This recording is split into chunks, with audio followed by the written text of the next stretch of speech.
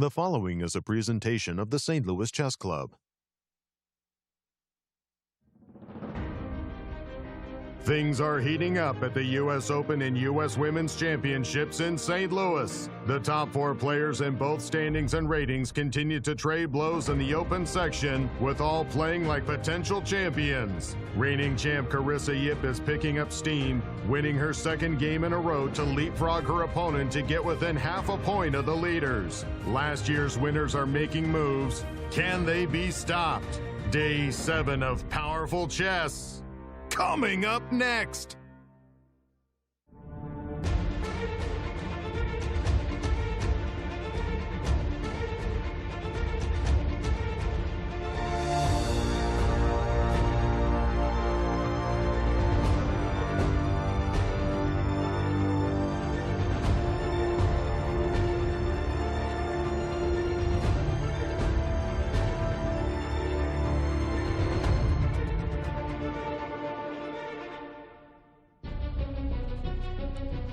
Hello chess fans and welcome to round 7 of US Chess Championships. We are coming to you live from the Q Boutique shop, one of my favorite places where chess meets art, design and creativity. You can find chess sets, chess books and also some really nice gifts for your friends. So let's go to the studio and start the day 7 with Yasser, Maurice and Kate. With 5 rounds remaining, the greatest chess players in the United States are nearing the finish line. The 2025 US Women's and US Open titles are still not decided. Round 7 will be critical for the standings. Live coverage from St. Louis starts right now. Hello everyone and welcome to the show. I'm Women Grandmaster Katerina Nemcova and I am here with Grandmasters Yasser Seirawan and Maurice Ashley. Hey, Maurice, a pleasure to be with you both. We're all suffering here in studio, but nonetheless, the show must go on. Hello, everyone, and welcome to our show. Thank you for joining us. It's often said that defense wins championships, and that may well be true if Wesley So was to win the U.S. Open title. Why? Because yesterday it was miracle defense that saved the day, and he saved a crucial half point against his rival, Fabiano. So defense wins championships, Maurice. What do you think about that? Defense may win championships, but I'll tell you that Fabi is not at all happy with the fact that he did not take home that particular game. That was something that he really needed to get done. Now he is stuck tied with everybody else instead of having a nice lead. We'll see whether or not he can bounce back from the disaster yesterday. But on the women's side, we see a whole bunch of people also together in that event. Who knows who's going to win? The way this thing is going. Absolutely. Standings, Katja. Let's start with the ladies. And let's take a look because, as Maurice said, this tournament is wide open. We have co-leaders Alice Lee and Anna Zatonsky. Anna Zatonsky yesterday winning an important game, so she goes for 4 points. But then you can see the pack of hungry wolves here. Carissa, Anna Sargsyan, Nazi Pagica, Jennifer Yu, Tatev Abrahamian with 3.5 points, only a half a point behind the leaders. And to see Irina Crush, that is to say, not in that mix, is very unusual in the open standings. Here we have 3 leaders in the event. Fabiano Caruana, Wesley So and Hans Niemann with 4 points. This is going to be really tough to see who's going to break through and be a sole leader. And by the way, Levon Aronian just half a point behind them with 3.5 points. Levon is lurking. Yes, indeed. And the format for these championships, Katja? So here we play 12-player round-robin tournaments, which means each player gets to play everybody else in their respective section. Classical time control, 90 minutes for first 40 moves, followed by 30 minutes for rest of the game and 30-second increment from move 1. No draw offers are allowed until after the completion of Black's 60th move. The rounds are just rolling along. Tell us about the schedule.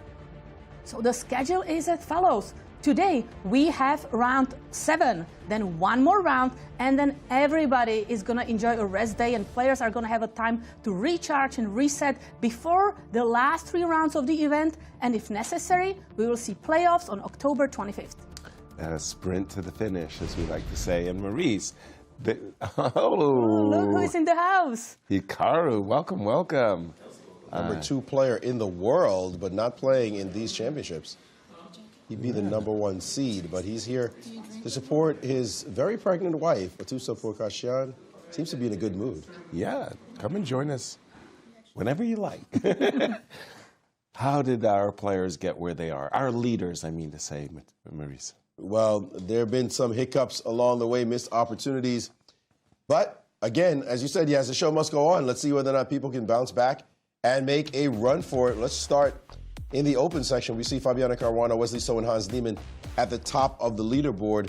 They got here pretty much the same way, all standing on +2 at the moment. If we look at Hans Niemann, he started off with a few draws in the event and then 2 wins in rounds 4 and 5, particularly that win against the Iron Man, or can't call him a man just yet. The youngster is 16 years young. Abhimanyu Mishra had gone 71 games without losing any. Well, Hans stopped that streak, and he's looking very solid throughout this entire event. And now we take a look at Wesley So, who survived yesterday. I mean, the guy was hanging on by his fingernails. He started off very strong, 2 out of 3 wins in the first 3 rounds. And drawing round 5, drawing round 4 and 5, but round 6, if he wins this tournament, he's going to say that was the round Pivotal that moment. saved me. And now Fabiano Caruana, who of course has won this tournament 3 times in a row, just showing just how much of a class player he is. He hasn't lost a game in like 44 tries in the U.S. Championship. But he's going to really be sour about that round 6 draw against Wesley when he had his main rival, one of his main rivals, with his back to the wall, and he failed to deliver. Now if we go into the women's section, we see that there are 2 players atop the leaderboard, the young Alice Lee and the veteran Anna Zatonsky. And they've gotten here very different ways to get to this 4 points. First of all, Anna looked like she was just cruising the first 3 rounds, and then rounds 4 and round 6, two wins out of the last 3. She's starting to pick up some steam for sure, and looking like the player who wins championships has won 4 of these already. And now young Alice Lee, who has never won a title. Alice actually lost her very first game, but look at the line score after that. Rounds 2 and 3, back-to-back wins. That's what you call resilience. And then round 5, another win. She's looking amazing. Yeah, the undefeateds. I saw the pattern of winning 2 games and undefeated, but Alice with those major wins of 3 and the 1 loss. Ooh. Tell us about the pairings, Katya. Today we have some big games. Let's start with the women's section. As you can see, we have Atusa Pourkashian playing the leader, Alice Lee. So Hikaru is here to support Atusa, and let's see how she can do against the leader, Alice. And then a big game, Tatev Abrahamian against Anna Zatonsky. Not many players maybe expected Anna to be co-leading the event, but she's playing very strong. She's the only undefeated player in the women's section, and now she's with black pieces against Tatev Abrahamian. While you've highlighted tables 1 and 4, tables 2 and 3 feature a lot of champions there. A lot of titles there. Carissa against Jennifer Yu. Yeah. That's 5 titles there. Nazi Pakica against Irina Crash. That's 10 titles there. Right there. Wow, big games. And in the opens pairings. In the open section, we are also for a treat. Some incredible games. Let's take a look. Wesley So, the leader, is playing Andy Woodward, who just won back-to-back last 2 games. So he's hungry to play more, and we know that he had a big advantage against Fabiano Caruana. He rejected the draw against Levon Aronian, so he's ready to play here. And then, of course, Hans Niemann and Fabiano Caruana. I mean, that's the game everybody is looking forward to see. Absolutely, and I see also the Ray Robson versus Levon on table number 1. That could be a key game. They're fighting for the national titles, but what else? Extremely generous prize fund. We have to mention that. Very generous prize fund. A total of $152,000. First place earning $35,000. Second, $30,000. Third, $20,000. Everybody received prize money. 12th place, $4,000. And there is a winner's bonus. If a player is clear first, there's extra $5,000. And the prize fund in the open section? That's even a bigger one. A total of $250,000. First place earning $55,000. second place 43,000, third place 35,000, and again all the way to 12th place $6,000 and a winner's bonus $7,000. Thank you to the St. Louis Chess Club for all your generous support to these championships. As we see the players in the newly renovated chess club taking their seats, seems like there's a lot of action as the players getting through the security. And very good mood. I mean, we see these players smiling, telling jokes, but once the game starts, no, only serious faces there. Yeah, then it's like the knives and the forks come out. In the meanwhile, it's all napkins and here we how do you do? See Levon with fashion on the shirt. And look at these two. They seem to be enjoying a camaraderie moment. But Okay, this one is all no business. fun here. No fun This is here. all business. Yeah, yeah. Hans with the white pieces. And again, as Maurice told us in the line score, Hans started with 3 draws, but he has been playing some incredibly good chess. And his technical victories. I'm curious whether we will see an angry Fabi just remembering what a miss yesterday, or if he will want to just calm down. Yeah, for me, when I was ever in the shoes that Fabi feels right now, a little salty having let my opponent escape, I would reconcile myself by saying, but yes, you know, you had the winning position, you played really, really well, and so I felt like, okay, it's not bad. But yeah, it was a way of kind of consoling myself. E4, E5. By the way, Fabi played here Caruana.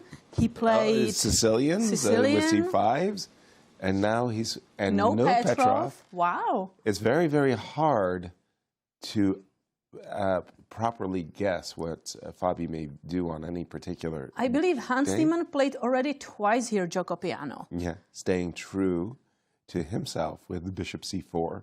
Again, Bishop B5 being the oldest, Rui Lopez, the oldest variation opening in chess.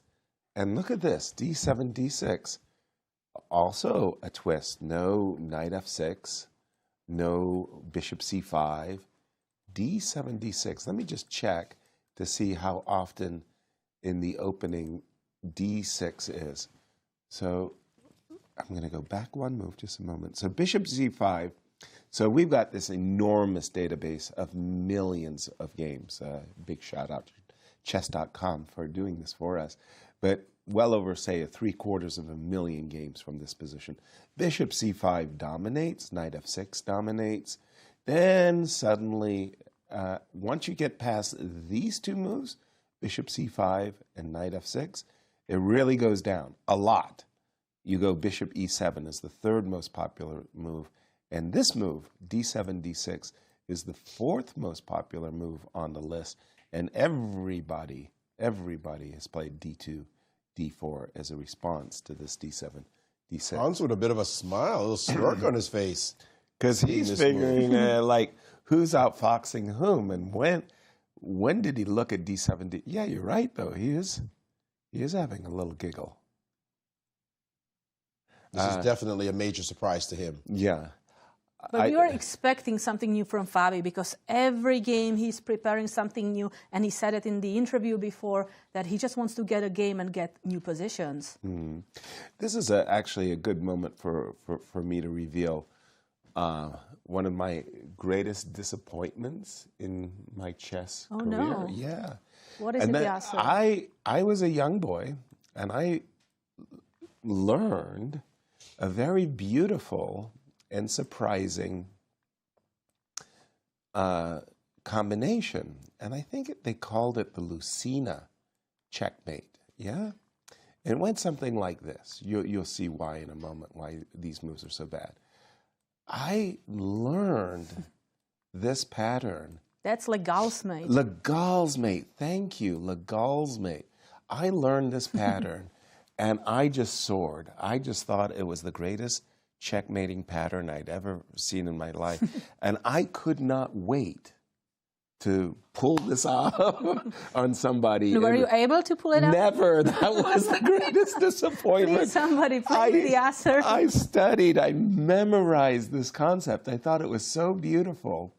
and nobody ever allowed it. So this is like, it's not what we're going to see. I just wanted to emphasize, but can you imagine if let's say we did see something like that? That would just be like, how could we do it? I mean, that would be maybe Scholastic Championship under 5 years old. And there we go. There we go. Knight c3, something really, really terrible.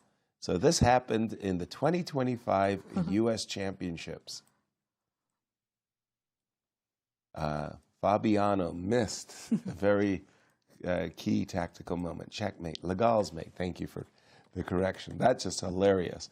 But d7, d6 has actually caused a pause by Hans as Fabi continues to surprise his opponents. Katya, where would you like to take us? So maybe there is an interesting game, Dariusz Swiercz against Awonder Liang. You had chosen Awonder. I also wanted to choose Awonder as somebody who could potentially win the best prize. The Finish Strong prize. Finish Strong prize. And we do have a little bit off the beaten path. Early d5 takes c4. Normally we see bishop e7 in castles by black. And usually the reason is because we get into these Catalan positions where, whether it be queen b3 or queen c2, those are the two most popular moves. White has not yet committed himself to d2, d4. And there's an outside chance that the c5 square could become weak. Let's play a poor move, if you don't mind, just for a moment. So at least I can just conceptually explain myself. That there's this idea that after knight b3, followed by bishop e3, I can occupy the square c5. And if black cannot push for c5, then that pawn on c6 is just such a target for white. It's a liability, absolutely. So this is Dariusz versus Awonder Liang. We have to take a look at Wesley saw against Andy Woodward. Absolutely. As, well, it looks like we have a Tarrasch or a semi-Tarrasch that has been very, very popular, a kind of a modern version of this decades-old defense. Takes, takes, takes, takes, bishop b4 check. And I want to say that Wesley so himself has played the black side of this numerous times. In Bobby Fischer's time, Bobby Fischer would play this as black. He would include the move knight c6. And what Bobby's idea was that after bishop c4, takes, takes, he wants to bring his bishop to the b7 square. So he would now take the opportunity of playing b5 before playing bishop check. So white cannot capture, yep, there is that double attack. Exactly, queen a5 check. So he would like to pick up the tempo, b7, b5 for free. But again, that was Bobby's way of playing the position. Today, ooh, this is very different. Takes on d5. Andy did not play knight takes d5. Let me just see how often Andy's choice of c takes d4. So knight takes d5 is almost a 2-to-1 favorite. So we have almost 6,000 games here with knight takes d5. Yeah, knight takes d5. C takes d4, second choice by far. Queen takes d4, basically the most popular. And e takes d5. Now, I think everybody in their chess experience, one way or another, gets these isolated queen-pawn positions. And after bishop g5, by far the most popular move here is bishop to e7. In the 300, nearly 400 games I have in my database, bishop e7, bishop e6, defending the pawn, and finally knight c6. Let's just go down this one. I feel like knight c6, isn't that just a blunder? I take on f6. It's inviting bishop takes f6, knight takes d4. Not too many games. In fact, only 3 games gets you here, and it doesn't look like this is a very good line of play for black. Essentially, black is saying, I've got the 2 bishops. Can even long castle now. Absolutely, long castle and bishop e6. Apparently, some games have been played like this. Black sacrifices a pawn. Don't ask me why. But This it's looks clear, beautiful for white. It's clear there can only be two outcomes in this case. So bishop g5, we expect Andy to play bishop e7. Simply, who hasn't lost a game like this? I know I have. Queen takes d5, thinking white is fine. Yes, please take my queen. Let's trade queens. When you see this really is such a tragic disappointment, right? Queen takes e3. So you can't win a pawn, and I suppose rook d1, e2, e3. e3 is the most popular moves. Rook d1 is the second. And check this out, e2, e4. It's the third most popular move in this position. I don't know if you want to start opening the position when your queen is in the center. I'm not sure I believe this. I'm not sure either. It's a different approach altogether. Normally speaking, when I do get these types of positions, I like to play against the isolated queen pawn. Bishop e7, e3, knight c6, queen a4, and I quickly play rook to d1, bishop e2. I learned from Bent Larsen. Bent Larsen said, yeah, it's great that you can blockade the pawn. It's like a reversed Alapin, yes. right? It's great that you can blockade the pawn, but you should be trying to win the pawn, you know, and by keeping the d4 square unoccupied and vacant, rook d1, and put pressure on the d pawn. Maurice, in this early moments of round 7, what's caught your eye? Well, I've never heard of this opening line before, and that Tatev is playing against Anna Zatonsky. And I'm curious if you all have, or you both have, the Papa to Culet gambit. Oh, okay. I guess you never heard of it either. No. Take a look at this position. Papa. After e6 in the French, I mean, it looks like a standard French. You play d4. And let's go. you could play a lot of other moves, queen e2 being one. But how about the move b3? Yeah, I've seen it. I think we've seen it during American Cup. Tatev already played it before. And now after d5, yeah, bishop Knight b2. c3. bishop to b2. Right. And now we're in the Papa to Culet. I didn't know it was called that. I've actually been familiar with this. Some of the juniors in Holland, you take on e4, knight c3, knight f6, and they hit you with g4. First queen e2, preparing the castle, Right. g4 is coming, Yeah. and that's a problem. And it's a problem. All right, so you What have was it heard called? of it. The Papa to Culet. It's a Horwitz attack, but the Papa to Culet. I got to go find out who Papa to Culet is. Papa. What a name of an opening. Bring it. We have a whole lot of names in chess. But Anna said, I don't believe I'm going to go down the line with taking the pawn because clearly my opponent is not sacrificing a pawn for no reason. She must have prepared it. So she played knight c6, and now the move e5 on the board. The interesting thing that this position is already better for black. Yeah, that doesn't surprise me. No real surprise, given that you put your bishop here and you blocked it on this square. But the only way to really get an advantage here is to play the move d4. Makes sense. Lock the bishop in, put your knight on a great square, and go after the center pawn. Will she play the move d4? If she does, then you got to wonder about Tatev. Why'd you play this Papa to Culet gambit? Right. I mean, she's certainly ready to play this. It's one of the main variations. Yes, but how to follow up is what Maurice and d4 is actually on the board. D4 played. Quickly, knight f3. And now... Quickly, knight f3. Quickly. I mean, clearly Tatev is prepared for this line. a6 to stop bishop b5 is considered the best move here. We'll see how the position goes. Curious line in the championship. You see this in a championship tournament. Normally, you don't see anything even resembling this, but Tatev decided to play something to surprise her opponent. I'd be reluctant, personally, to play the move a6. It's like one of those positions where the fight over, I'm attacking e5, white is attacking d4. I want to be as fast as I can. I would be looking at knight g8, e7 as my primary move. It's a good move, too. Primary move, because I'm thinking I want to play knight g6, taking advantage of the pawn. And I'm thinking I'll invite bishop b5, a6, bishop takes c6, And I'll be thinking, hey, I got the 2 bishops and bishop c5. And Yes, no, this is a great position for black as well. But No surprise that there are options here. a7, a6. Lastly, Papa Ticulat, T-I-C-U-L-A-T. Ticulat.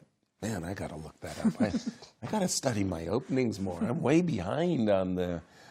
thank you, Maurice. I'm way behind. How do they match up?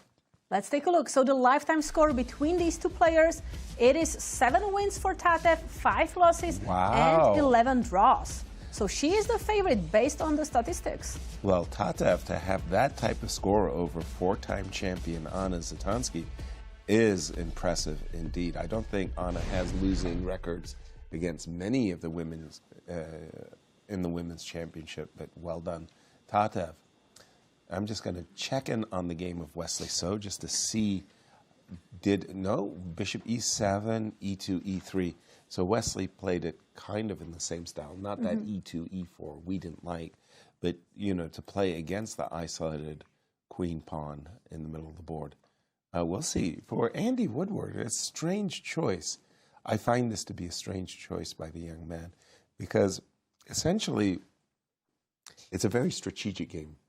Okay. And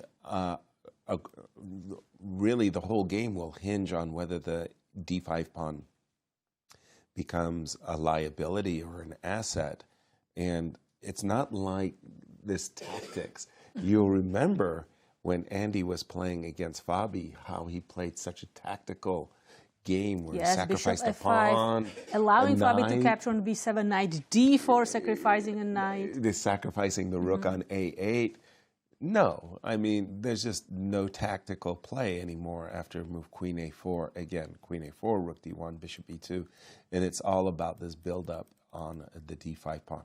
Great, maybe one day you'll solve your problems with knight e4, but at the end of that, it'll be evenish, so to speak. I also see some like queen b6. Well, I'm curious how this game is going to go. Exactly. But maybe let's check in with Alice Lee against Atusa.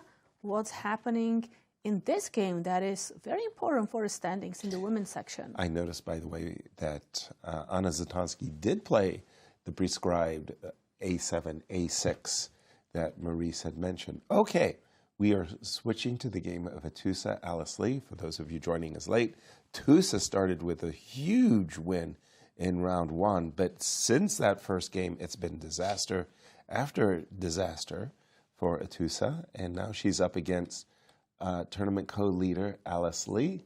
And shall we play a Richter Rouser? D7, D6, an invitation to bishop G5 for Atusa. The most sharp, aggressive line. Nope, Atusa took it easy with bishop E2, and then the move E7, E5. Garry Kasparov, amongst many, many other greats in the past that like to play the Schwerningen variation, but E7, E5 is more of a Najdorf, Boleslavsky way of meeting. And White would love here to play, if we go back, this move knight f5 to target this pawn to not allow really bishop e7 because g7 is hanging. But the problem is that black has this really strong move d5 here. And it's challenging the center, and you cannot just stay because once you take, I take, and the problem will be that this pawn needs to keep defending this knight, and black is just much better here. You know, and we do have a very interested spectator, the world's #2 player, America's own Hikaru Nakamura, and this is was in still town. Before the round started. It's not like they're chatting during the round. Right.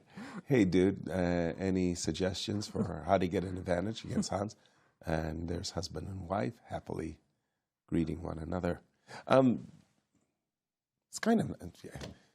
Now everybody's serious. Now it's chess. Now it's the round. There are no smiles anymore. Exactly. Maurice, what have you spied?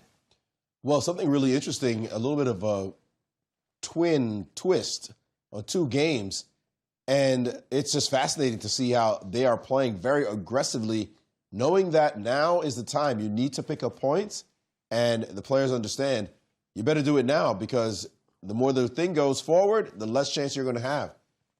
take a look at this game between Ray Robson and Levon Aronian. In this position, we got a nice, quiet piano, nothing special. Until the move Rook E1 was played, and now the move Knight G4. Let's go. Let's get something going. Combative. And after the move Rook E2, let me move my king. A veiled threat, not so veiled threat. I'm going to push the F-pawn. And what did I say when you attacked my knight? I said I was going to push my F-pawn, and let's go. Let's get the activity going. You don't want to take this, because after captures, the move G3 is coming. Your king side is getting blown up. A queen is coming to H4. This one would be a challenge. And even if you play something like this, Queen F6, the pressure is inordinate. G3 is coming, like I said. So after the move F5, Ray said, no, I'm not interested in any of that nonsense. Let me play the move Bishop to G5 to shut you from being able to get to this side of the board. And now the only move is Knight to F6, and now Knight C3. And I think they're just going down a theoretical line, takes. Bishop E6, Knight takes on F6. Bishop takes on C4. Talk about a wild variation as pieces are just flying off. Clearly, this is their preparation. Best move now for white is to take on H7, attacking the queen. What's the best response? Queen D7? Rook takes on F3. Wow. Of course. Of course. Of course. Give away your queen. Bishop takes, queen takes. And now Rook takes on F2, takes, and takes, and takes. And now Rook takes D8.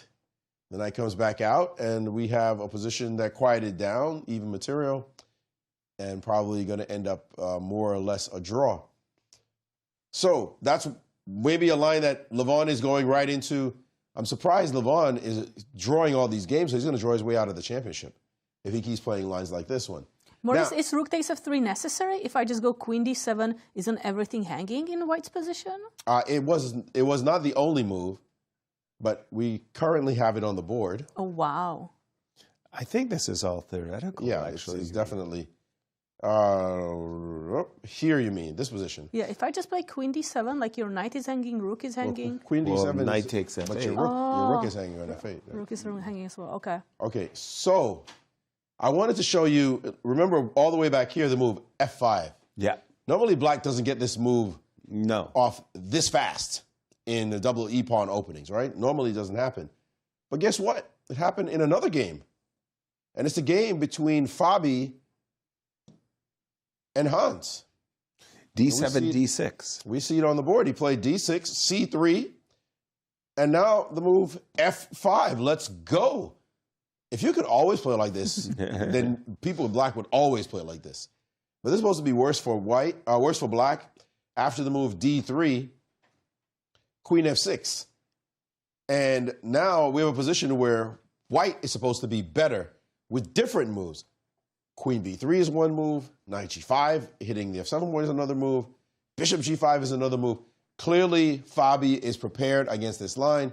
Hans decided, let me just castle, and it turns out that this is not a good move. In fact, after the move F4, black is supposed to be better in this position. So Fabi has gambled in his opening line, but it looks like it's going to work out for him because Hans didn't know exactly what to do against this. And Fabi, however, having seen this position, did he know castles? Seems like a natural enough move that you would prepare. But he's sitting here now thinking about his next move. Well, F4 just begs to be played if I'm black because why did I put my queen on F6? So I could support a pawn storm. G5, G4. Let's have some fun. F4 coming up. Great. And we can remind viewers that Fabiano just played a really kind of tough game yesterday, winning, but then missing out on a huge opportunity. Let's take a look. And for those of you who just joined us, let's just say that these two players, in 8 U.S. championships, neither player has ever been able to get a victory against the other. And Fabi is, at this exact moment, standing on a very unusual precipice for him. He could play the move G5, G6, follow it up with Knight G5, and get what we think to be a winning position. If Bishop to E7, a queen sack will end the game. And did Wesley's away from the board? Yeah. Wesley knows full well He's busted. that he's busted. His only chance is Fabi's clock is ticking. But Fabi just has to make 5 moves in 6 minutes and 43 seconds. Fabi is just exploring, what is my winning try here? And Right. he knows exactly what it is. This is huge news that will resonate throughout the tournament. Fabiano Caruana taking the lead, beating his second opponent in a row. If you just joined us, Fabiano Caruana played a surprising opening move and an opening sequence. Wesley got into deep time pressure and then started playing some bad moves. It was Fabi who was absolutely controlling the game, but on move 41, he played a really poor move, and he has now compounded it. You will not believe the game is now even. Even. It wasn't it like +5? It was +6 actually, and more. Queen f6. This is the mistake on move 41. He could have thought. Instead, he played quickly. He's continued to do so, and now he took the pawn on d4. The bar goes whoop all the way down, and now all that has to happen is kill this guy and play the move queen g7, and the engine's almost at triple zeros. No advantage to speak of. And here we have a repetition, and Wesley So, after being in an absolutely calamitous situation, has managed to draw the game against Fabiano Caruana, making this their 9th draw in the U.S. Championship with no decisive games between them. That was definitely a stunning turnaround for us all. We were watching it in real time, and it really felt one of those disbelief type And of very things. disappointed Fabi at the end. Exactly. What just happened? What just happened? It was a miracle rescue. I'm looking at the game of Atusa versus Alice Lee, by the way, and I must say that I really like the way Atusa approached this opening. She's having a bad tournament, no coloring that one, and whereas her opponent Alice is having a great event.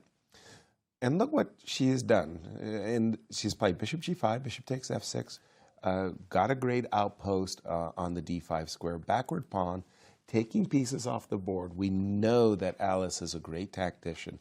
And she's about to play the move queen b5, is Atusa. So from Atusa's point of view, she'll end up in a position where bishops of opposite color, middle game, so to speak. This pawn, backward pawn on the file, she's ready to play rook d1, c2, c3, making sure the knight doesn't come to d4.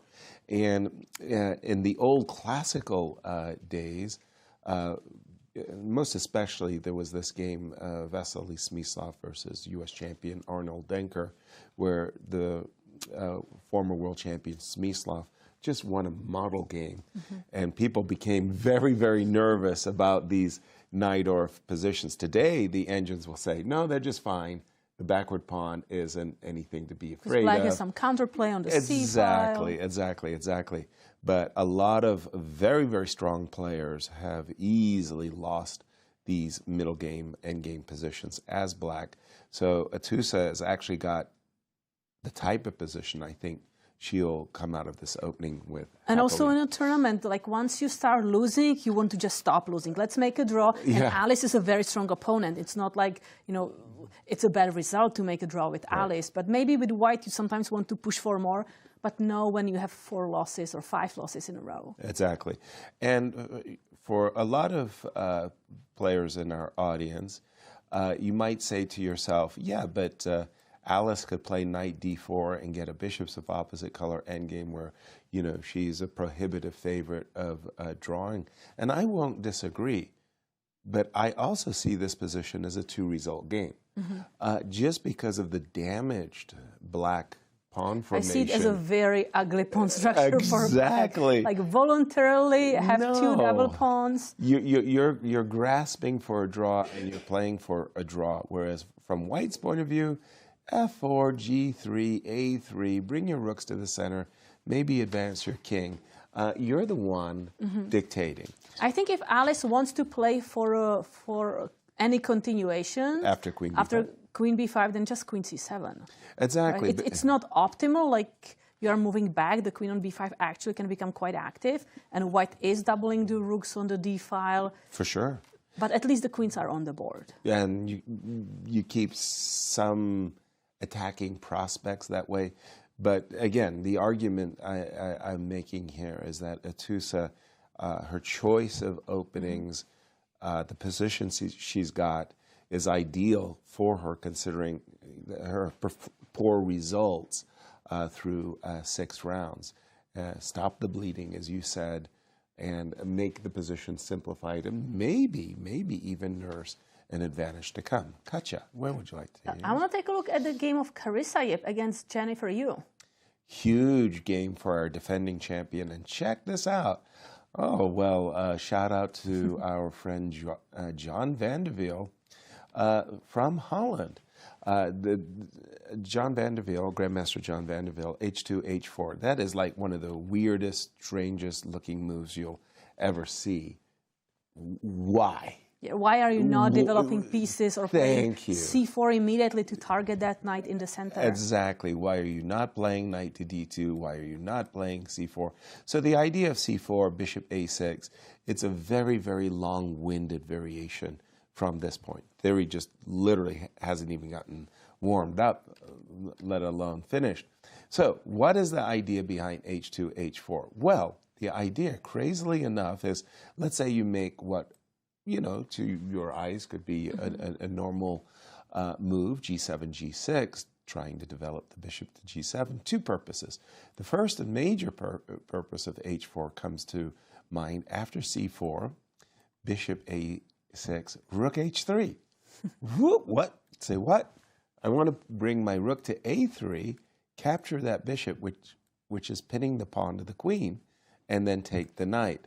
A second purpose behind the move H4 is, oh, pardon me, let me just finish that line for just a moment. Let's say I can get you to back down with a move, knight B6. Then bishop G5. Target the queen. Targeting the queen, and the idea is dropping the bishop in on F6. So what Jennifer did after H4, I'm just going to refresh the board, she included the move A7, A5 in order to protect her bishop, so that after C4, bishop A6. Rook H3 wouldn't be as powerful. Exactly. Rook H3 doesn't have that same impact as it did a moment ago. And in fact, the rook could easily become a target. For example, rook H3, let's say I go with knight B6, well, knight B6, then you can't even play rook A3. C4 pawn is hanging, and I just wanted to make the demonstration that rook A3 is not... I mean, black will take advantage of all those pieces just doing nothing. On the first rank, exactly. None of this happened because after C4, bishop A6, it was Carissa who is now changing her approach to the position and has just played the move G2, G3, which for me is newsworthy. Let me just check out what has happened. And how do, as I look up the opening, how do they match up? Yeah, let's take a look at the lifetime score between Carissa and Jennifer Yu. It's 2 wins for Carissa, 4 losses, and 2 draws. So pretty balanced. Maybe Carissa has slight advantages. There is that extra win, but a balanced match. Yeah, and it goes to show the march of theory continues apace.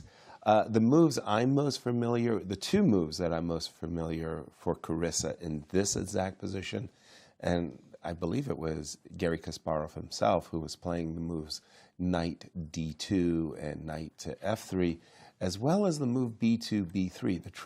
The trickies behind B2, B3 is, let's say you make a bad move, and doubtlessly H6 is a terrible move. You have this cute little move, bishop A6, A3, and don't think That's a tempo.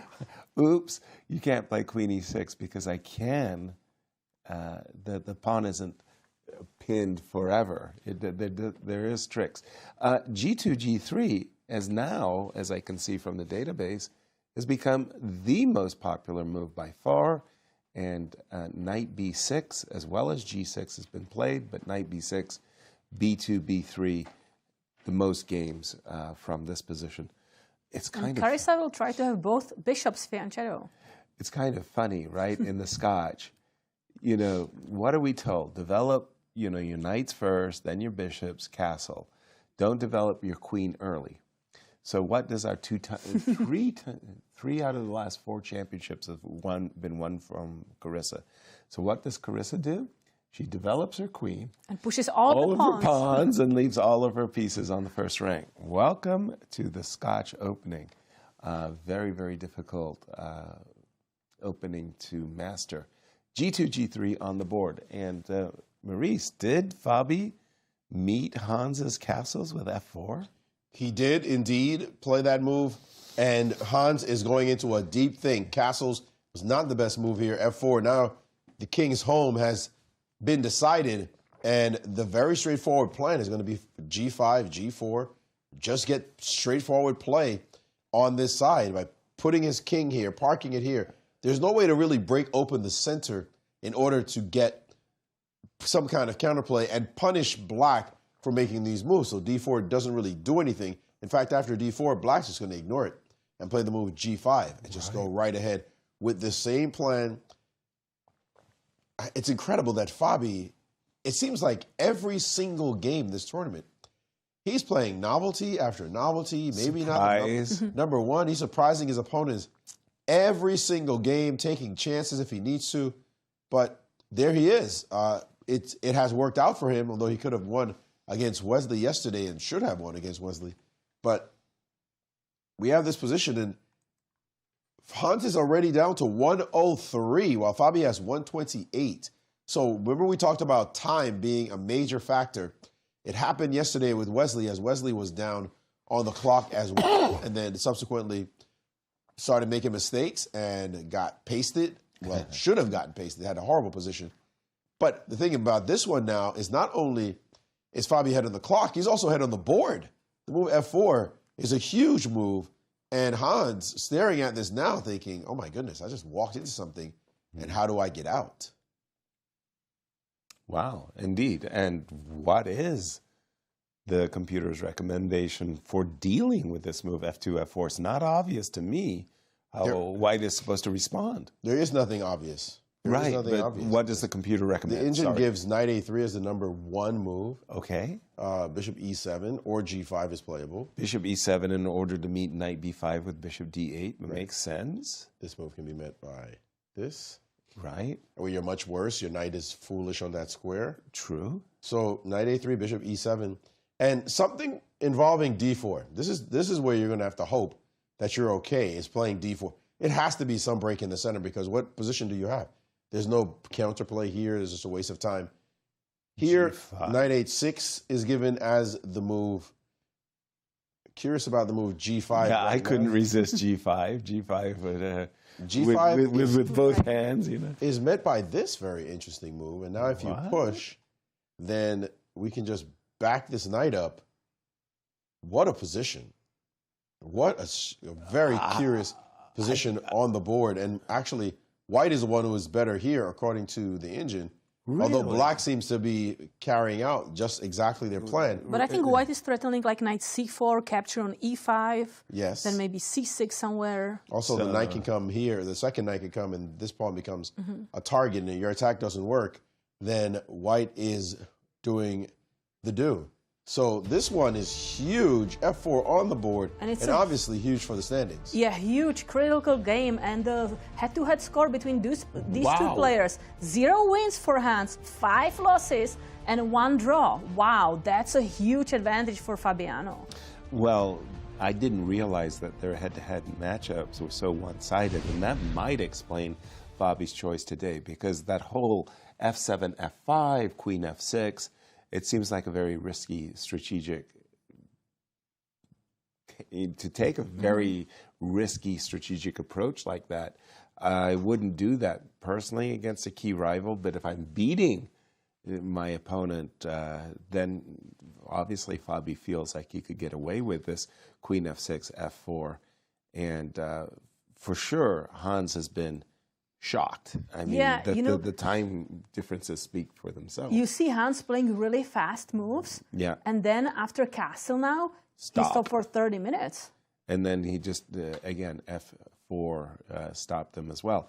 I'm going to go around looking at some of the other games of the tournament. Again, you mentioned the game of Carissa. Tusa's still doing very well in her game with Alice. I'm going to pick up with Nasi versus Arena Crush. And Nasi played this move, bishop d2. Again, you'll hear me invoke the name of Vasily Smyslov in his 200 best games, the former world champion. I couldn't believe the range of openings he played. It was almost in the style of David Bronstein, literally playing everything. And in the 1940s and 50s, he popularized bishop d2, which looks like a really strange, quiet move. But you do want to pick up the two bishops. You do want to do it without damaging your pawn structure. And in the strangest way, you're keeping the ability to castle long. Or rather, not keeping the ability, you're making the possibility of castles long a step closer, you know. Bishop to d2, castles e3. This variation has become popular at the highest levels. In particular, Wesley has been championing White's play.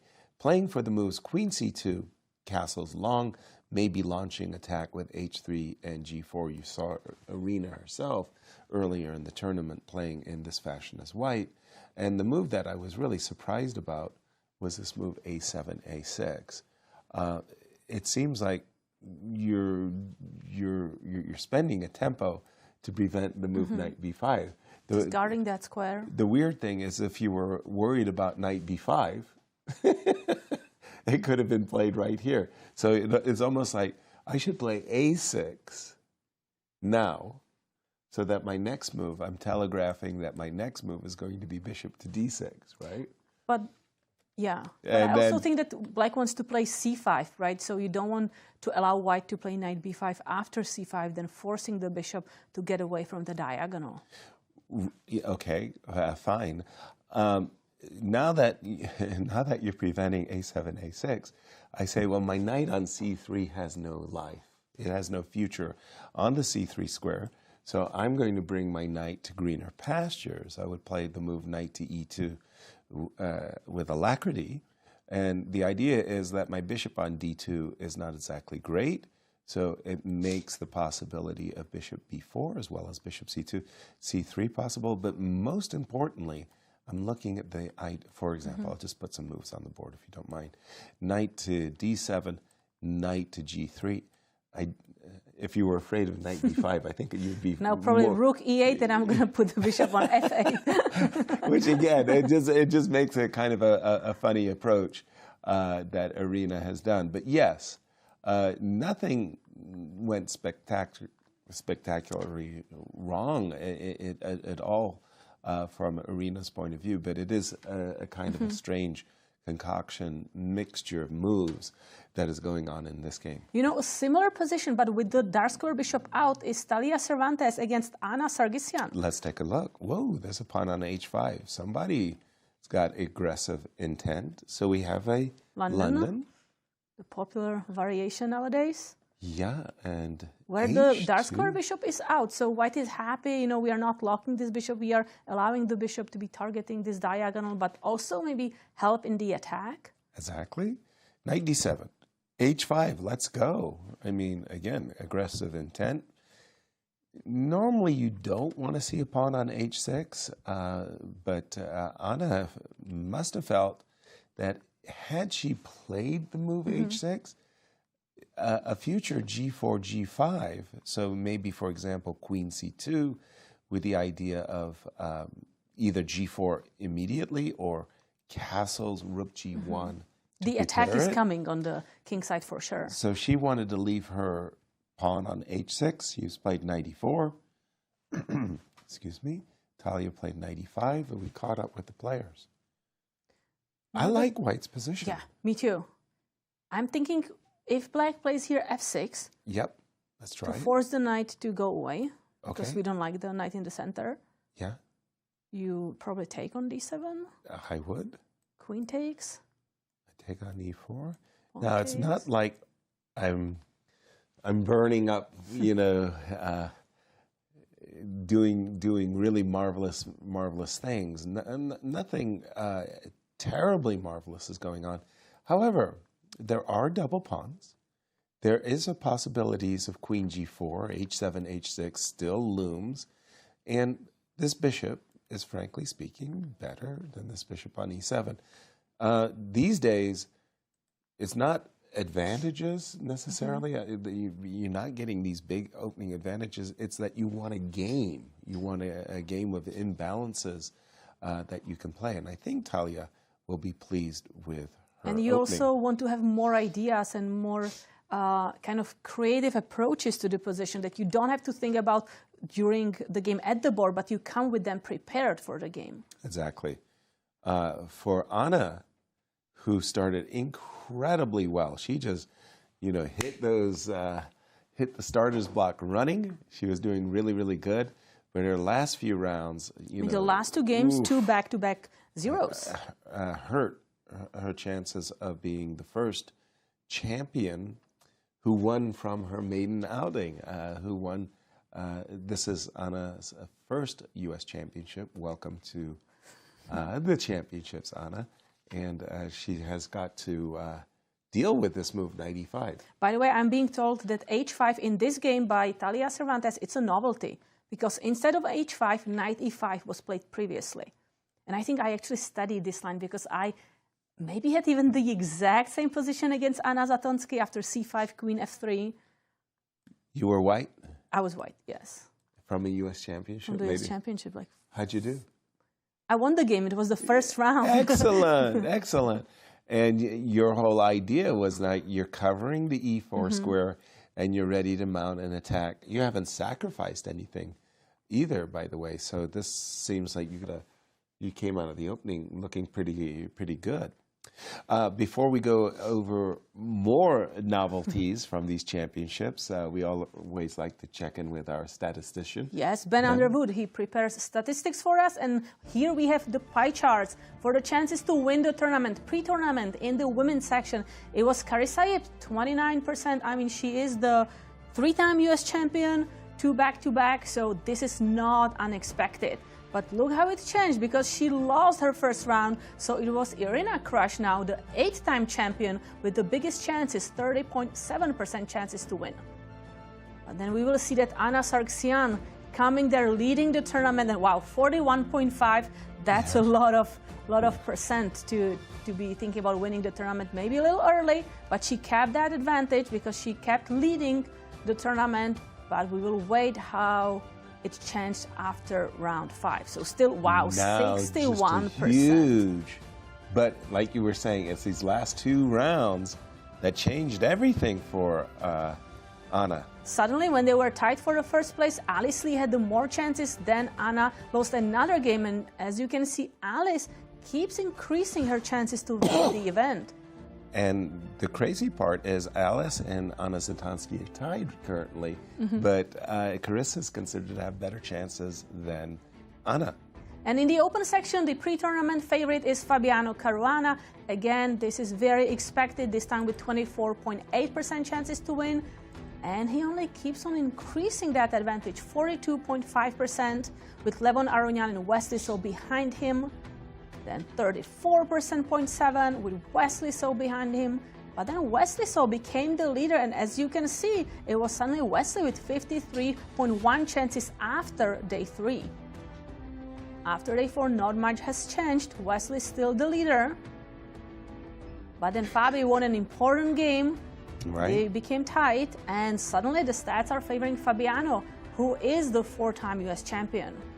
And after day 6, it's Fabiano with 39.2%, but Wesley so closely behind him with 31.7%, and Hans Niemann, 23.3%. Forget about the statistics, because guess what? Today it's Hans Niemann versus Fabi, and let's talk about the statistics tomorrow as we get a look at the result as the 2 tournament leaders, co-leaders. But Fabi statistically, and the Han. leaders here, we have Alice Lee and Fabiano Caruana. Exactly. I just wanted to turn our attention to the game between Anna Tatev, and Anna Zatonsky as that Papa gambit hangs in my mind. when I saw the move d4, pardon me, when I saw the move knight f3, I didn't like White's position. I thought you got to play f4 here. Okay, I thought you got to play f4 followed by knight f3. She did not do that. Tatev played knight f3 right away. I didn't like the move a7, a6. I thought it's much more important to get the knight as quickly as I possibly can to the g6 square. Anna played the move a7, a6. Clearly, Not allowing that pin on the knight on c6. Clearly, she was afraid of bishop b5, which after knight e7 is basically saying it's not anything you should be worried about. Bishop d3, knight e7, queen e2. I wouldn't be so distraught about Tatev's position if this knight on b1 were on a nice square like h5. I would find the h5 square to be a nice square, for example. But after the move knight g6, okay, you've got to deal with knight f4. Either you're going to play the move queen e4, which on the one hand kind of puts your queen out there a little bit in the center of the board early. But if you do play g2, g3, the alternative, then I'm thinking after bishop c5, this gentleman on b1, what are you going to do? I will wait. I will go h4. Understood. But what are you going to do with the gentleman on b1? Nothing. I will wait. Probably I will have to play c3 at some moment to target that d4. That's the liability, and I don't like this position for White, because I was trying to provoke you to say I will play knight a3 to c4. Yeah, that you would develop the knight to c4. Once you get to c4, you may then ask yourself, what is the knight doing there? It's actually kind of a defensive piece, actually. It just defends the pawn on e. And can be easily trapped. Imagine the knight is here. Yes. The queen is on e7, That's then right. b5.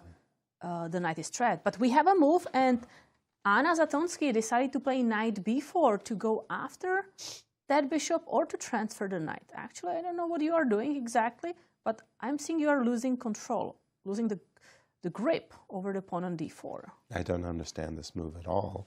This move makes no sense to me.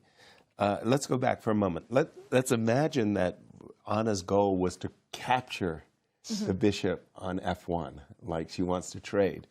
Had she played the move knight e7, you would play the move bishop b5, because obviously she played it. And we've made the great achievement. We've made our great bargain. We've traded off the light square bishop. And we are guarding that pawn on d4. So if she had played the move knight e7, and then, for example, bishop to d3, yeah, I could imagine her chasing down the bishop with the move knight b4, sacrificing the d4 pawn in order to capture the bishop on d3. However, once you start including a6, there's a logic glitch. Now you're chasing down the bishop while you sought to prevent the bishop's trade just 2 moves ago. Knight b4? Well, suddenly the gentleman on b1 is thrilled, delighted, cartwheels, backflips, everything just, it changed completely, because now we have a beautiful future. And right now we have a pawn. So what is it? Is she looking for that endgame knight captures bishop? Let's take a look. c5. And so she's going into an endgame, a pawn down, and claiming b5 if you like. I'm not sure. Knight c6 if you like. Maybe d4 now? Yeah, that, wow, I've got the 2 bishops as compensation for my pawn deficit. But I think this lets Tatev completely off the hook. But you know, looking at Tatev here, yeah, she like looks you would like expect her, she's like surprised, like what a bad position. But like, what going on? Knight b4. Well, now she's probably, okay, come on. Let me get a grip on myself. Wait a minute. This can't be a good move. Turns out it's the #1 move by the Is it? It looks like a logic glitch, though. It just doesn't fit with the previous play. So knight b4, let's go, Maurice. Knight takes d4, and we were asking, is it sufficient compensation? Knight f3, take the bishop, take with the queen, take the queen, take. We played b6. Knight d5, d4. I got to kind of get my... So the main point of this position is this piece, right? Right. Like, that's the piece that's going to be better than everybody else. Also, the pawn structure is compromised. Right. So black has different moves here, this being one of them. Okay, castle. Castle. And now you play bishop d7, or? No, put the knight in the house. Knight and bishop c3, yeah. Bishop c3, and now b5. b5. Well, I must say, stop right here. The knight on d3 makes a great impression. The bishop on b7 will make a great impression. And you were to trap our bishop with b4. So we have to go back and maybe from the start take on d4 with the bishop, not with the knight. Bishop takes It doesn't d4. matter if you do it, because that's exactly where black is headed, is this position. And bishop c3, same. Yeah, take. Queen takes? Yeah, take. Takes. And now the knight on b1 is still, yeah, okay. the light square bishop. Looks good. I got to say, to see Anna play this way, she's showing some classy moves.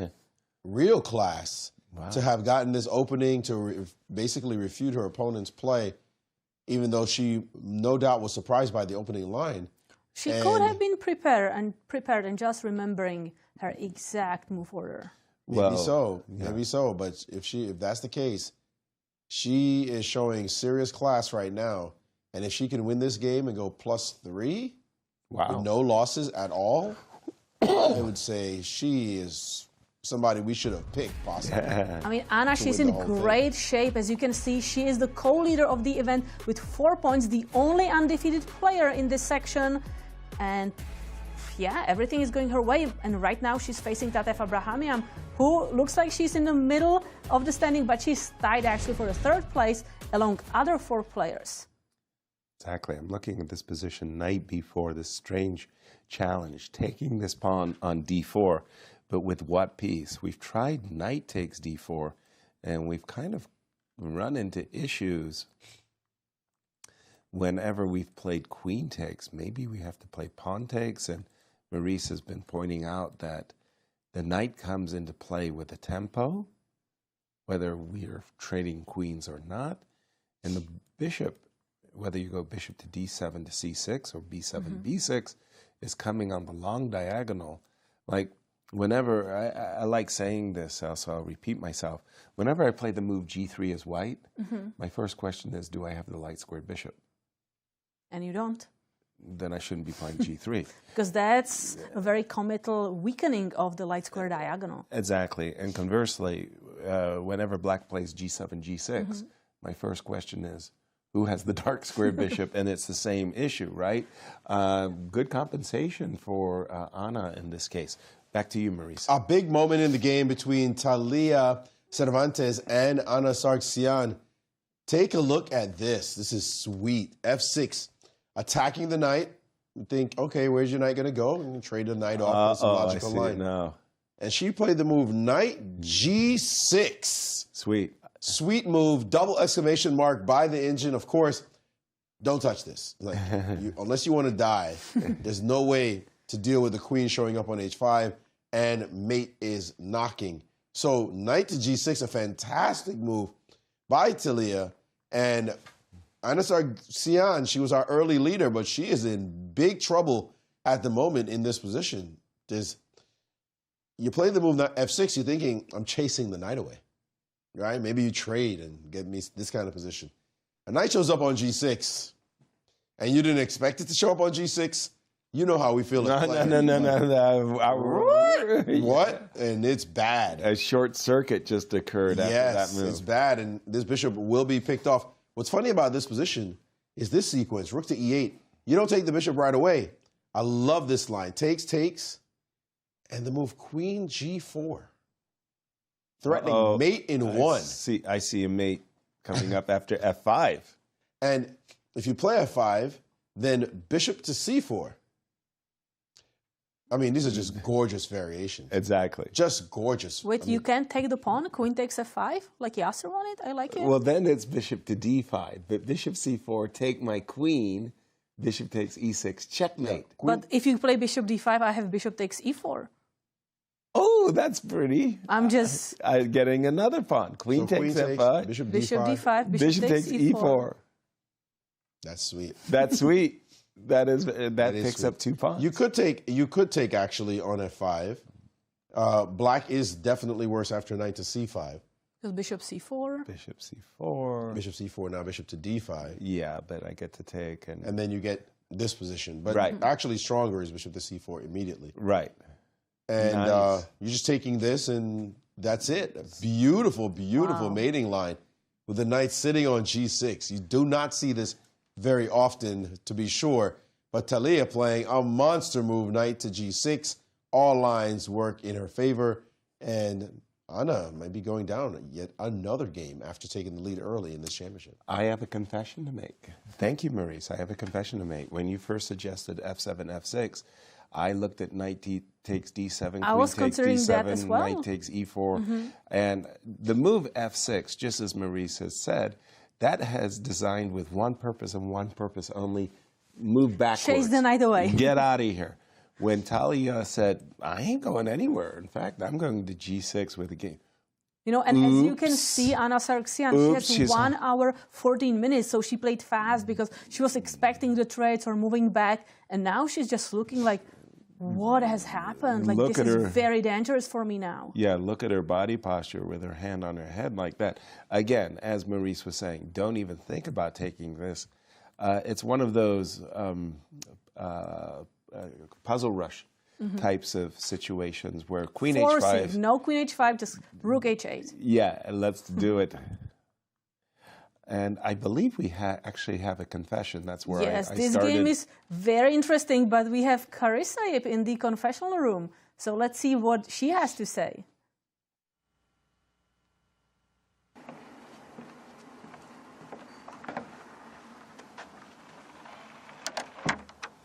Hey guys, it's me again. Yeah, interesting game so far. I think. Oh, Chris just locked the door on me. Yeah, interesting game. I think probably a lot of ideas in the air for both colors, but I'm gonna let my opponent figure that one out. And yeah, I'm just keeping it relaxed and sort of thing. Honestly, every day I feel like Sisyphus with that dang boulder. What to talk about? Oh, actually, Fabi and Hans are having a weird game right now. Fabi played d6 on like move 3. Maybe it'll become very popular now after this game. Let's see what else is going on. Yeah, actually, I'm gonna continue talking about that game. Weird game. Played like, yeah, f5, f4. Now Fabi's up like half an hour on the clock. Hans looking a little grumpy, I have to say. But maybe that's just him in general. The game between Hans and Fabi grabbing Carissa's attention, even more so than her own game. She said about her own game, well, I'll leave it to my opponent. I just sacrificed a pawn. That's her problem. But check out the game of Fabi and Hans. And we had been looking primarily, actually, only with the idea that Hans should be playing d3, d4, breaking in the center, because it's pretty straightforward that the pawn storm on the king side, Fabi's going to be playing g5, g4, has been telegraphed, and it's not clear why gaining space on the queen side is required. Like b2, b4 on the board, and Fabi's sitting there saying, well, I'm just going to develop my king side attack. He started with knight e7, a2, a4, grabbing more space, and Fabi might be thinking, like, what on earth are you doing? Knight g6? No. I will start with the move g5, followed by knight g6, with G4 on the menu.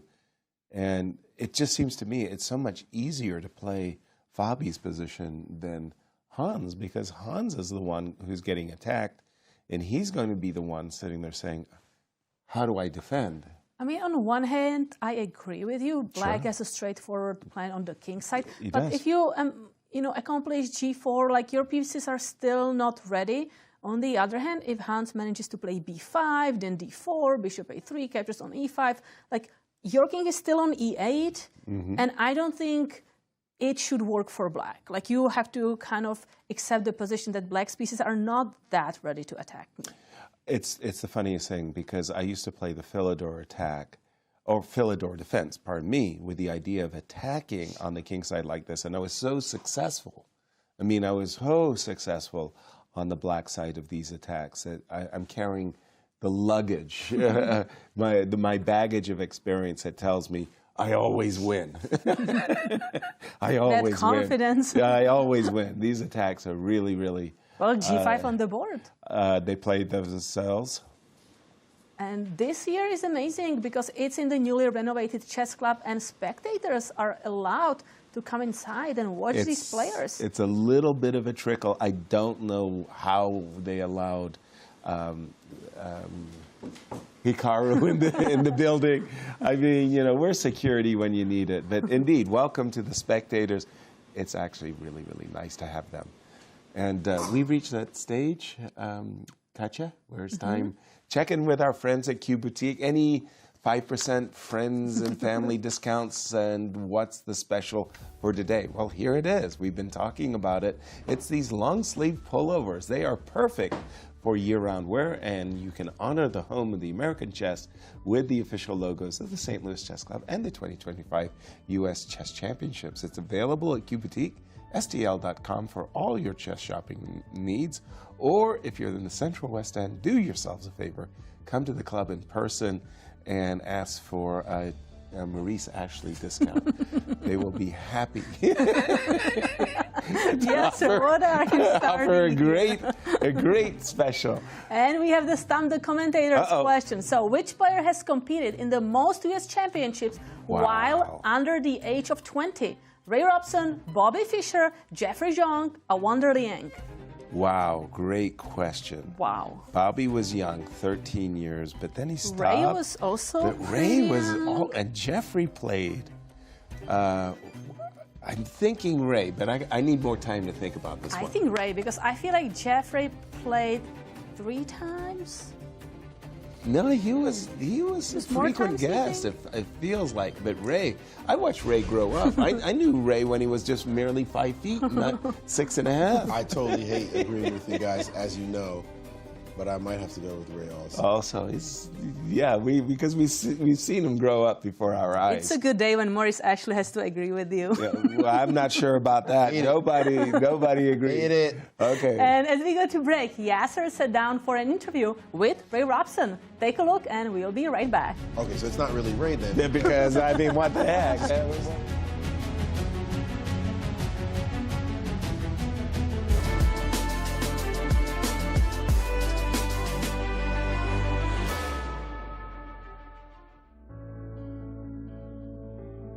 Ray, wonderful. Thank you so much for joining me for this interview. Thanks for having me.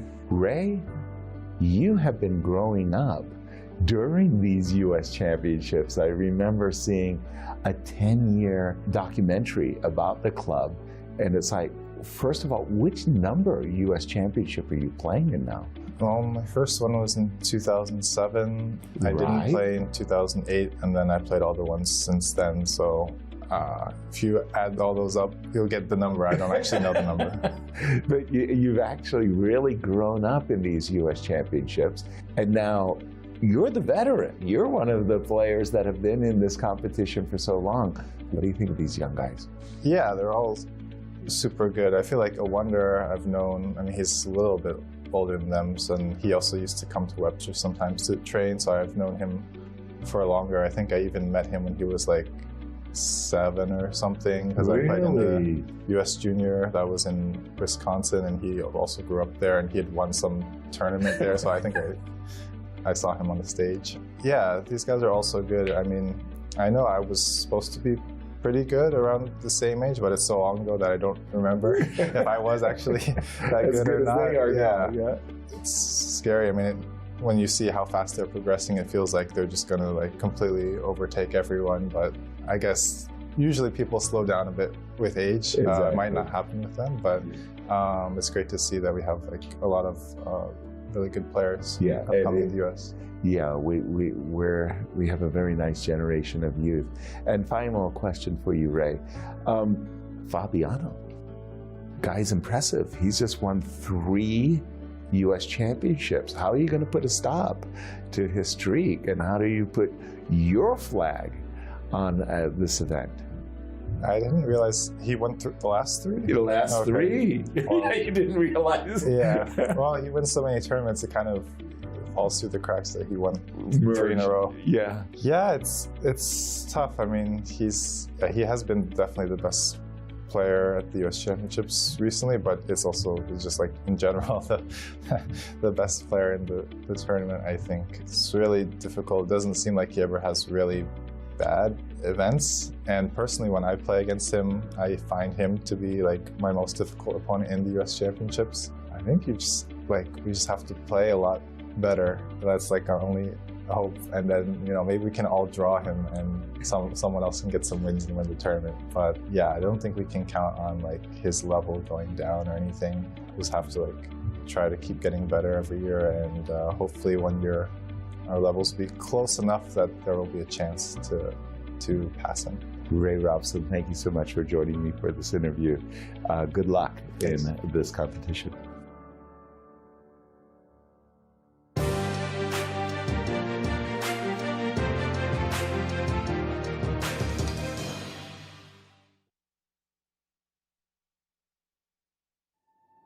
From world capitals to the chess capital of America, titans of chess have traversed the globe to prove one thing: who will be the next Grand Chess Tour champion? Each stop yielded elated winners, but it all came down to 4, and beautiful Sao Paulo, Brazil set the stage for an epic final showdown. After a tense first match, Fabiano Caruana and Maxime Vachier-Lagrave emerged victorious, but with the title bout deadlocked after classical, it all came down to rapid and blitz. Once the dust settled after a stunning comeback, only one man was left standing, and Fabiano Caruana was crowned the 2025 Grand Chess Tour champion. Following a decade of impeccable events, the tour looks to the future and all of the excitement that will unfold on the 2026 Grand Chess Tour.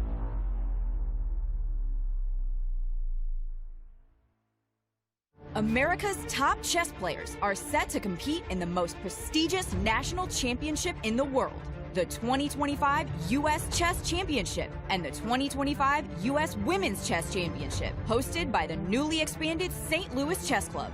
Defending champions Fabiano Caruana and Carissa will lead an illustrious field from October 12th through 25th, with a total prize fund of more than $400,000 on the line.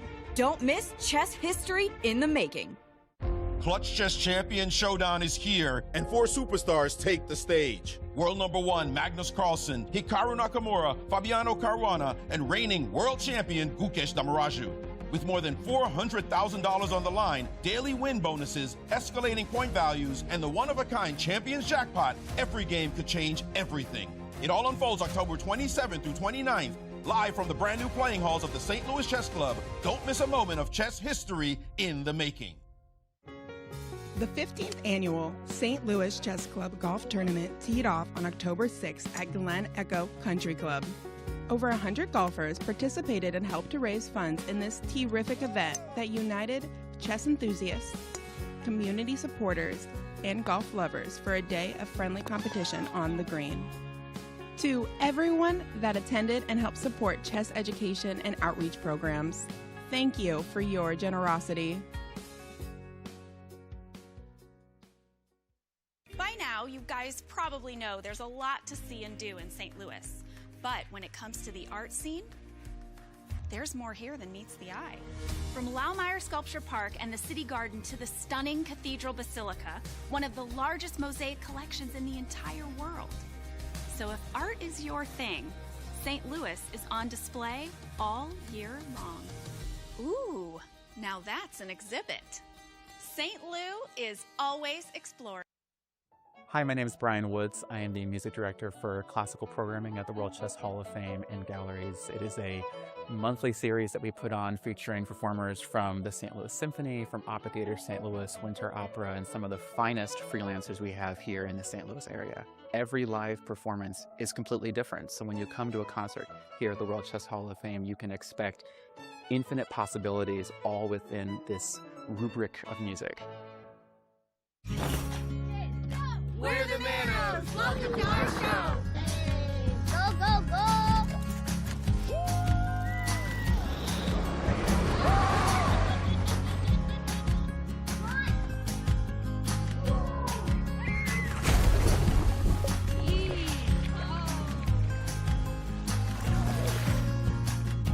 That's our show! Now go plan yours at visitmo.com!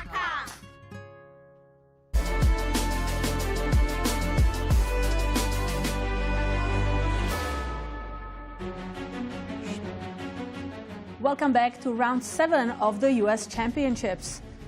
And are we starting with the question? Yes, let's do it. Let's take a look. So stump the commentators with this question.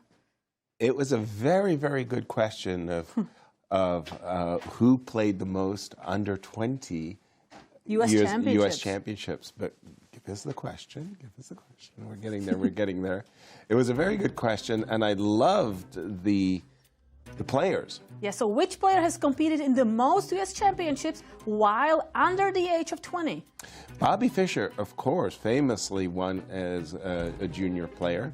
But when I think about who played the most, Ray, I was taller than Ray when he started playing in these US championships. So I'm going with Ray. I started first with Ray. Then you followed, and Maurice had to agree.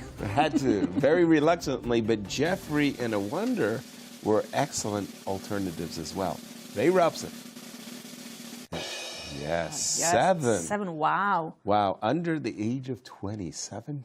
That's wow. Starting really young. But they gave us they kind of gave it away by showing the interview right after. I didn't know the interview was going to come so quickly. It was just an accident. I just want to jump into the game of Hans Niemann and Fabiano because, well, let's face it, these two are fighting for the first place after all.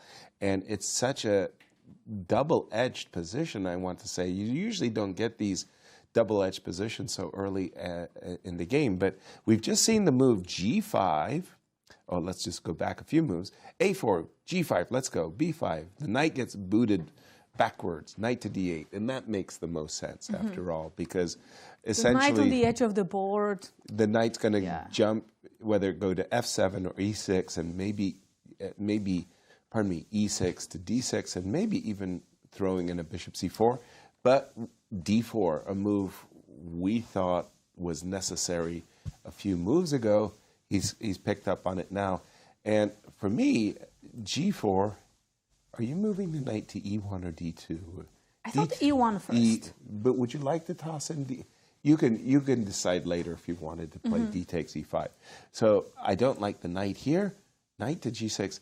Again, I've had so much success on the black side of these attacks. I love it for black. You were more sanguine. No, it's nothing. Bishop A3, let's go. And you like white. Do you still feel that way? I still feel that way. I don't think, white did nothing wrong in the position. I understand maybe Hans castled too early, but other than that, he developed the pieces. He's pushing for the center. So I don't think this kingside attack should work for black. Okay, well, that's the question. Well, we have a very special and an unusual way of presenting the information. We don't get to see Ben in studio in front of the big board. Welcome, Ben. Maurice, over to you. Thank you so much. Yes, thank you, Yaz. And with Uber statistician Ben Underwood, Ben has been quite busy doing all kinds of crazy stuff that we didn't ask him to do, but he's an independent guy. He can do what he wants. And you come up with some really interesting statistics that you want to share with us. Yes, absolutely. I wanted to get in a bit more into the player analysis. And of course, we have this marquee matchup today between Fabi and Hans. So I wanted to look at how have these players played in the past U.S. championships and rate them on different scales of different categories of their play. So right here, I've got 6 categories right here with this awesome radar chart put together by the production team. So we have the results, overall accuracy, speed, in-game accuracy, preparation, and decisiveness of those games. So of course, results, Fabi has been very, very fortunate in his results in the U.S. championships, and he wins in that category. And then going over to the right, his overall accuracy as well, compared to the opponents, is much higher. So getting into that a little bit between the in-game and overall accuracy. When I was looking at overall accuracy, I wanted to do it in comparison to the opponent.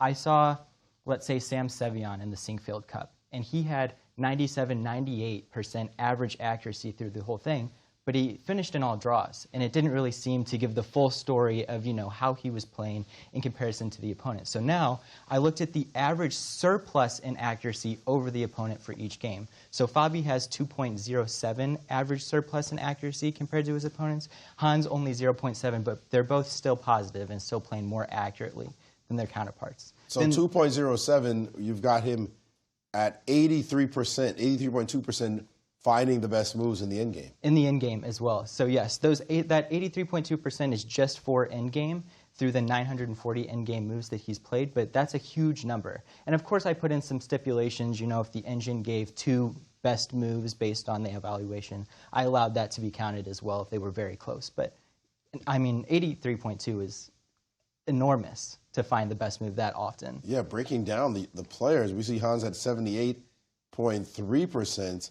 but in the previous 3 U.S. championships, 0.7 accuracy surplus over opponents. He's not done too badly, actually, in the championships. Not at all. And the average 0.7 surplus is still a very good number. Of course, compared to Fabi, it looks very small, but having a 0.7 surplus in accuracy is huge. Most draws that we see are within 0.5, 0.4. So that 0.7 is showing that he's winning a lot more and playing more accurately.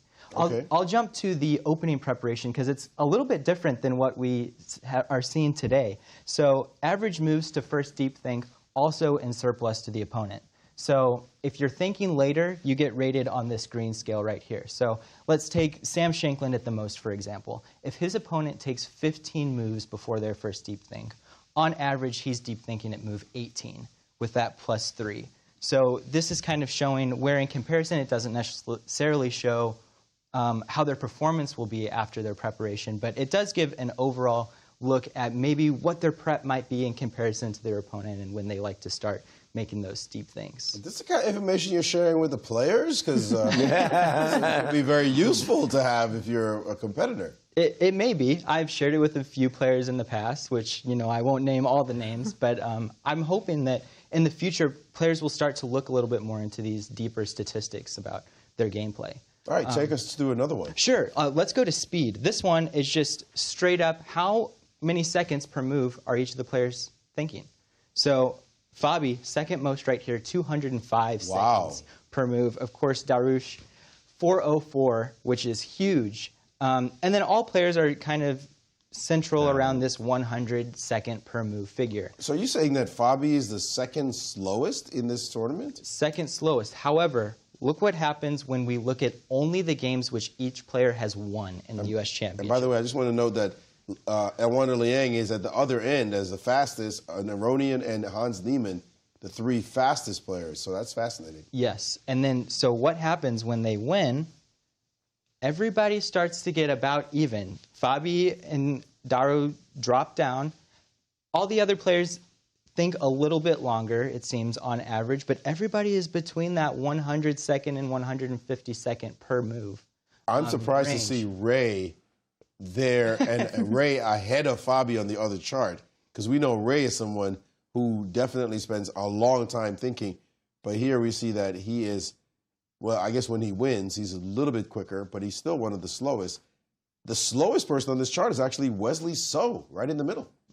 I mean, that's When he wins? When he's winning. When he's winning, he's the slowest. Yes. Well, but you can also interpret this chart as the total amount of time on their clock spent. So Ray will take, a 45-minute think in the beginning of the game, but then he's forced to play in the 30-second increment for the rest of it. And that isn't necessarily shown on this chart because it's mainly looking at the total time spent per game. So you mentioned that you shared this with some players, and you're not going to give us any trade secrets right now. Maybe some past commentators, but I have shared with players in the past, just trying to show them how they play and maybe some places where they can improve their games or tackle some opponent disadvantages. Are you trying to monetize this at all? Or I'm just doing it for fun for now. I haven't monetized it, but we never know in the future. I don't know why you wouldn't, as a matter of fact. It's very interesting stuff. Thank you so much, Ben. Really appreciate your digging deep into this. Question for you, Ben. Sure. Bring up that endgame chart for just a moment. Because first of all, I want to say the accuracy is really interesting. But one of the things that when we're playing an endgame, I'm playing an endgame with Maurice, and I'm a little bit unsure of how I should proceed, I may include a repetition or two before proceeding with my plan. So that's a very, very high accuracy rate.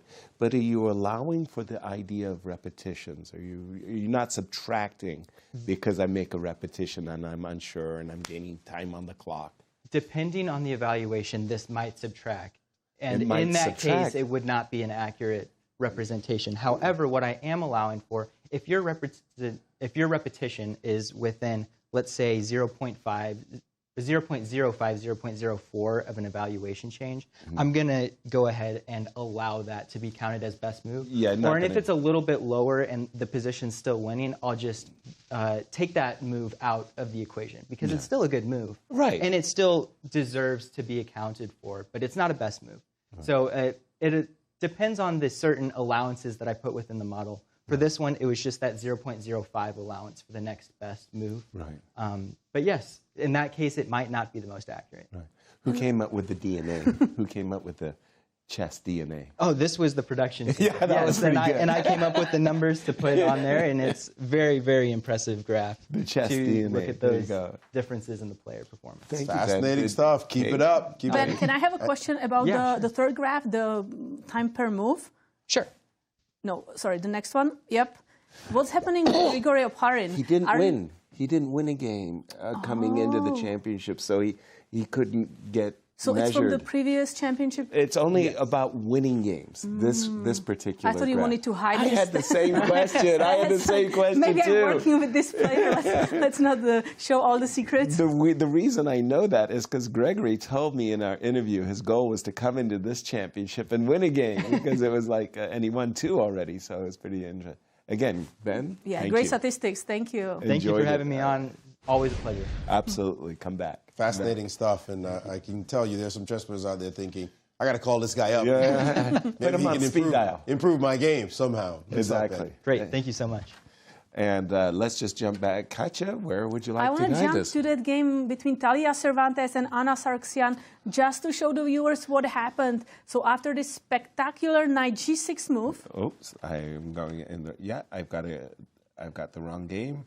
Where are you? Not Talia versus Anna. Yeah, that was the nice little checkmate pattern that we had. H4. She has played it wonderfully. F7, F6. Knight G6. Just fascinating move. Fantastic. Rook E8. And now this Queen G4, as we mentioned, it's just such a strong continuation because, again, we are targeting this E6 pawn. We want to checkmate. I apologize. I think it was Knight takes E4. Oh, followed by, yeah, I apologize. I put the move on. So it was Knight takes E4. Give me the Knight. You've because got no choice. we want to weaken that A2 GA diagonal. So that we can now play Queen G4 with a threat of checkmate in one move. And now comes a very, very nice F5 Queen takes, but even stronger is Bishop C4 with the idea of playing Queen takes F5, Bishop takes E6. And this is really going very well. The position is simply collapsing for black. And if you play a defensive move, just for example, Knight F8, Bishop C4, it's white who's really pressing. Talia didn't do that. No, she made a move that we were all disappointed with. What she did was she captured on e7. She said, I want to win the two bishops. Captures, captures. And finally, bishop c4. I think we caught up with the players. Did Talia want to capture on c7? I mean, if you're going to take the knight on e7, did she have this in mind and then she got nervous about her bishop being on c7? No, I don't think capturing that knight sounds not the move you want to do, because you usually want to attack on the king side or damage the pawn structure in the center. Maybe she was just worried that she cannot stay with that knight on g6 for much longer.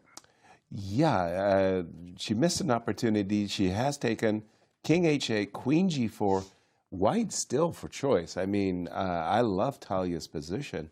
I mean, it's one of those positions where, you know, you're almost thinking you don't have a knight to put on g6. You know, put something on g6 so you can go queen g6 and h6. Like Talia's position, honest But it's not as straightforward as the other one. The other variation. Right. Okay.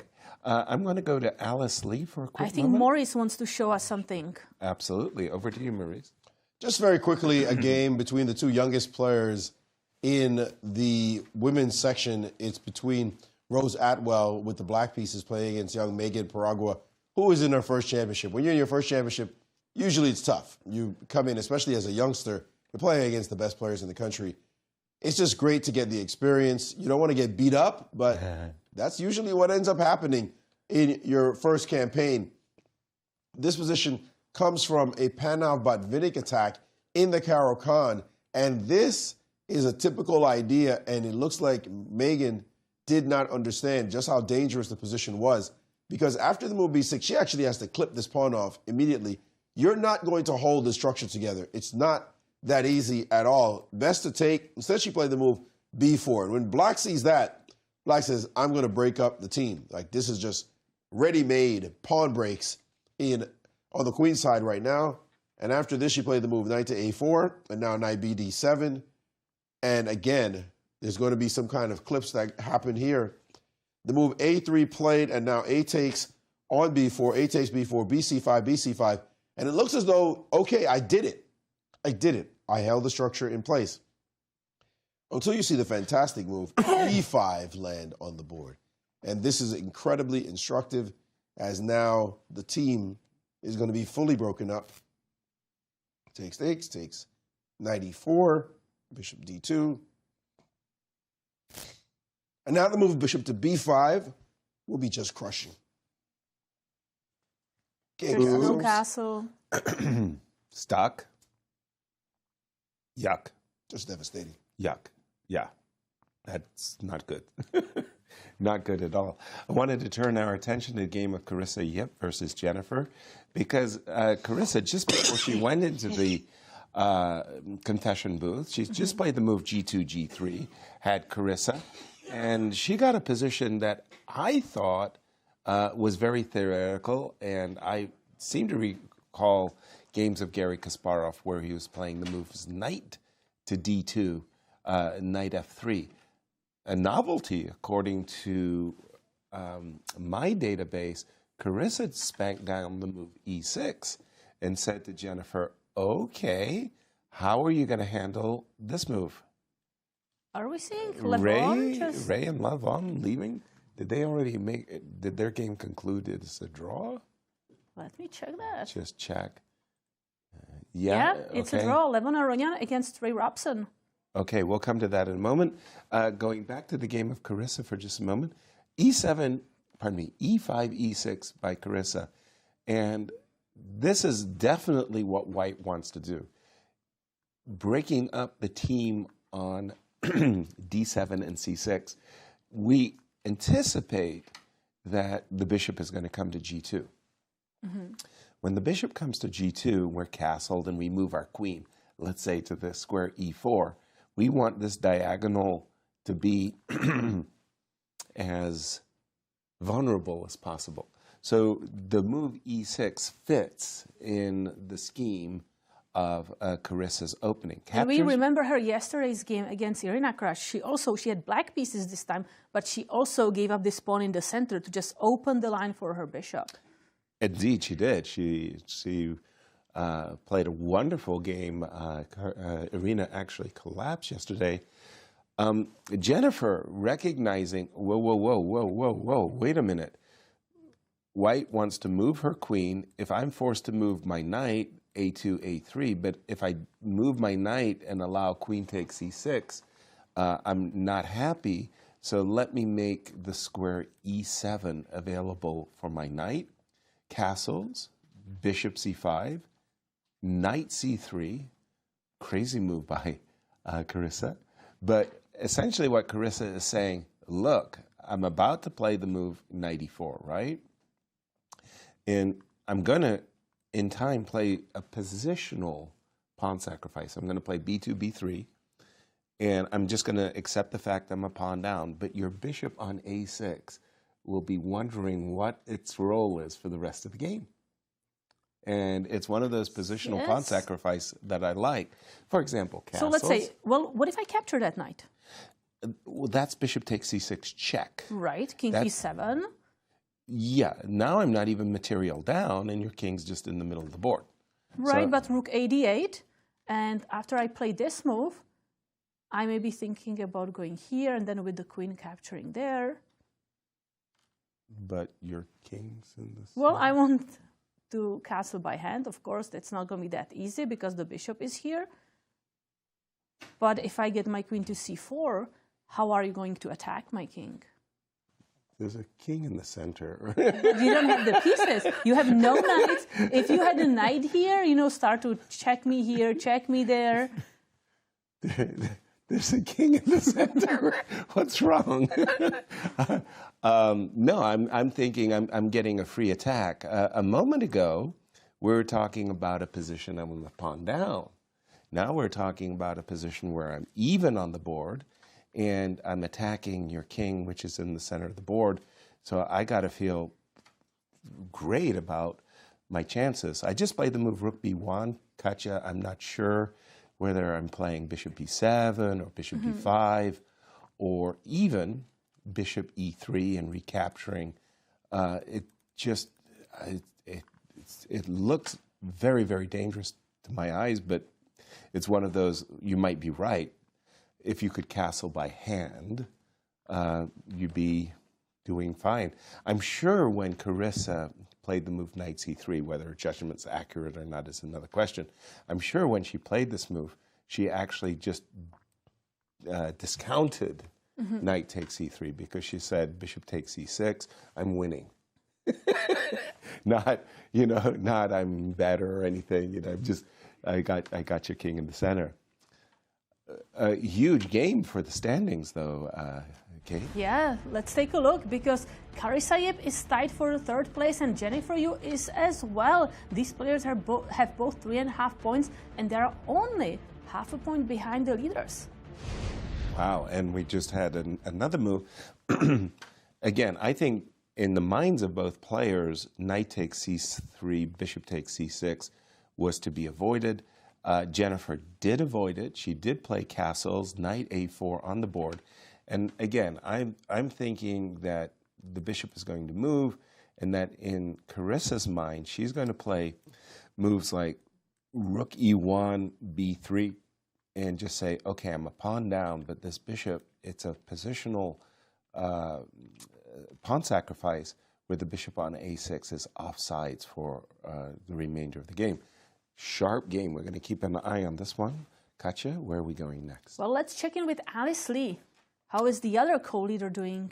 Actually, Alice Lee and probably Anna Zatonsky. Somehow I thought that Carissa is yeah, I know. It's easy. Not. Yeah, it's easy to imagine that Carissa, our defending champion, is one of the leaders. Not true.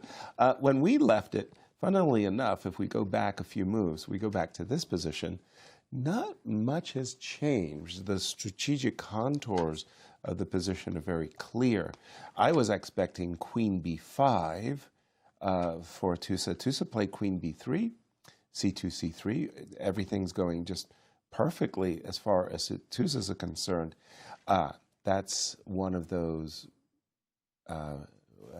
wasted tempi. In my mind, I'm always looking to make my pieces as effective as they possibly can be. So the rook on e1 is fine. There's nothing wrong with the rook on e1, but I would ask myself the question, is it effective on the e1 square? Like, where would my rooks be best placed? Well, for me, it's not even close. This is by far the overwhelming choice. Rook to d5 and rook to d1. I want to double my rooks on the d file so that I could take this pawn. Now, you could kick me back, and I would choose between d2 or d3, and I would want to double my rooks. And essentially, what I really want to do is tie up my opponent, you know, something like this.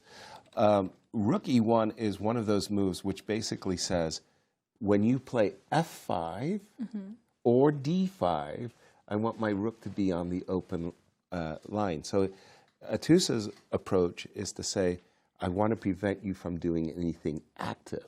Okay, let's see what happened next. King g7. Yeah, I was also thinking that the other reason of moving the rook is to free up the squares. So we may be thinking about transferring the knight to a better square. Oh, that would be the ideal outpost.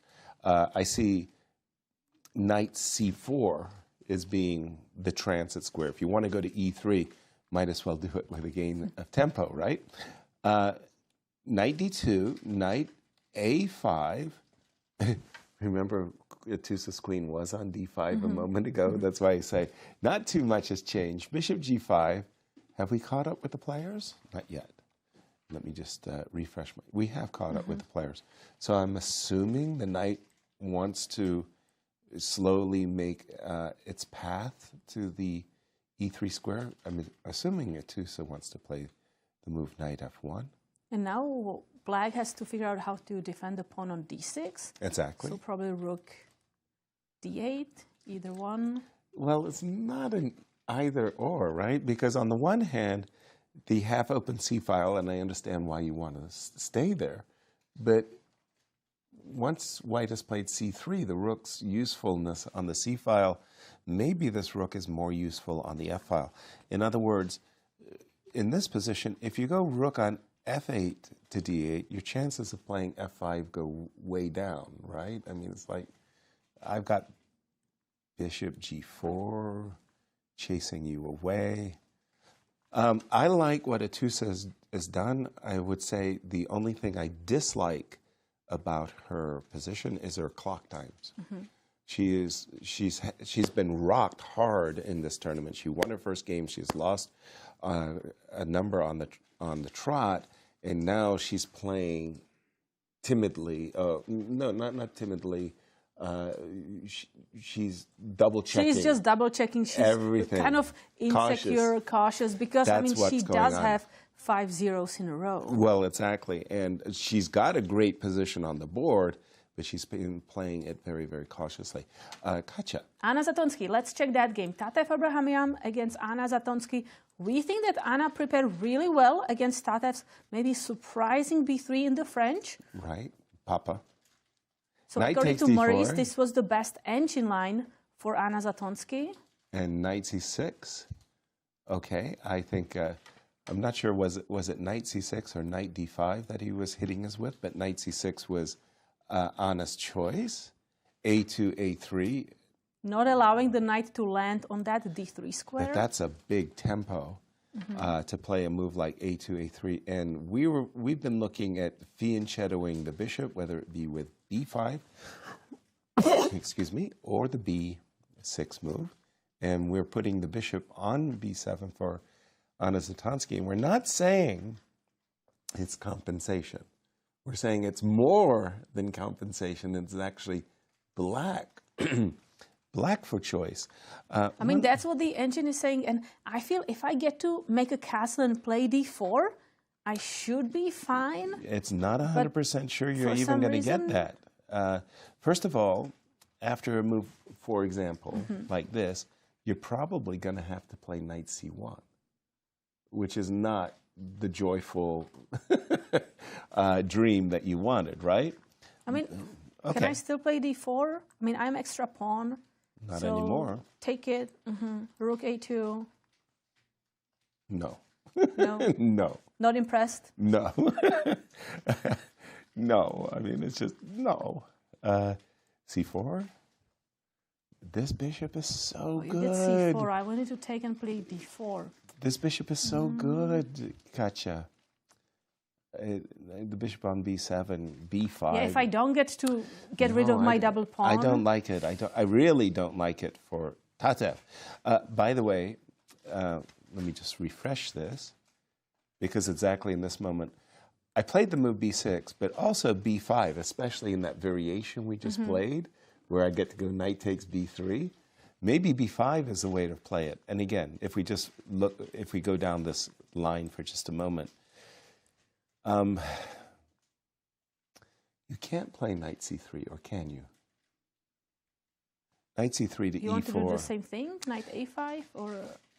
No, I'm taking the pawn on e5 because the bishop is no longer guarding the pawn. And after so let's take a look at that. Knight c3. Knight b1 c3. I took a pawn. Knight captures d4. Oh, you're not even playing knight takes b5. I was looking at this, but then this, yeah, that's the problem. Maurice showed it. And anytime this knight lands on d3, it's problems for white. Exactly. That's why the engine is saying Anna Zatonski, our co-tournament leader, has flipped past even and gone to advantage black. Anna Zatonski is notorious for playing very, very slow. She's behind by only 4 minutes in this position. And by the way, Tatev's prep seems to have boomeranged. This is not... If Tatev said, hey, Yasser, check this position out, I'm going to play a2, a3 in this position, and I've really got Anna where I want her. I'm like, no, you don't. Don't play this. This is not what she signed up for when she played b3. And for Anna Zatonski, a four-time U.S. champion. Look at her tournament line score. Impressive. She started with 3 draws, but then picked up the pace with a win in the 4th round and then in the 6th round. And again, she is undefeated, the only undefeated player in the women's section. And because of her 6th-round victory, there is a Finish Strong award in this tournament. And what that award is all about is for the players who from round 6 through 11. And it's a newly awarded new prize for this edition of the tournament. It wasn't here before, so $5,000 for each section, which will be awarded to players with the highest score in rounds 6 through 11. In the guys section, I mean, in the open section, it's only Andy Woodward who won their games. But in the ladies section, it's many more players: Nazi Paikidze, Carissa, and Anna Zatonski, who all won their round 6. Yeah, and there we see Anna Zatonski with the black pieces, thinking about b5, b6, and just getting that bishop on this long diagonal. I love it for Anna's position. Maurice, how is the open section between Hans Niemann and Fabi going? We left this game alone for a little bit, but now it is absolutely hotting up, if you will. And Hans is starting to work his way back into this game because Fabi spent a long time before making a small inaccuracy that gave Hans his chance. We go back to this moment when Hans played a4, g5. We can see black's attack. Clear. It's very, very clear. What exactly is white doing on the other side? Not at all clear, but he decided to grab the center, bring his knight back, and now play this cheeky move, knight to a3. What's the point behind this move? You'll see in just one moment. Knight to e6 by Fabi. He had multiple moves here. He had knight f7. He had bishop to e6. He had knight g6. All those moves are moves that the engine truly liked.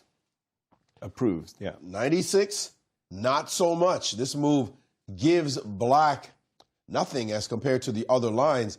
And now the engine is starting to say this position is just about level. In fact, he's giving triple zeros. And for the first time in this game, Fabi has dipped under his opponent on the clock, despite the fact that he surprised him in the opening and had a nice lead. Now he's down on the clock, and what did Hans do here? B6. Whoa. Wow, indeed. What a move, and a great move at that. And Fabi didn't spend too much time before playing the move C6. Stopping in this knight position. B5. Because you don't want to see knight B5 and captures and knight C7 land on the board. This was going to be a problem. And now the move B takes on A7 signals that white has actually broken through on this side of the board. Well, black is still trying to make this attack work. But there's starting to be some issues on this side. D5 might happen with knight B5 coming. So white can break through in the center, having disrupted black's pawn chain. Now you can see where white gets some counterplay, and this attack still needs pieces to back it up. But there's going to be breaks at knight B5. That's going to give Hans some counterplay. Hans is not at the board right now after the move C6, waiting for him to come back and make his move. But this one now gets wild.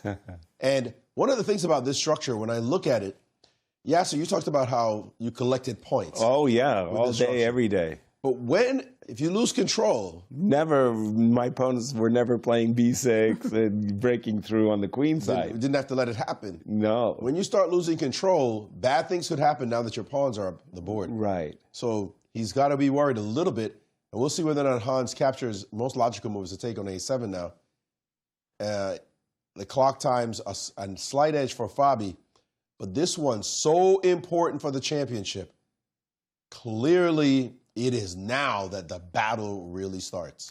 Maurice, you didn't explain to us, if you go back just a few moves, how should Fabi have handled his business? Go take the H5 move back as well, because it feels to take that move back, yeah. Because it feels to me right here, you can always play H5, but it's about the piece play. Shouldn't we be starting with knight G6, knight F7? Because H5 you can do. You're not worried about that, but maybe your knight on D8 gets stuck for some strange reason. All good. Your move, knight F7, bishop G7. What but was H5 the is the engine? engine's #1 move. It was, okay. Yeah. And then Let's get that continue going. from there, knight A3. And then knight A3. This is the moment when you Right. should not have put a knight on E6. That's a misplaced piece. Okay. And better was bishop to E6, for example, trading off this piece or offering the trade of that piece. And another move was knight to F7. Okay. Leaving the E6 square for your bishop instead of blocking it with your knight on E6. Your pieces are going to Am I going to follow it up with knight G5? Is that why I played knight F7, though? I mean, yes. The thing I'm reaching for is I'm attacking. Yes. But should I be playing for F4, F3? Should I be playing for H4, H3? Should I be playing for knight G5, knight F3? I'm going to make a random move. Yeah. Put it on the board. Right. And now F3 is an idea. Okay. Obviously, if you play G3, then H4 that plays itself. Will play itself, and you'll open up the file there. Right. So the options are just there. I don't think it's necessarily that you are going to specifically play X or Y move. Okay. Right? Because the options are just there. Which one do I play depending on what you do? As long as I'm building the attack in this position, as long as I'm building the attack slowly but surely, I'm the one who's going to have all the options. And you're going to be staring down. These pawns are coming after you some kind of way. And maybe this way, and maybe this way. Maybe G3, H4, G3. Depending on the situation, exactly. Okay. So, but we probably do had more have, flexibility, but he played We do have more moves, by the way. Knight to E6, B6, C6, and he did not take Knight A7. G5. Check He played that but he played bishop A2. Right. He played bishop to A2 instead of taking, obviously trying to get his knight to C4, and now knight G5. What a move.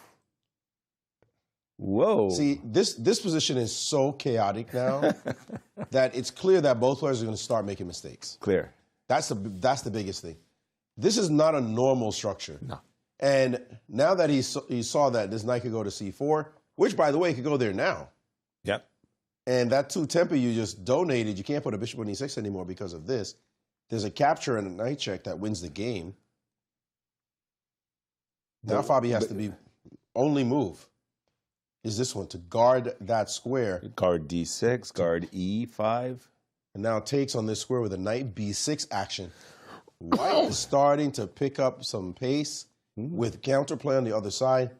You better deliver on this side if you are going to survive this position. Rook takes A7. necessary now. But white's starting to be annoying. Knight b6 coming next. White is starting to be annoying. And black is still in the middle of the board. Yeah, you're targeting this. Your king is still in the middle, though, and captures could happen at the right time. Bishop a3 could happen. Now we are getting a position where this is just a straight dogfight. Truly. Between these two big dogs. And again, a dogfight for sure. But after the move c6, bishop a2, I got to ask the salient question. I mean, our Pawn Grubber Society want to know, why didn't Fabi grab the pawn on d4? Isn't that a morsel that we could capture? I don't think you want to take this pawn. I want to take all pawns. And knight g6. And knight takes d4, I did it. And bishop b2, I guess. And c5, I did it. Or yes, c5, I did it. Yasser, you are so brave. I mean, you're so greedy is what it is. Not brave. Historians will call me brave. Bishop g7, I did it. Excuse me. And there are multiple moves here, but simplest is this. And I'm a pawn up, is all I wanted to say. If that was the, you know, that was the goal. The end of the game. That was the goal. I mean, you know, up, you win. You know, I mean, king of the hill. I'm a pawn up. Bishop, you know, it's just great. It's just great. We have moves actually while we've been chit-chatting along. B6, huge move. C6, bishop a2, very consequential.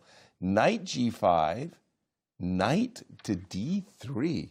Check this out, Katya. No knight c4, which we had focused on. Just knight to d3. Inviting?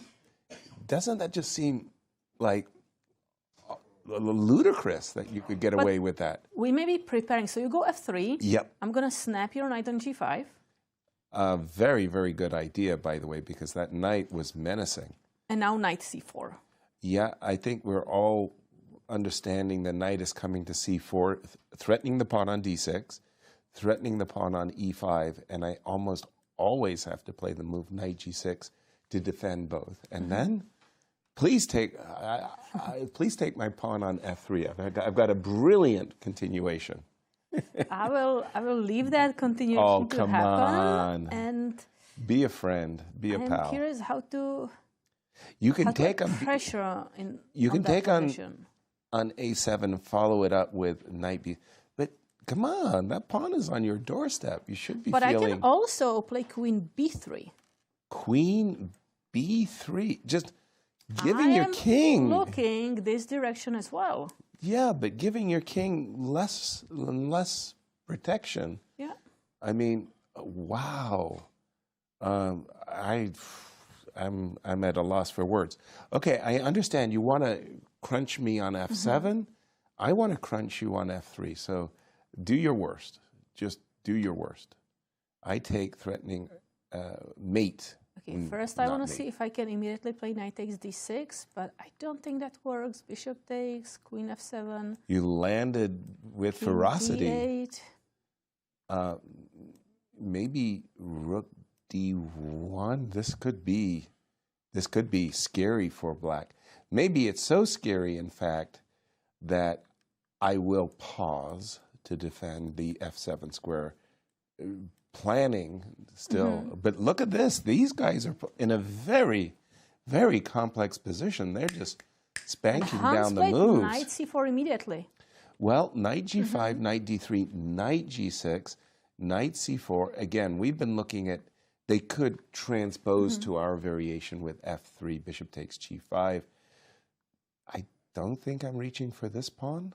But as you can see, the engine does not like it. The bar went down, so the engine is more confident for black. Well, we have been looking at b6 takes a7 and then invading. When you're not taking on a7, you're giving the option, giving black the option of shutting down things on the queen side by the move a6. I can't restrain myself. I'm reaching for h4 g3. I'm reaching for h4 h3. I'm reaching for f3. And I'm thinking I should be going kingside, but this move would be, you know, a high-class defensive move, just saying you didn't play the move b6 takes a7 like you intended when you played the move b6, Hans. Are you sure you did it right? I think also for Fabi, with understanding, he's getting drawn to ideas of takes and take a pawn. Let me just put this move on the board for just a moment, right? If you don't mind, I'll just put this move on the board. If this pawn on d5 survives, your bishop on a2, yeah, it's not a great bishop, is shut out of the game completely. Like your history, you're never playing again in the game.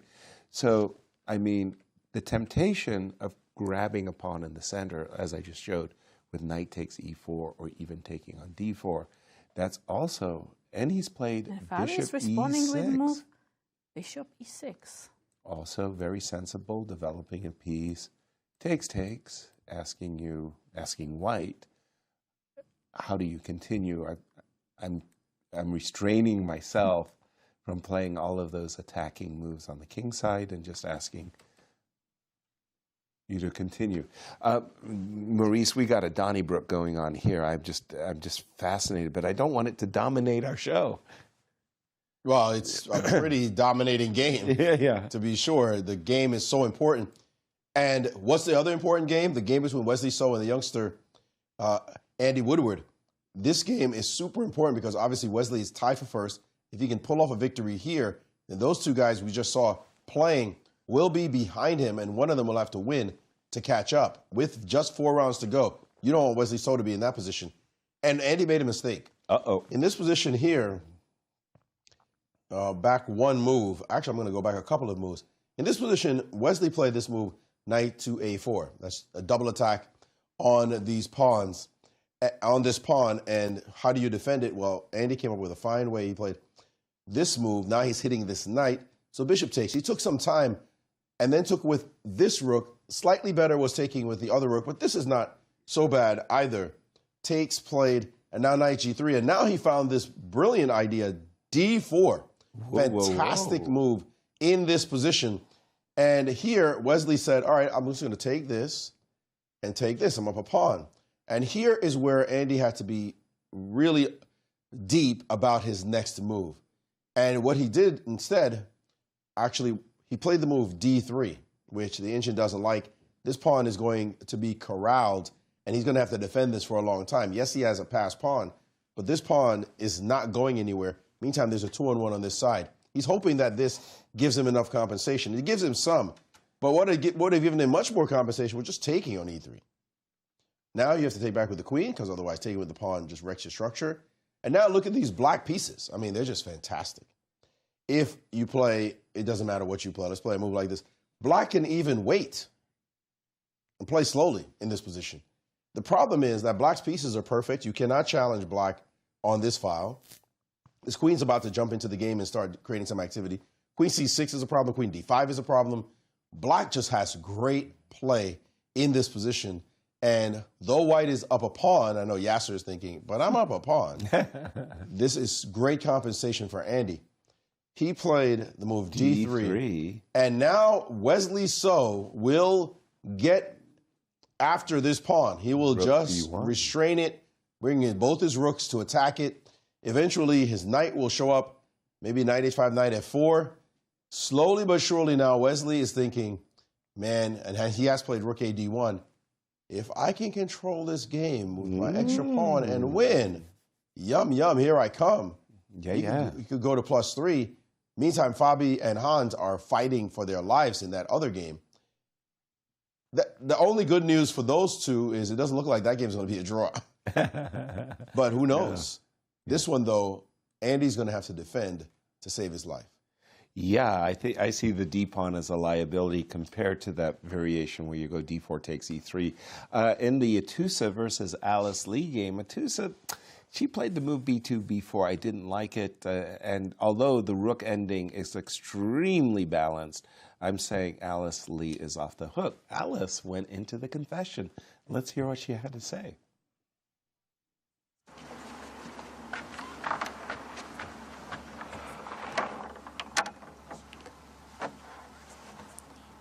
Hi. So I think the position right now is actually quite interesting. I'm sure the engine is giving like triple zeros, or maybe even like white has a little bit of an advantage. But I think like say after bishop takes d2, likely what will happen is rook takes d2, knight c4, exchanges on everything at c4, bishop takes c4, queen takes c4, queen takes c4, rook takes c4, rook d6, rook takes c3, rook d7. But I think this position is actually, I'm quite optimistic about potentially creating some chances. For example, I calculated 2 lines, one of which is with rook c2, rook takes b7, rook takes a2, and actually there I'm getting, say, rook c8 and rook c2 in, and then she'll have to like defend the f2 pawn, and also because she has back rank, say she'll have to start to move on g3, rook c8. I suppose rook e3 there is possible. But yeah, I think after rook d7 I also have some rook to b8, so there, again, because she has back rank problems, and whenever she moves her e-rook, there's some rook c4 forking, or like attacking both the e4 and b4 pawn. So yeah, I think this position isn't bad for me.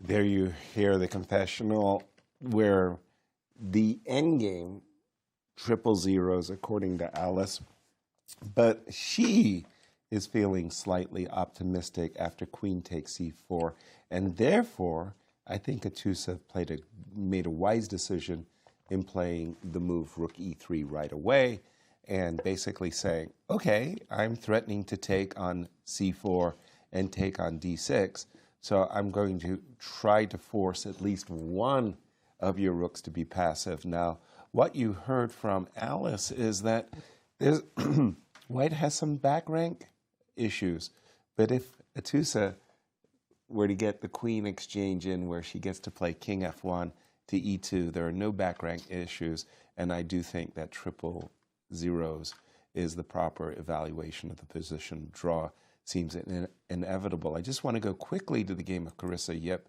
versus Jennifer, because that is actually a crazy kind of Donnybrook, and I wanted to see how Jennifer handled her business. She did play the move I thought that was the most tenacious or aggressive, I guess. Queen e4, and look at this. She sacrificed a piece, so she'll get a rook and a pawn for 2 minor pieces. Takes on d5, and we've caught up to the players, but Carissa is the one who's down on time. Her knight's offside. How would you evaluate this particular two rooks position?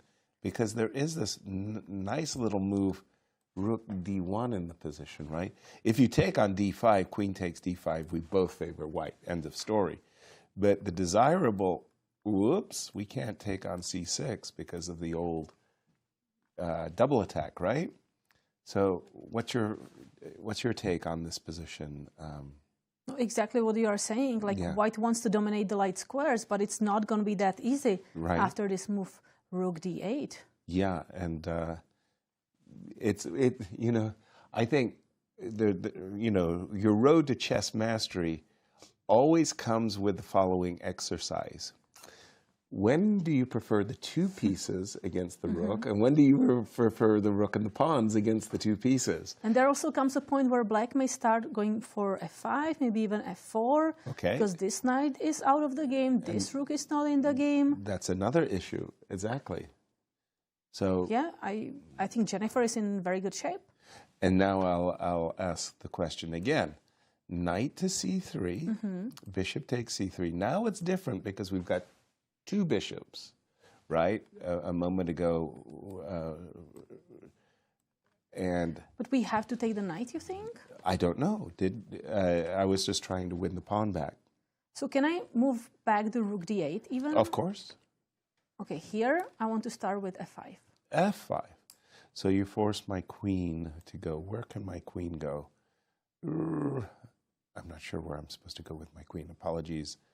C2. Queen C2.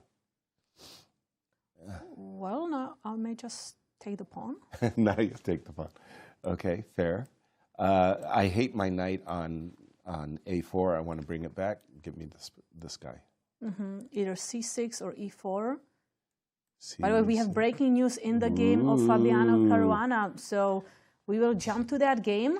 Let's do it. In fact, Maurice, you got it. You've been keeping an eye on this game. Absolutely. It's a huge game, and Fabi does have a fantastic position now as Hans has played bad move after bad move after bad move in what is a very strange position. He needed to at least break this open, but it's not like Fabi played perfectly either, because here, after the move knight to C4, they just says just play A6 or A5. Just make sure there's no counterplay at all on this side. Fabi decided to play the move bishop to E6. It's not the worst move in the world, but it does allow this capture, which black did not want to give white any counterplay whatsoever on that side, but he could have just shut down whatever was going on. But Hans continued with bishop to A3. After this move, bishop to E6, the engine feels like you need to take this pawn. Get some play. Get something. Open up a line for the future. But he decided to play bishop to A3, and now, I mean, look at the bar. Wow. I mean, it just dropped precipitously for a reason, because now F3 is a problem. You start to see the contours of a mating attack on this side with this knight on G5, being able to go to this square. If you play G3, then H4 is coming. I mean, it's just a ready-made attack. And what else to do after this move? Nothing in the center. Well, it looks like you can't take try on to win D6. a pawn. With takes. I don't think this is allowed. But this is the main like, let's talk about your king. Your king is just getting ripped Knight apart. F3 and Queen H4 coming up. Queen F3, Knight H3 mate. Oh, we all that see hurts. I mean, just the attack just plays itself, and also you have to worry about bishop takes, and you're hanging this piece at the same time. So bishop to A3 on the board. Now that Fabi has developed most of his pieces, he can start thinking about this attack. His knights are in place. Meantime, white has been playing on this side. Could have gotten some opening here, opening up of the game, but with the pieces all over here, F3, F3. F3. Just play it. Just play it. That's all Fabi has to do now. And Hans will find himself in a big whirl of hurt. Did he move as yet? Oh, excuse me. Doesn't seem as though Fabi has yet moved. He did. He but there it captured is. the knight on C4. He just played bishop C4. Oh, he took on C4 first. But then played F3 immediately. That's good too. Including the bishop, including the captures was good. I mean, black's attack just plays itself. Now that you have no real play, what to do, he is in big trouble, is Hans, in this position. If Fabi wins this game, he will still be kicking himself by not winning yesterday, but it'll be good compensation for not winning yesterday. But that would have been tournament over. Yes. If he wins against Wesley, his key rival, he wins against Hans, correct, his key rival, he beats those guys down. Yep. And is sitting. No, that would have been done. Nobody done was and going to catch dusted. him after that. Unless Shankland pulls his game. If you go back to the move F3, I'd like, again, I feel like I should be in the confessional move. This is where I have a problem. Everybody should play F3, and they should play F3 without thinking. But I am tempted by pawns. A takes B6, take on D4, take on E4. There are like, there are 3 white pawns hanging, you know. So the move F3, playing for the attack, is the correct move. There's no question. But I would be thinking about taking on D4, taking on E4, taking on B6, because then I would have a material advantage and the attack. But usually you don't get everything in chess, so... And that's the point. Why not? Get everything. Knight takes E4 would actually allow takes. Yes. Takes. Yes. And rook E1. And I'd have to go somewhere. I don't know where. Why'd you take the pawn? Now you're backing up. Well, because I won a pawn and I wanted the knight G5, and I'd say, in my mind's eye, I'd be saying to myself, I'm going to capture on E5 immediately, Yasser. Immediately. Not going to even calculate it. It She's has not to even going work. to calculate. She's going to do it when she's 100% right. 100% right. That's a good move. Yeah. King's still stuck in the center. No, F3 is the best move, and now G3 on the board trying to slow up this attack, but here comes H4. H4 is just... Fabi doesn't play H4 in less than half a second. Something's wrong. I'd be surprised. H4 just seems so natural here. I mean, he can still play A6, right? And just to stop the counterplay on the queen side. Get the thermometer. But yeah, H5 looks very natural. Well, like now you can have your counterplay, right? Like It's congratulations, you can have all that. Because but H4 is like... I'm looking to mate you now. Checkmate, yeah. It's coming. Okay, H4, Rook A2. Do your worst. How does it go? Because I'm trying to defend against Rook takes. I'm trying to defend. Yeah, you want to take with the F pawn. Correct. Yeah, that makes sense. I wish I could get my queen on this file somehow, but... Yeah, you're almost looking at taking on G3 and Knight F4 or Knight F4 immediately. I don't know. Yeah. Yes. Actually, your move, yeah, to kill the play on this side is just That's hilarious. But maybe in part, will he castle queenside? Maybe. What a wild idea. And the move D5 can also come in at some point. Also, there can be an idea to push for B5, allowing white to capture, so we can take the bishop on A3, kind of disrupting the guy, the guarding the second rank. Good defender. So let's say a random move like this, but this, oof. This and now B5. Oof. Yeah, she's very ambitious with this move. You want to take this one. I want to take an F2. And now... Ooh, Knight F3 check is the right idea. Rook takes H2, there's no checkmate. Knight check, King F1, Rook H2. Wow. And the ridiculous Knight takes on G4. You want to play Knight D2 mate somehow. Right? But if I don't want to give Knight F3 check and just capture Knight take H2, don't tell me it's just not working. King F1, this move? No, before. I'm not playing Knight F3. This position? Yes, now Rook take H2. Because King take... Knight takes G4. Yeah, it's too much. It's a little ambitious. Yep. It's a little ambitious, but your position... You didn't have to play it Yeah, F2. I still like B5, but maybe F2 is too much. No, it just turns out you have such a fantastic position. Now the king is weak.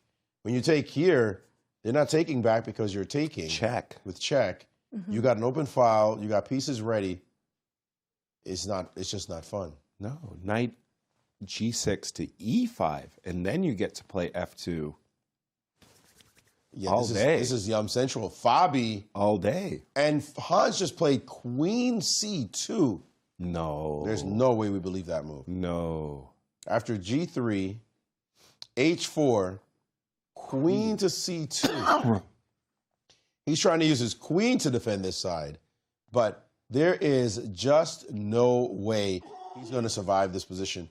Although, again, the engine thinks... Just take the pawn on B6. You got to get rid of this pawn right Yeah. now. Or play A6 or play A5. Just stop what's happening on this side, and you get your play going. It's just all black all day in this position. But Hans has gotten up from the board like, I'm good. I don't feel that much danger. But he is in big trouble. Because, capturing on B6, you're really asking white, what do you want to do? You are pawn down. I have the attack. I'm going to be grabbing pawns in the center on E4 or D4. Yep. No, this is all black. This is all black. Fabi. But we saw Fabi with the game where we said this is all white yesterday. Yeah. And he didn't win the game. So he cannot afford to not win today. Yeah. With this great a position, he has to really deliver on the goods in this game because he was crushing Wesley yesterday, missed his win. Now he's crushing Hans. If he does back-to-back like this, man, I don't know how he recovers from not getting a couple of points. Of course, he's Fabiano Caruana, so professional assassin. But you got to start assassinating people. By the way, I'm looking at Hans. He seems like no problem. I just play Queen C2. Crazy. Bishop A3, bishop takes C4, bishop takes it. I'd be absolutely petrified if I was on the white side of this. I see, you know, with the rook on h8, it's just ready to land a blow. Knight h3 check. I have to put my king on h1 in the corner. It just feels like it's over. It's also, over. this knight is targeting this. We can capture this pawn when we want. We can capture the pawn on b6 also. There's just so many opportunities for black, and white has no counterplay. This looks very good for Fabiano. Exactly. Especially, I love the move a7, b6. I'm winning a pawn, but I'm developing the rook on a8. The rook on a8 is not working. The bishop on f8 is not working. But with a takes b6, suddenly there's ideas of b5, and you were showing rook takes a3 in different moments. Take on b6, there's a d6, d5 kind of tempo sighting. And by the way, e4 to me is just scrumptious. That's a pawn I relish capturing, even though it didn't work when I captured it a moment ago. And I also look forward capturing on g3. Absolutely. Because you can never capture this pawn. Never. That's queen here and checkmate here, there, anywhere, any day. So after taking here, you have to take with this pawn, which means we have this really nice passer that one day can be pushed to f2 as well. Exactly. Even sacrificed for maybe knight f3 or nobody guarding the second rank if we want to do some damage via the h file. It just, you see so many opportunities for black. Exactly, and a7 takes b6 is one. And I see the clock times are essentially even, basically both players having 30 minutes for the time control. And after the move queen c2, if I'm not thinking about a7, b6, I am thinking, how do I get my queen to h6? How do I... But my knight on g6 is in the way, and I'm desperate in those cases to play the move knight e5. So that whole sequence where, you know, I take the pawn on e4. Oh, pardon me. Sorry. I'm talking about a sequence where I'm moving the knight from g6. A sequence where I take on g3, pardon me. I take on g3, right? Where I play a move like knight f4, just get out of the way. Like, I want to be able to bring my queen to the h6 square.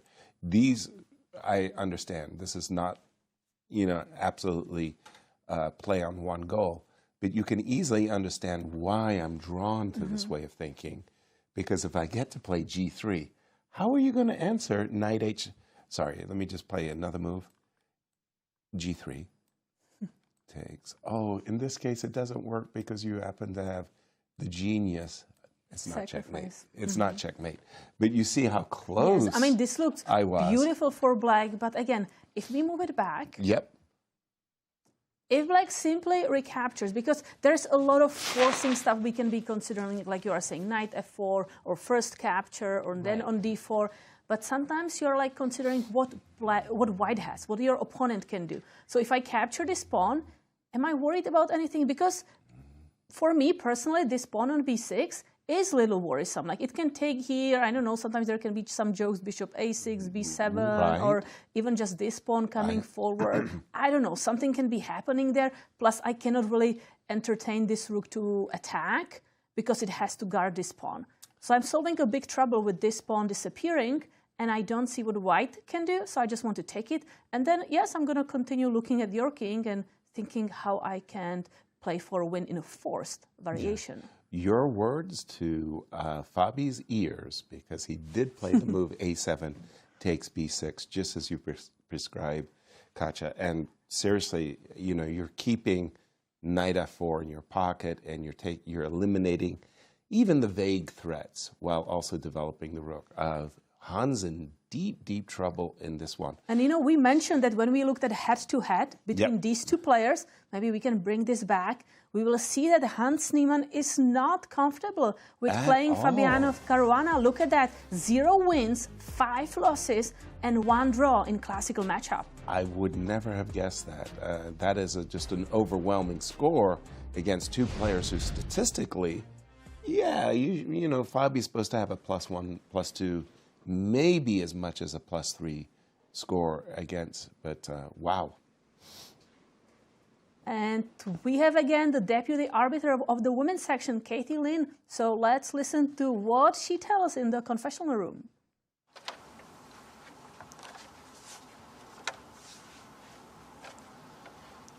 Hi, it's Kathy, and I'm here to do another Ask an Arbiter. Today's question is, what is a rule even strong players mix up?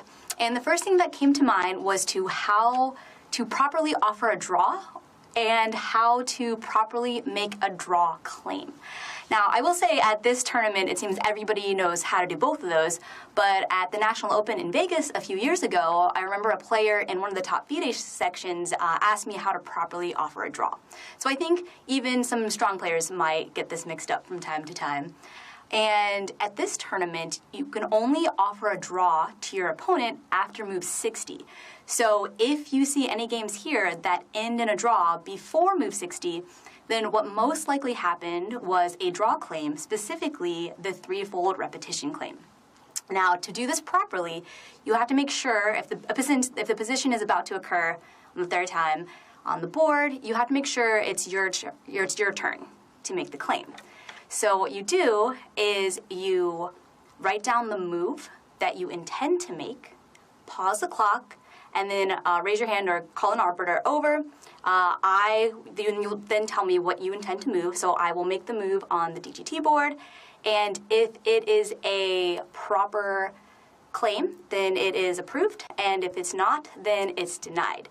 And if it's denied, the player still has to make that move, but the opponent gets 2 extra minutes on their clock. And so that is the proper way to make a draw claim for threefold repetition. Bye. There you have it from the deputy arbiter.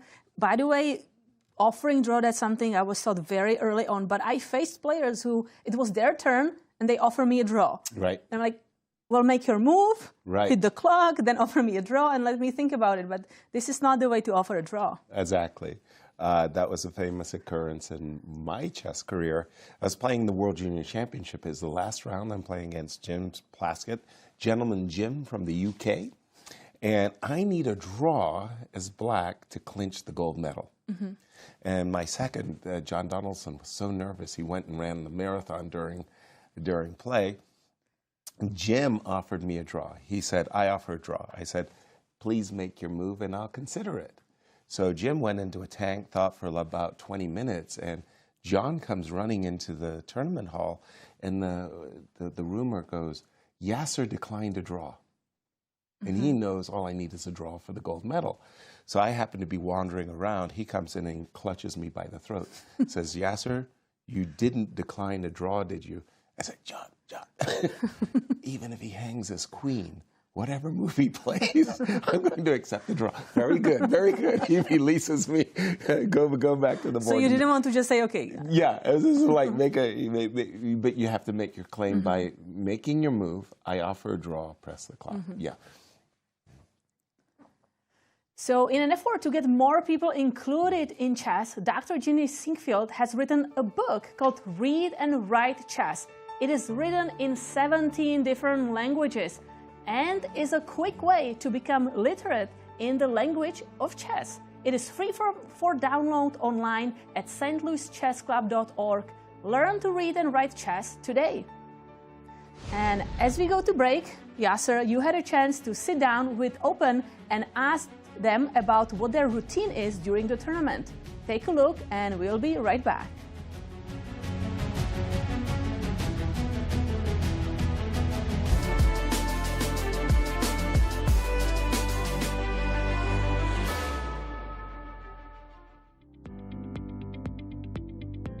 At the tournament, do you develop a routine for yourself?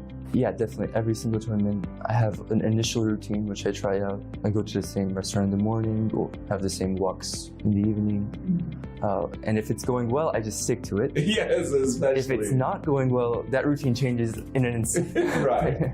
Even like a pen will change. Right. The thing is, the events at the St. Louis Chess Club, like the rounds start a bit early compared to most of the other ones. So, like, gotta adjust your routines a little bit. Probably just get the breakfast in the morning, then morning, do some prep. Because if the round starts at 3, like most of the events, there's like much more time to prepare, and like you can even squeeze in some short walk in the morning. Here, you just barely have any time to prepare. So I don't know if I like consciously try to establish them, but I feel like during the course of a tournament, you kind of just fall into a routine kind of naturally, like when you usually wake up, what time you usually are eating, what time you're usually preparing. Right. So during the tournaments, I feel like it's a little bit more structured than my normal life. Right. But yeah, it's not really conscious so much. It's also just dictated by like when the game time starts and when it ends, you're kind of forced to do things based on that time. So yeah, not conscious though. I like to show up to the game like 30 minutes to an hour early.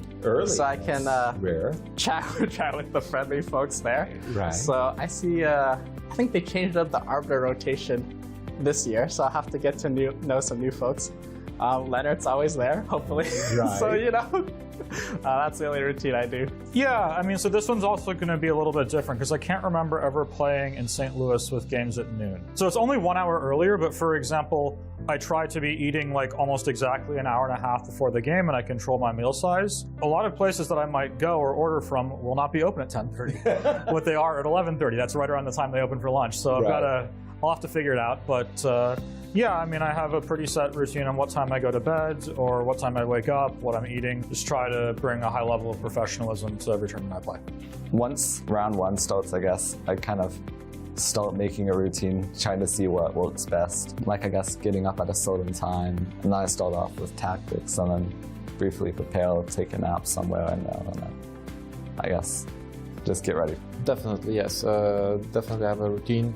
I'm not sure what's going to be this exact tournament. I mean, I expect something like, you know, I just wake up, some coffee, breakfast, shower, spend time with my family, my wife, my daughter, review some lines, and go play. And then when I'm back, review the game, have some dinner, you know, have some rest, prepare for the next round a little bit, go have a good rest, and cycle repeats. Well, wake up at the same time every day, sleep at the same time. So try to get the same routine as I did in the Springfield Cup, which is wake up around 7 or 8, get some breakfast, try not to prepare too much, just review some games, and then get back after a game, early dinner, sleep early. No, I arrived here quite early. I already got my routine down, you know. I think the restaurants have reminded of the person who always comes at every single time. I think, you know, when I order, they can just hear the first thing and then they know my entire order. So at least for simplicity's sake, I've developed a good routine in St. Louis.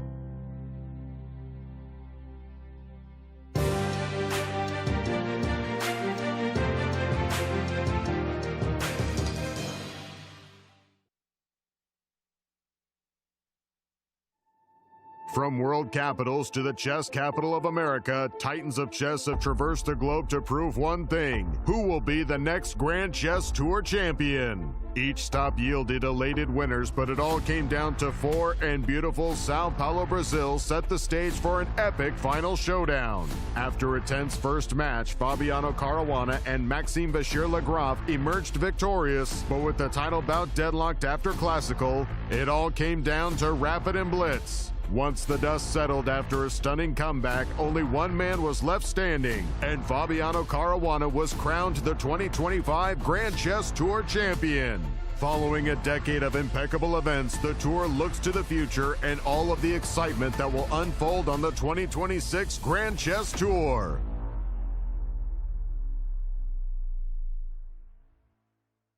America's top chess players are set to compete in the most prestigious national championship in the world, the 2025 U.S. Chess Championship and the 2025 U.S. Women's Chess Championship, hosted by the newly expanded St. Louis Chess Club.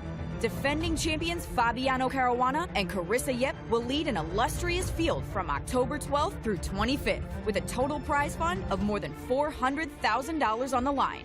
Don't miss chess history in the making.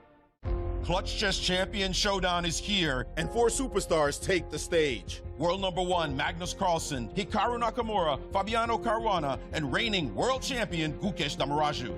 With more than $400,000 on the line, daily win bonuses, escalating point values, and the one-of-a-kind Champions Jackpot, every game could change everything. It all unfolds October 27th through 29th, live from the brand new playing halls of the St. Louis Chess Club. Don't miss a moment of chess history in the making.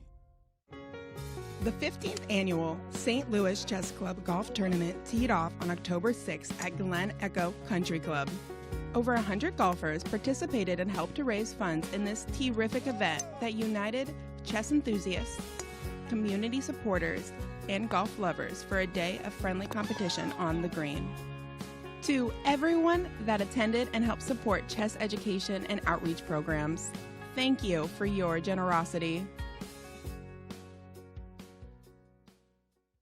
By now, you guys probably know there's a lot to see and do in St. Louis. But when it comes to the art scene, there's more here than meets the eye. From Laumeier Sculpture Park and the City Garden to the stunning Cathedral Basilica, one of the largest mosaic collections in the entire world. So if art is your thing, St. Louis is on display all year long. Ooh, now that's an exhibit. St. Lou is always exploring.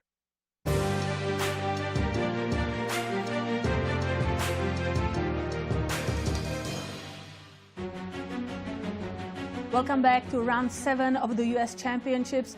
Let's take a look at the results. Please. Because we have in the open section one game that finished. Ray Robson drew against Levon Aronian. Both players are basically drawing their way out of the tournament. Ray has drawn all of his games with 1 loss. Levon drawn all of his games with 1 win. Okay, with the black pieces I understand, but he's running out of road, especially when you see that Fabi is winning against Hans and likely to go to By the way, +3. one thing didn't Levon have yesterday a super fast draw with Wesley? No, Wesley yesterday was yesterday was, it was 2 days 2 days ago. Okay. It was 2 days ago, but The still, days kind of Very wrapping short days around for together. Levon. Draw for Levon. Yeah. After having won early. Yes, the way you put it, Yaz, is perfect. Drawing your way out of a tournament. That's if what it Fabi feels like. wins and Wesley wins, there's no way he's catching them. Mm-hmm. They're +3. He's at +1. He might catch 1 based on a hiccup of some kind. But the way they're playing, he's going to have to win games after game after game because they're likely to pick up yet another victory. And right now, Wesley is doing quite well in his game against Andy. Andy's going to try to defend to save his life. You can't just give away points. No. Just wanted to go quickly to the game of Tatev versus Anna. It was a very unusual approach that Tatev has in her repertoire. She has the move B2, B3 against the French defense. Well, it's boomerang. It just has not worked. And her last move, A3, A4. If she wants, at least from my perspective, I see this move Knight B5 with Knight B4 with the double threat of Knight C2 check as well as Knight D3 in case of castles defending G2. Not the only move. King D2 is the alternative. There's an invitation, should Anna Zatonsky want it, of making a repetition. But I'm thinking actually Anna's for choice in this position thanks to the power of that light square bishop. And I would find myself thinking that Anna's for choice in this position. Castle short with the idea of posting up. Even the move Knight to D3, famously the octopus game from the World Championship of Anatoly Karpov white, Garry Kasparov black, the knight getting to D3 and the pawn coming to B4. Like, you just imagine a terrible moment. I'll just put on some terrible moves for white for just a moment. The gentleman on B1 is crying. You know, like, it's just crying. Like, what have you done to me? So I think the opening is boomerang, Tatev in trouble in this one. Where would you like to guide us, Katja? Maybe let's check in with Alice Lee. Against Atusa. That's been a double rook ending. Let's go back just a ways, because, yes, rook E3, I wanted to see how, and she did play the move King F1. And this game looks like it's heading towards a draw, except the move rook over. If I'm ambitious as white, I'm thinking that black has only one idea, f5. In the move g4, pardon me, is an attempt to shut it down, because I start to think, if you play g, you know what I'm saying. If you play f5, I've got my rook coming to h3, and I could take and play rook h6, right? So it's one of those tempo things. I like king f1, and I like the move g4 right here, because I'm thinking you're going to go king e6, and I want to play the move rook h3 in response. Although there is rook c4. How funny is that? I'm figuring out a way of making a complete mess of the position. None of this happened because Atusa naturally brought her king into the center, and I'm playing catch up with the players, and we have now caught up with the players. Very balanced rook and pawn. Very balanced looking. Let's go back to the game with Hans and Fabi, as Hans has finally moved rook a to e1, protecting his e-pawn, putting his king on the same line as, putting his rook on the same line as black's king, and hoping that there's going to be something that he lands there. He's arguing that the attack doesn't hurt yet. That's an argument. That's crickets. Guess what? And the attack may not hurt, but the extra pawn may actually suddenly be of a great benefit to black. A move like rook b5, taking advantage of the rook hitting the bishop on a3. But I find it absolutely ridiculous that white isn't getting checkmated down the h file. If I could make a horrible move, rook h7, with the very obvious intent of playing queen h8, what are we going to do here?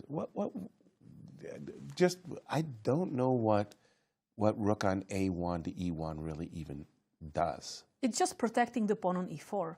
Okay. It's not like it's creating a counterattack. It's just protecting. So if you do this, probably something like bishop c1, just bringing the bishop back to target the knight on g5. Wow. And hope for the best. Wow. So knight h3 check, king h1. I wanted to drive your king into the corner to set up checkmating pattern ideas. Now I can play bishop e6. Can I do that? Finally. Just going to start targeting these pawns from behind. Finally, there is some counterplay. I have to be careful about the move bishop e6. But if you move back, you don't play rook h7, and we play our favorite move b5. Yes, I like it. You mean your favorite move? Before we continue our analysis of what we think is a very favorable position for Fabi, we have a game between Sam Shankland and Mishra, the Iron Man, who actually lost for the first time. Against Hans Niemann. Ooh, Sam Shankland just played a nasty series of moves. Check this out. E5 check, E6 check, King D4. Black can't move. It's Zugzwang. Only 13 seconds for Mishra? Rook B7, rook takes E8. Oops. In the meanwhile, King E5, there's no moves.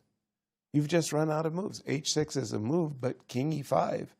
And Sam has got this game in his, yeah, that's it. End of story. Mishra, the unbeatable Mishra, is losing back-to-back games. So that's now, shocking, and Mishra just looking with disgust. Wow.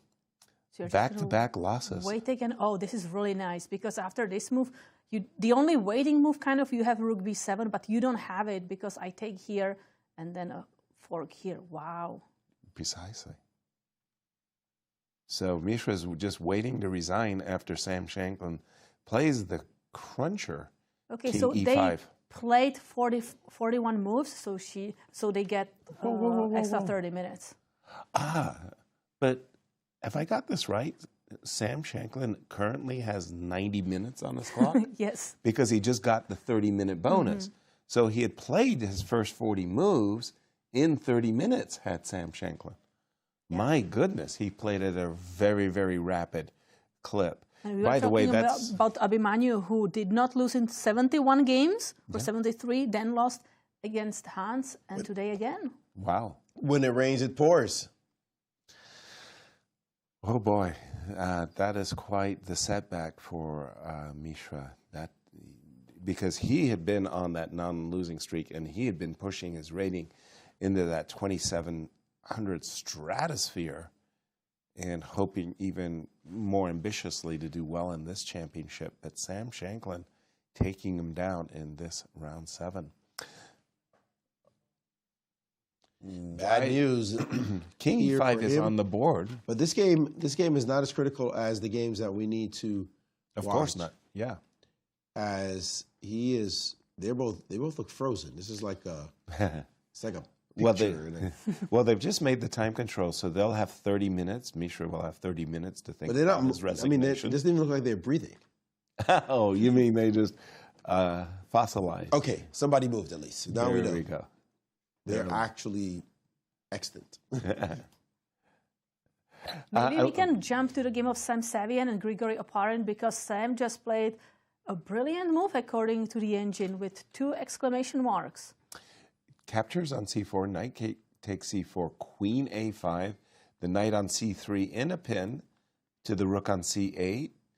Doubtlessly, Grigoriy was expecting some kind of a defensive reaction, a move like rook c1 and or knight e2. No, said Sam. I am going to go over here What a move. so that I can put some checkmating pattern ideas together with the move queen g. For example, let's just have a look-see. Check. King has to move. Let's say I desperately want to play the move knight f5, and I want to do it when there's no trade. Sam looking to play queen g7 mate, but also to recapture the piece he sacrificed. Wow, this is a knight takes beautiful c7. idea to go for the attack. And the problem is, even if you give up one piece, you can never really recapture. No. Because I take again, there is no pin because rook takes your checkmate. But just to continue the line, let's do it in a different flavor. Knight e6. So the idea is you defend g7 and you want to threaten rook g8. Knight takes d6. Rook g8 wins the queen. I get a queen. Yay. I get a checkmate. Oops. And so Sam Sevian, he gets to move his queen out of the pin with a gain of tempo and hopefully for him continuing the attack. Does this move give him the advantage? I mean, I see the computer bar, the engine bar, and Oh, I see it now too. Yeah, just huge. Huge. Huge advantage. Absolutely. Okay, it does. To answer your question. To answer the Yes, it question. does. And again, I'm just going to check in on Hans, Fabi. Rook d8, no b5. No b5. No, nothing. Does this... I think you had even asked me, can you castle long? And I see the move rook d8. I start to think to myself, could he be thinking about doubling up? Yeah, maybe. And finally, a game, Wesley So versus Andy Woodward. Andy, as we know, is leading in that competition of the best Finish Strong award. And F2, F3. So hold on, we're going to get some moves on. D2, Queen C3. Okay, I was going in a different direction myself. I was looking at the move knight f5 with the potential of playing knight to d4, followed by rook takes d2. Knight f5 with the potential of playing f3 and e4. So I really like the move f3 and e4 because I want to shut this bishop. He played queen c3, rook d8, f3, and I think Wesley's got rook f2, knight f1 on his agenda, and he's saying, you know what? I'm going to just round up the runaway criminal. And then Wesley is going to be 2 pawns up. Exactly. And look at the clock times. Poor Andy, 4 minutes? Well, that speaks volumes. Okay, let's see. can Andy put up some resistance with the move Queen E6 with the double attack? How would that go? Do you play E4? Do you do...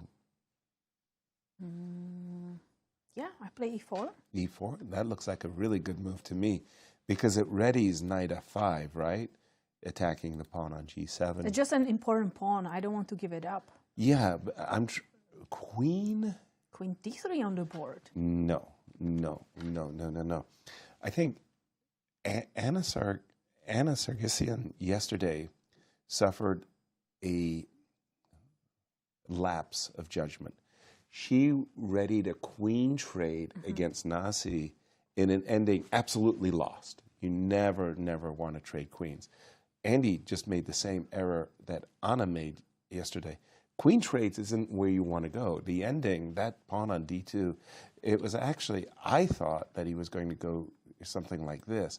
This, with the queens on the board, you know, there's always something. There's always something. I mean, this has chances of saving the game. I think the chances of saving this game are terrible. Yeah, what's the calculation? So go here, E4, and maybe rook C8 with the idea to bring the rook here. Yeah. Because then I'm not in time. If I go here, I do want to get my knight on F1 to attack here, but just rook C2, and finally black is picking up on pawns. It's not that clear to me if you just play one move more, if you don't mind. Take. I see this as losing. Oh, I don't have rook B1. No. There's a back rank checkmate. Checkmate. I see this as losing. Yeah, and Wesley is just capturing the queens, trading the queens. Very happily bringing the king to the center of the board. Extra pawn on the king side / Yeah, center. no, absolutely. This is just amazing knight, extra pawn. This bishop feels very stupid. What I thought is that in this position I have rook B1. Right. And I'm putting pressure on this knight. But yeah, there's just background checkmate and game over. Yeah, and then for those of you who are joining us late, shame on you. But if you just joined us on this game, early Wesley won a pawn from this Tarrasch type of position, but Andy had great compensation.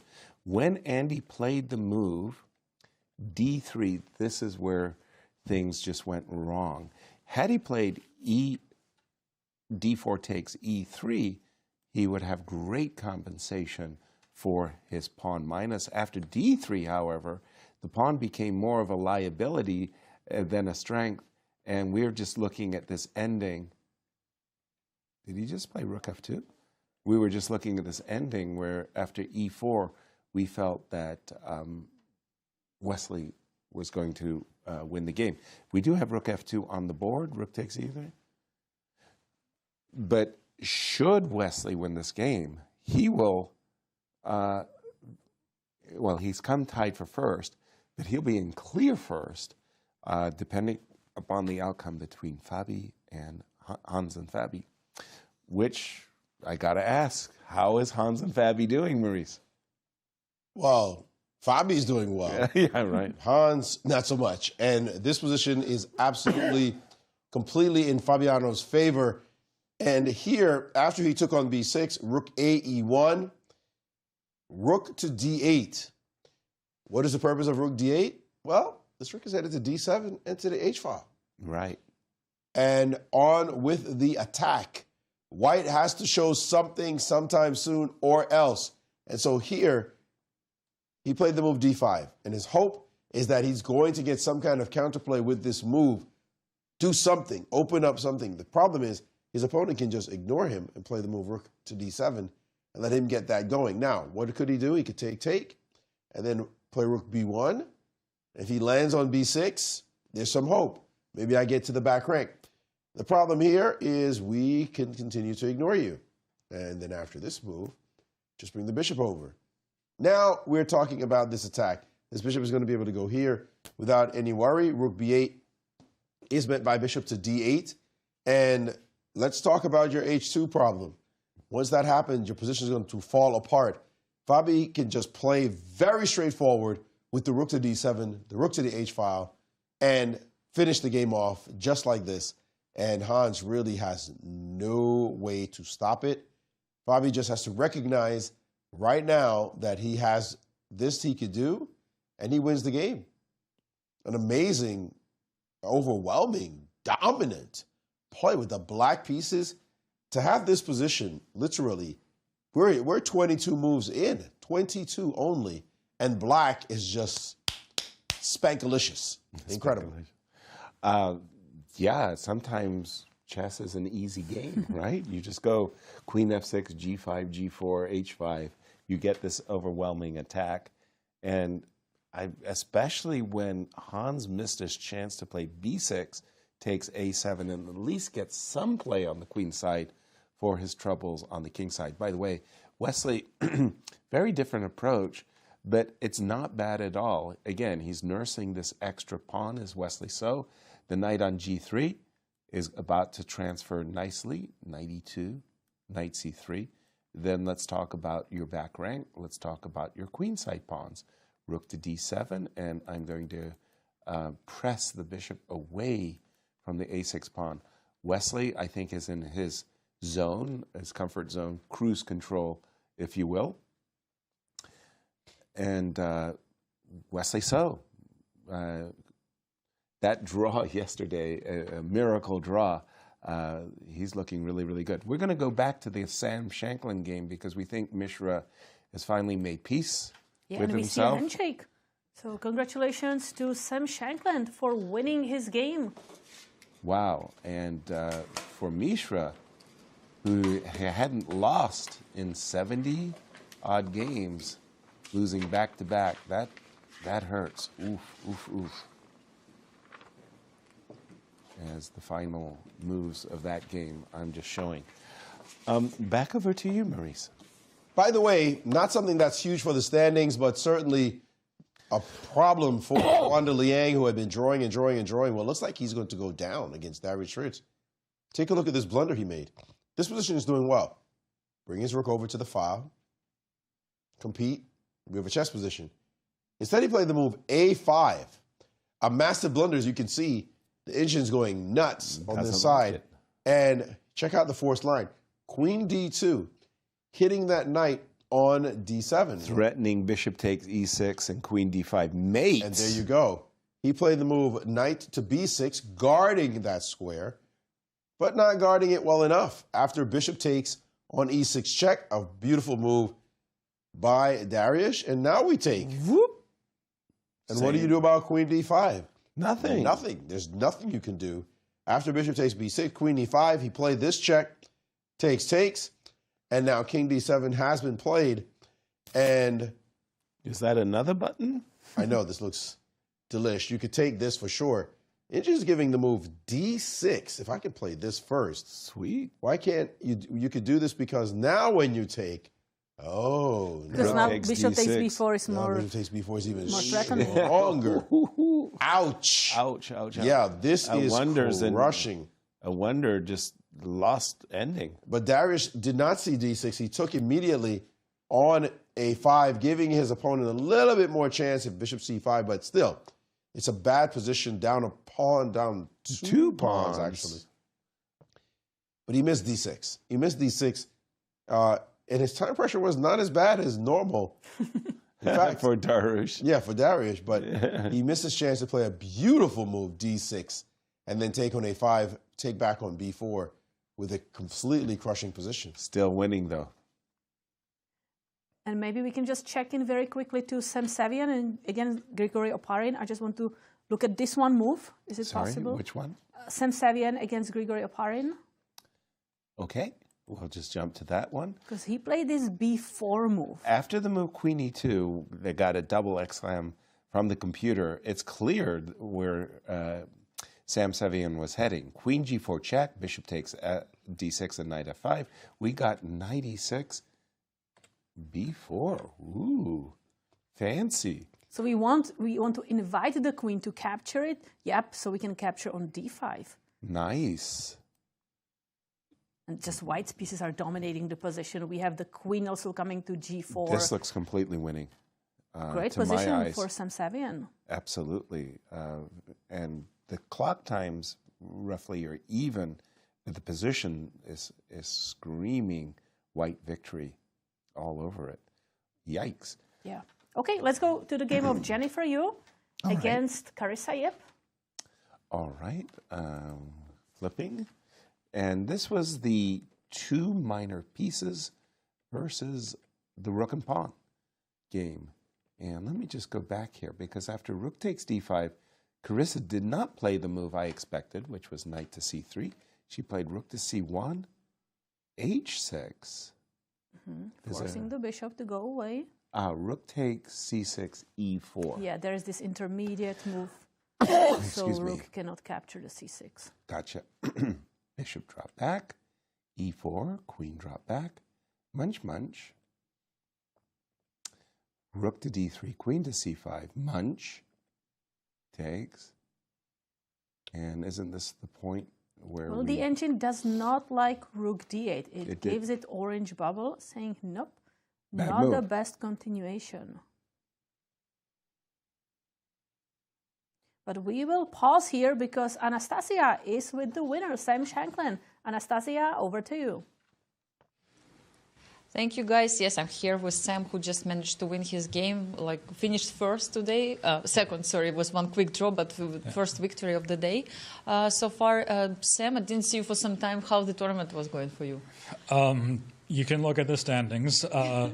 I just played really badly against Wesley and against Niemann. Like against Hans, I just missed a clean win on like move 8 or move 12 or something, and then after I missed it, I totally underestimated how annoying the pressure on the c-file would be. But then, after the rest, I think I've come back well. I outplayed both of my opponents with black the last 2 days. I didn't manage to actually put either of them away, but I was feeling pretty good. And then today, I guess it was pretty smooth overall. I was prepared quite well to a point. Like, he put all the most forcing moves from my file, and then at the end, f5 was the first move I didn't know, and already the position looked very sketchy to me. Yeah, let's see this moment. Yeah, so, I mean, I'd prepared g6. Which move is it? Like, I wonder, number of the move? I don't know, something like this. But yeah, when he played f5, I mean, g6 is best, and already here, like, he's messed it up a little bit, but it's basically fine for black. Like, I can either go nuts with f5 directly, or I can play knight d4, but yeah. So here, after f5 instead,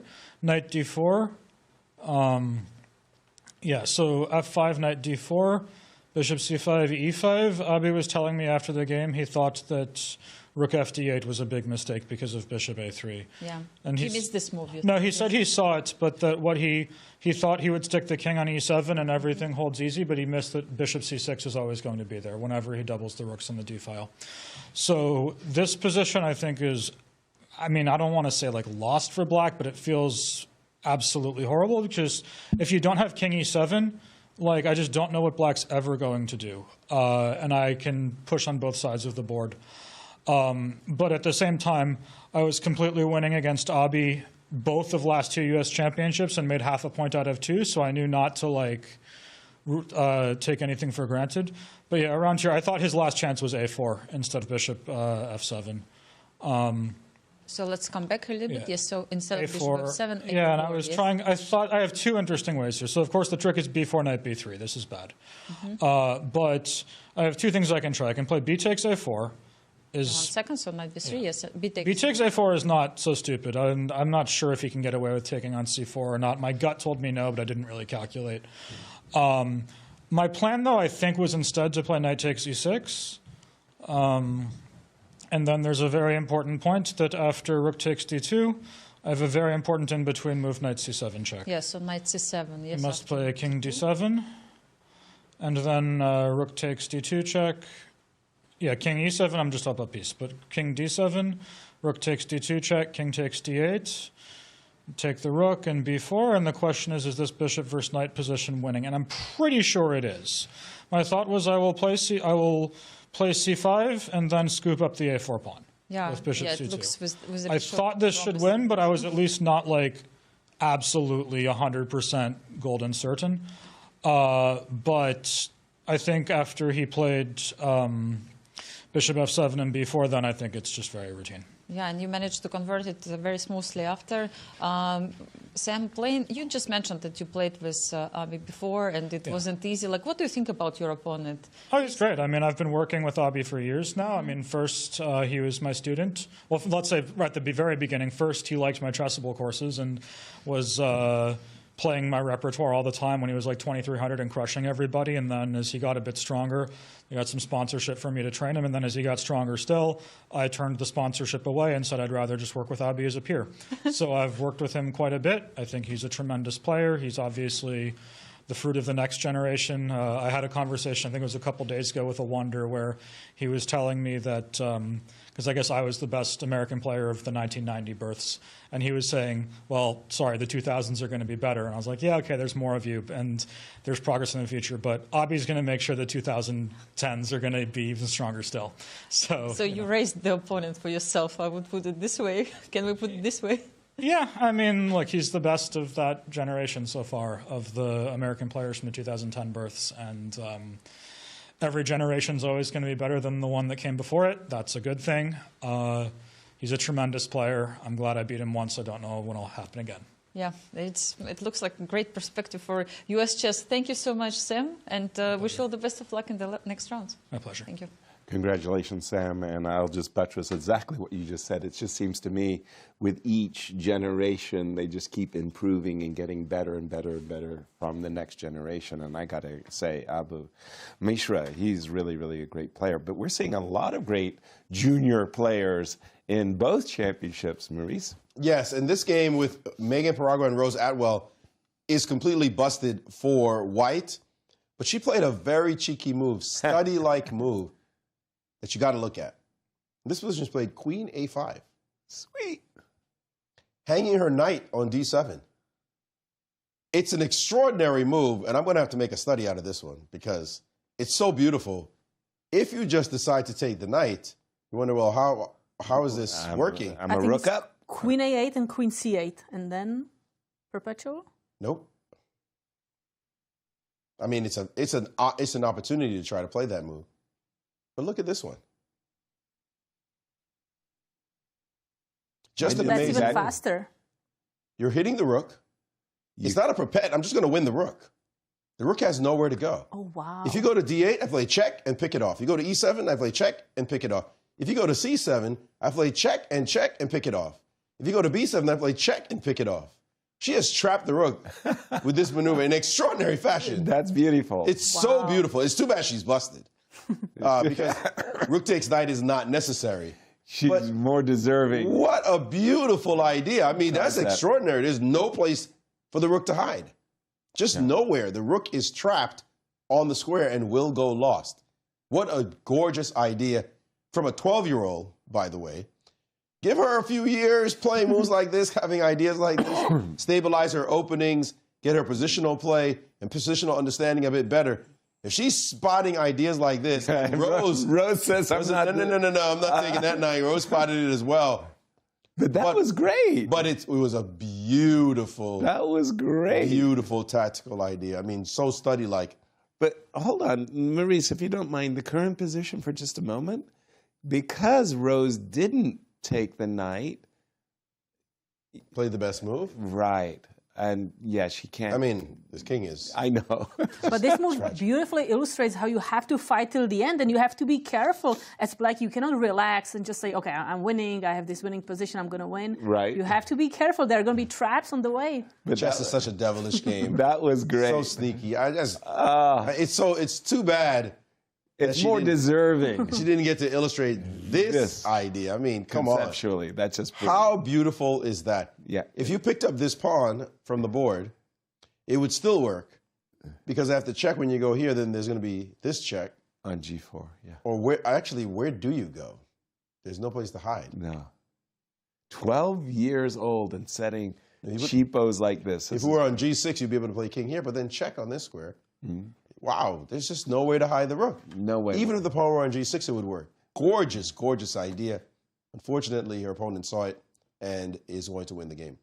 Yeah, the generations are improving. At 12 years old, I couldn't even get close to a concept like this. Gorgeous. Maurice, does the Queen A8, Queen C8 work too, or is there a trick? It does, well, it gives white more. So check. Check. I mean, it gives black more. Check, king a7. And queen c8, which I have the same idea of going to h3. By the way, you still have this idea. Nothing changed. Yes? But I can attack the rook from But here. queen here, this Rook- allows rook- this variation. Rook takes. then you get a queen And take f5 this with check. But that's the same thing after queen a4. I can take on h2. Yes, similar Same line. idea, yeah. More forcing. Okay. Wow. So, Beautiful. yes, that idea actually works. Okay, I'm just going to check in on the game of Wesley So as he's nursing an extra pawn against Andy Woodward. Nothing crazy special happened there. Wesley is still for choice. Dariusz is winning too. Sam Sevian is winning. So maybe let's jump into the ladies section. It looks like Alice Lee is now having advantage against Atusa. We thought this is drawish or balanced rook endgame. Atusa has really spoiled, I thought, a brilliant opening choice. Everything was going in her favor. But why is this terrible king e3?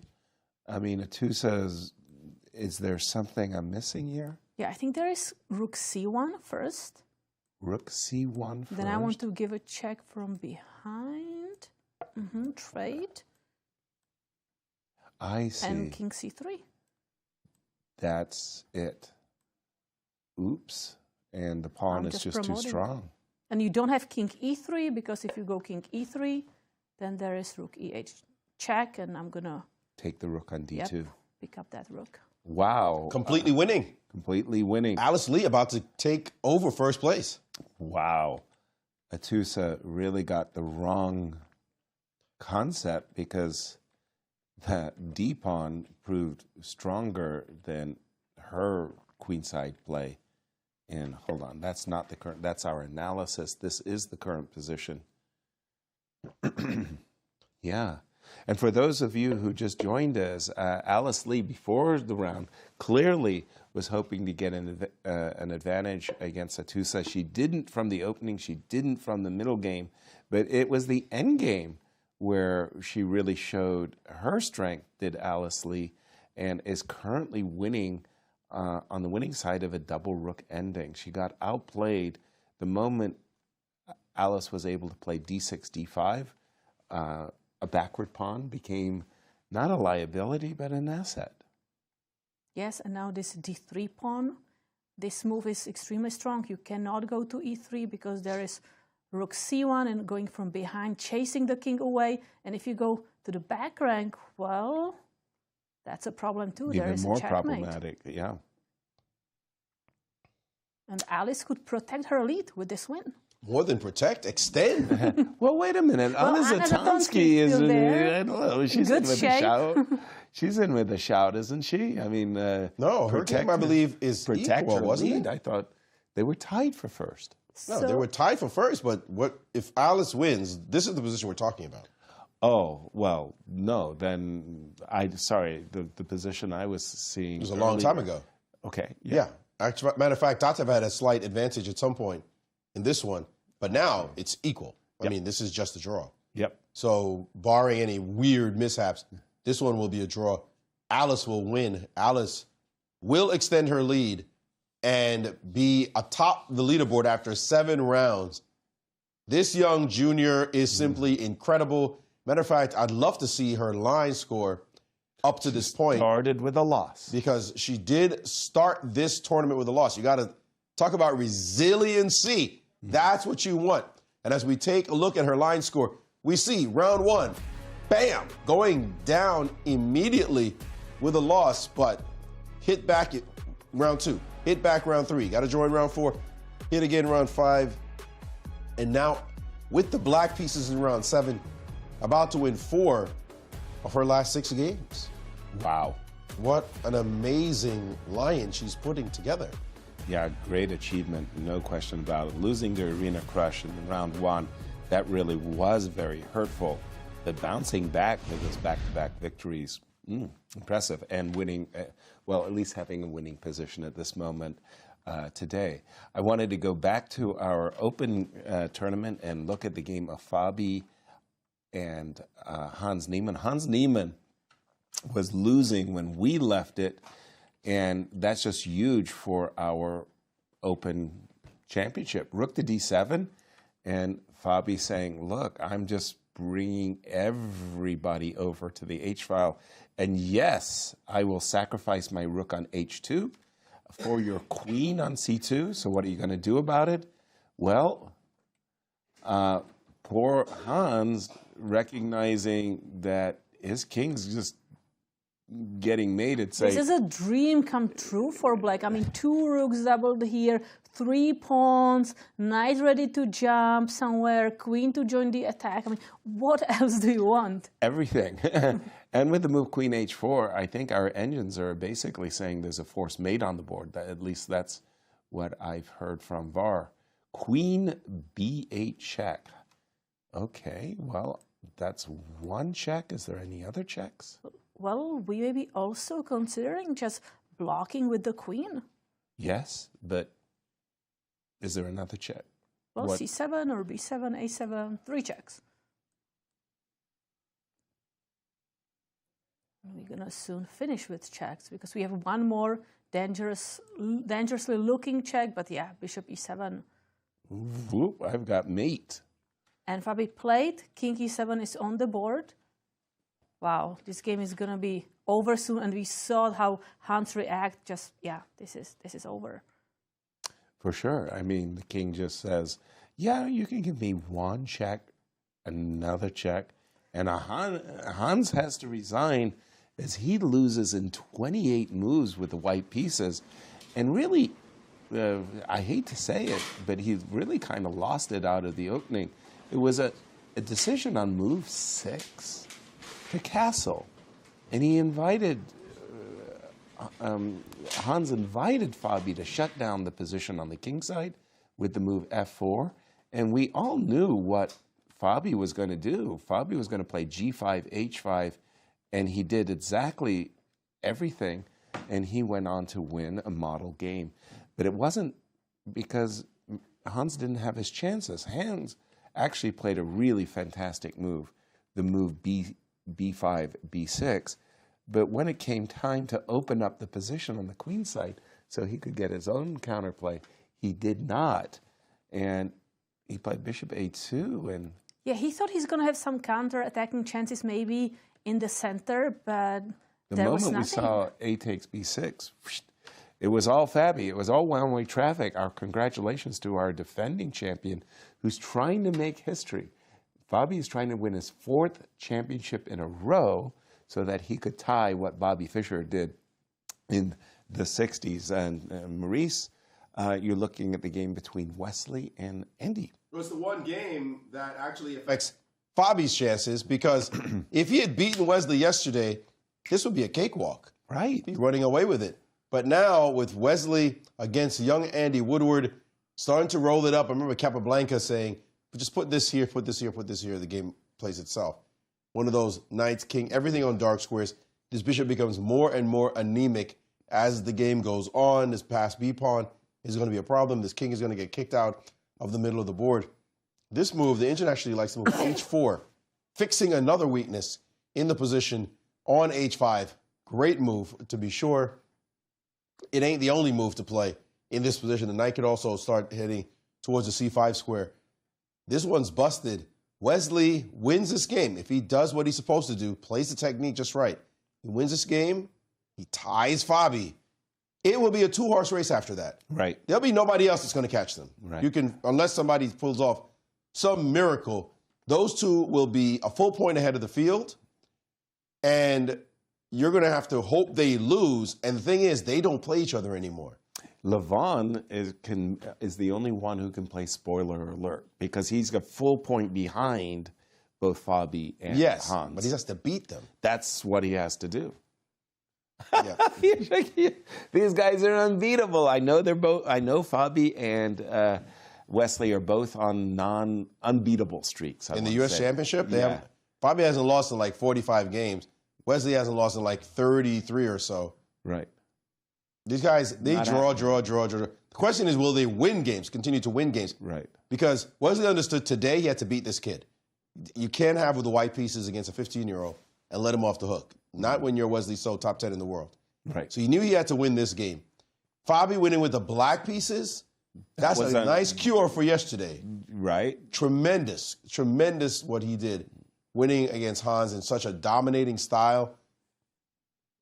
This is going to be a fun finish here at the championships. Absolutely. And by the way, you did what you have, Maurice, is a wonderful instructional moment. Whenever you have those bishop versus knight endings, you want, when you're with the knight, you want to fix your opponent's pawns on the same color of the bishop so that your pawns don't get targeted. And Wesley has a great pawn on b4, great pawn on g3, but that weakness on h5, you play black plays h5, you get to play h4 and fix the weakness on h5.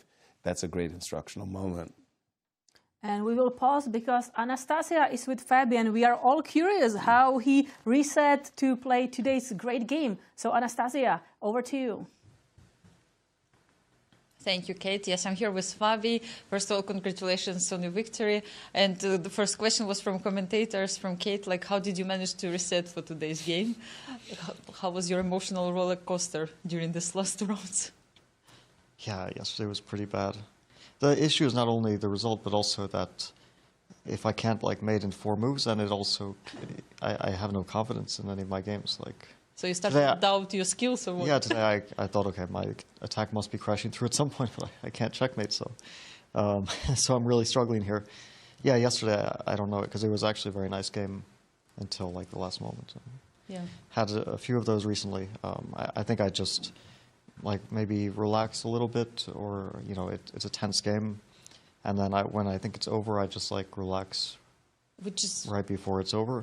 I mean, of course, like I saw basically 5 different ways to win, and actually like all my first intentions were winning. Like I thought, okay, queen c6, g6, queen e8, but then he can play bishop d6, and okay, maybe the game continues a little too long. Then queen b6, g6, queen d8 I saw, and bishop f6, and then I thought, okay, at the last second, queen f6 immediately came to mind. Why not just queen f6 immediately? Yes. And I played it like very quickly, and then right after I played it, queen g8 just. You were shocked, yes, yeah. at this moment. And then maybe I could still like win, but I couldn't. Yes, they showed myself. this game. Yes, Yasser opened it. Yes, this moment was queen f6. Yeah, and it was move 41. So. No, it was. I mean, anyway, with 8 minutes, even if I didn't reach the time control, it's still plenty. Like I saw every way to win. I just sometimes I think the game is over, and then I just like stop. Mm-hmm. Like all the tension kind of goes away, and then that's when I make some very, very serious mistake. But today, luckily, I didn't screw up the. What did you say to yourself after this game was over? Like you came home, you saw everything. Like how do you actually manage your emotions at this moment? Well, like luckily, I don't even have to check the game with an engine because I already knew how winning it was. So I don't even have to, like. I don't have to think about, you know, what could have been, because obviously it's just like one more move and he resigns, basically. But yeah, maybe Wesley is just protected by a higher power. I don't know. I have to maybe accept like a degree of destiny if I don't win this position. Yeah, you never know. Yes, what can help to any player. But today was a good day for you. You managed to defeat Hans. What looked from outside like quite a smooth victory. How was it for you? Well, I think that he had an off day. I mean, clearly I surprised him in the opening, and it was a very good opening choice to play d6. Actually, like I was just having dinner with Grigoriy last night, and he reminded me that this line exists. I wasn't thinking of playing it, and then he reminded me that d6, it's a kind of a move, and it's a very double-edged one. Of course, this is, after queen f6, a very risky position for black. There are some games after f5, d3, queen f6. And something like knight g5 you have to play, or knight g5 was played by Fedoseev, I think even more than once, and it's very dangerous. The idea is like knight h6, f4, just kind of breaking open everything. Yeah. But white also has like slow approaches, fast approaches. There's all sorts of. There's always queen b3. It's always an option. There's always e takes a5 on every move. Castle, I didn't remember the move, but in general, I thought the idea of the line is that if white ever castles, then f4 is good for black. Is it like variation for one game, let's say, or are you thinking? We'll see. Repeat. Yeah. No, I was very happy with the position, but I was a bit surprised he kept pushing slowly on the queen side, because I thought maybe he plays instead of like a4, he plays knight a3, d4, knight gets to b5, and then I have to, for example, instead of b4, knight to a3. Let's move slowly. Yes, knight a3, and then, you know, very often I could put the king on d8, like knight g7, knight b5, king d8. It's not a bad thing to do, because the king is rather secure there, at least for the moment. But he can play d4, and the position is still complicated. I mean, my attack is very, very slow. We saw in the game it takes forever for black to actually checkmate, even with all the pawns forward and all the knights on the king side. Still there's no like very quick mate. So. Yeah, but you managed, let's say, to advance all these pawns, and I was wondering at a certain point how easy for you was to decide what to do next, because like so many tempting moves like f3 or h4 or bring more pieces. So like, was it easy for you to find a straight line here? Yeah, I just like once I decided that my knight on g5 is a great piece, then I kind of went for this g4 h5 plan. And yeah, when he played knight a3, I understood his idea is b6. But I didn't want to play, like I can prevent b6 by playing, for example, knight g6 instead of knight e6. Then he can't play b6. But then he plays knight c2, knight g6 here. He plays knight c2, knight gets to b4, and okay, the d5 square is still, it's a bit disruptive. I do remember my rapid game against Gukesh. It was a similar type of thing. Like, I have the kingside attack, but white does have the d5 square, and tactically, black is still, like, pieces are a bit shaky. So I thought that if I get c6, at least I never have to worry about the d5 square. So that's why I played knight e6, b6, and c6, which I think he was a bit surprised I allowed b6, but then after c6, at least, like, you know, I was actually surprised he played knight d3, because I thought the knight on e1 defends the king side very well.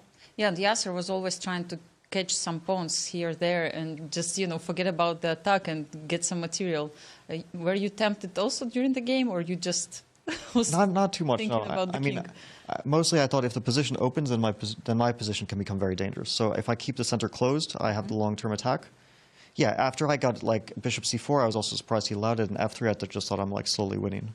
Because how does he ever defend this position? I mean, he has no counterplay anymore. Yeah, so there were some moves like d5 for you when the bishop was on a3, but I don't know if you even checked them. I did think about it. Like, yes, after rook a1, d5. Yes, somewhere here, or after rook e1, yes, here. Yeah, I think it was on d5 instead of rook d8. But I just thought it's kind of dangerous, even though. Yeah, ed5. I was kind of ed5 bishop a3, but I was just like knight e5. I don't know. I was a bit concerned. Yeah, like you don't want to open your king, right? I mean, I guess like anyway, my king stays on d8, I guess, and it's okay. But yeah, I like the slow plan of rook coming to h7. I thought it was winning slowly, and I don't know what he could have done better after, because like. This just looked totally lost. I was surprised he played queen b3, because that's like clearly lost. But let's say he plays bishop b6, I take on g3, take on h2, and then I sack my knight with knight f4 at some moment and completely crash through on the king side. And in the end, you managed to crush him. Fabian now +3 at the moment. I think Wesley is also like having some advantage in the position. What do you think about your chances 4 rounds to go? How does it feel after this victory? I mean, before the rounds against Wesley and Hans, I thought, okay, 50% is a reasonable score in these 2 games. After I drew, I would say 50% is a great score in these 2 games. And now I'm reasonably happy, because I did, of course, miss a huge chance yesterday, and it might come back to haunt me. I mean, Wesley's going to win, and obviously is always going to be in serious contention now. But anyway, it's a good situation. I'm very happy with today. Yep, so far so good. Thank you so much for joining us today, and all the best of luck in the next rounds. Thank you. Thank you. Our congratulations as well. Very, very important victory for Fabi, our defending champion. Yes, we had a draw between Robson against Levon Aronian, but then Sam Shankland won against Abhimanyu Mishra, who played so solidly, but this is his 2nd loss. And Hans Niemann lost right now against Fabiano Caruana. Yeah, and again, Fabi just ruining that moment where yesterday he just let Wesley escape. Wesley could tie for first, and as he was saying, that is to say, as Fabi was saying, if Wesley beats Andy Woodward, and he did, Wesley is very technically a gifted player. He recaptured. He did play h4. Yasser, I will want to stay with this game, but Jennifer Yu, she is playing on increment in a really important game. So if we can jump to that game, Carissa against Jennifer Yu, and see how that is going. Because Jennifer had some advantage, but now the engine is saying that she spoiled it. When we left it, it was one of those crazy imbalances of a rook versus two minor pieces and a pawn, but the minor pieces, that is to say Carissa's knight on a4, she left it. And that wasn't a good idea. She left it on a4, and the engine is saying that Jennifer has messed things up, or what is the engine saying? Well, it looks like it's balanced now. By the way, I like this move e3 by Jennifer to really try to kind of break in, to break this pawn chain, to take here, take there. But this response, bishop f1, you don't have time to take, and do what you want it to, because this is just queen e3 checkmate, because there is this bishop c4 move. So this transfer of this bishop was a really strong idea by Carissa. And now we are in this situation.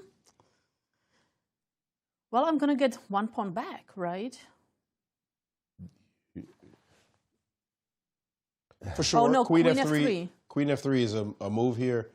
The rook will land on d3, and with no time on the clock for either player, Jennifer is under clearly a minute, but Carissa is thinking also for some time, this is going to get dramatic if it's not already enough drama. And one of them must win, because Alice Lee is going to win her game. She's going to push herself up to +3. And once she does that, you can't be sitting back in the distance hoping that you're going to win later, as Alice is starting to steamroll. So they want to stay within arm's reach of Alice Lee, who is going to win her game against Atusa Prokosyan. But look at the time situation, as Carissa has been sitting there all this time, and now she's played the move queen c4 check, king moves, and now queen to f4 seems like the simplest way to guard, maybe the only way to guard both pawns. But this is a wild and woolly one, as Jennifer had to play her last move anyway, so she just made it. 1:19 left on her clock, and Carissa about to join her. High drama in this one.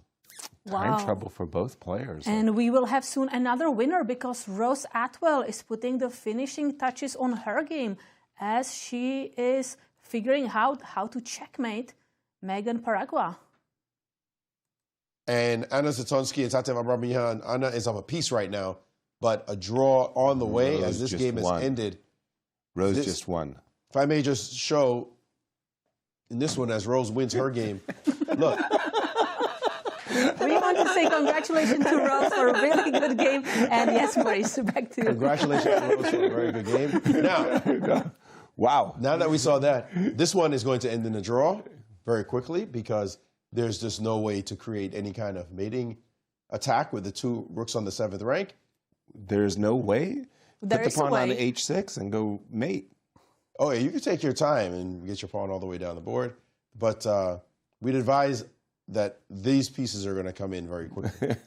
So she's just going to play for the check, and there they go. So this one will end in a draw. The Rose Atwell game leaves her... With 4 points. Rose has 4? 4 points. She's going to be tied for the 2nd place, probably. Wow. I didn't realize she was doing that well.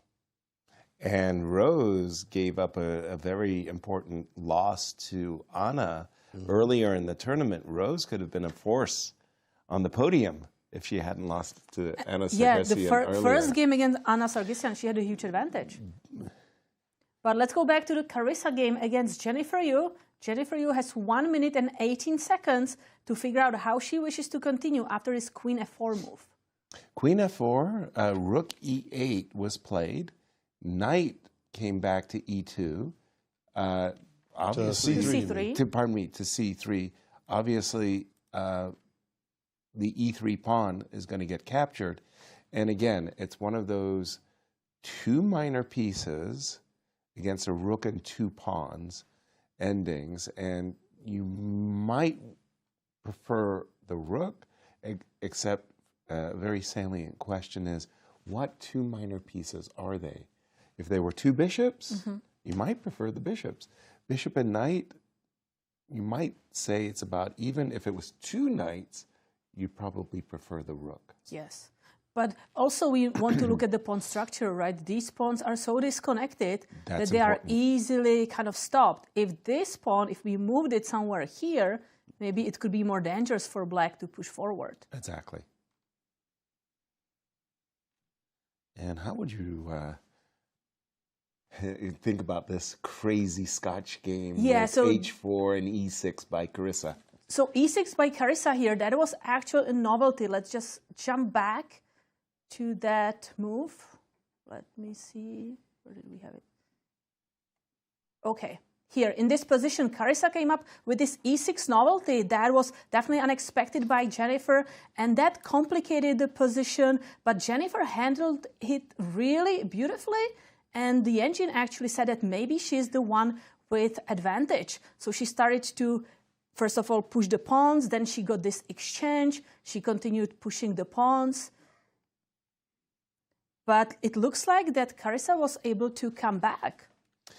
Well, from the opening novelty with e6, it always struck me as the game was rather balanced, but as we get to the current position, I do feel that Jennifer is the one with the slightly better chances of winning the game, even though a draw still seems like the likely result. Again, because of the pawn structure, the weak c7 and a5 pawns, maybe even the weak f5 pawn, king f3, king f4, a potential for Carissa. But definitely Jennifer, and it's about the time trouble too. Never forget, whenever we talk about Jennifer, we talk about time trouble.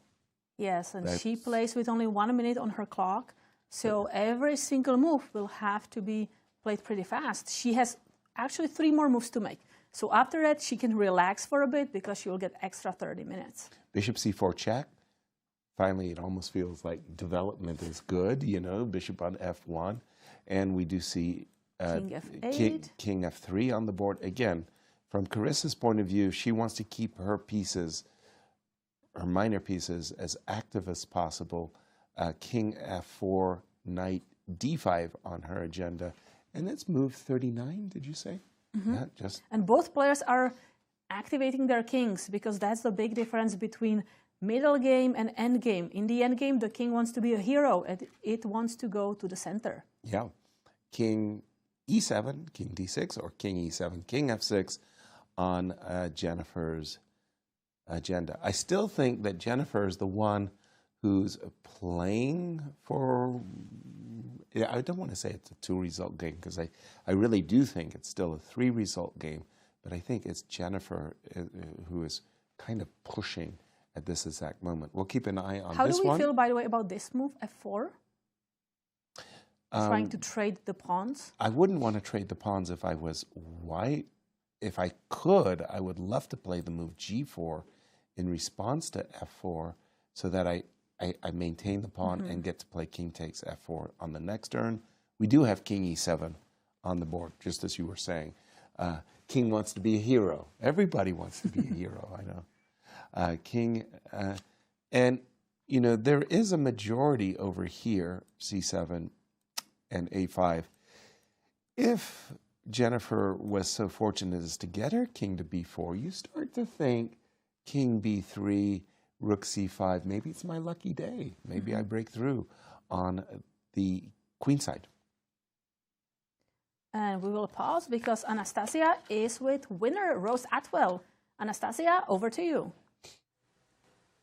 Thank you, Kate. Yes, here I am with Rose, who won today the first game in women's section. And what it means that you get a present. And congratulations from our team. So this is beautiful picture.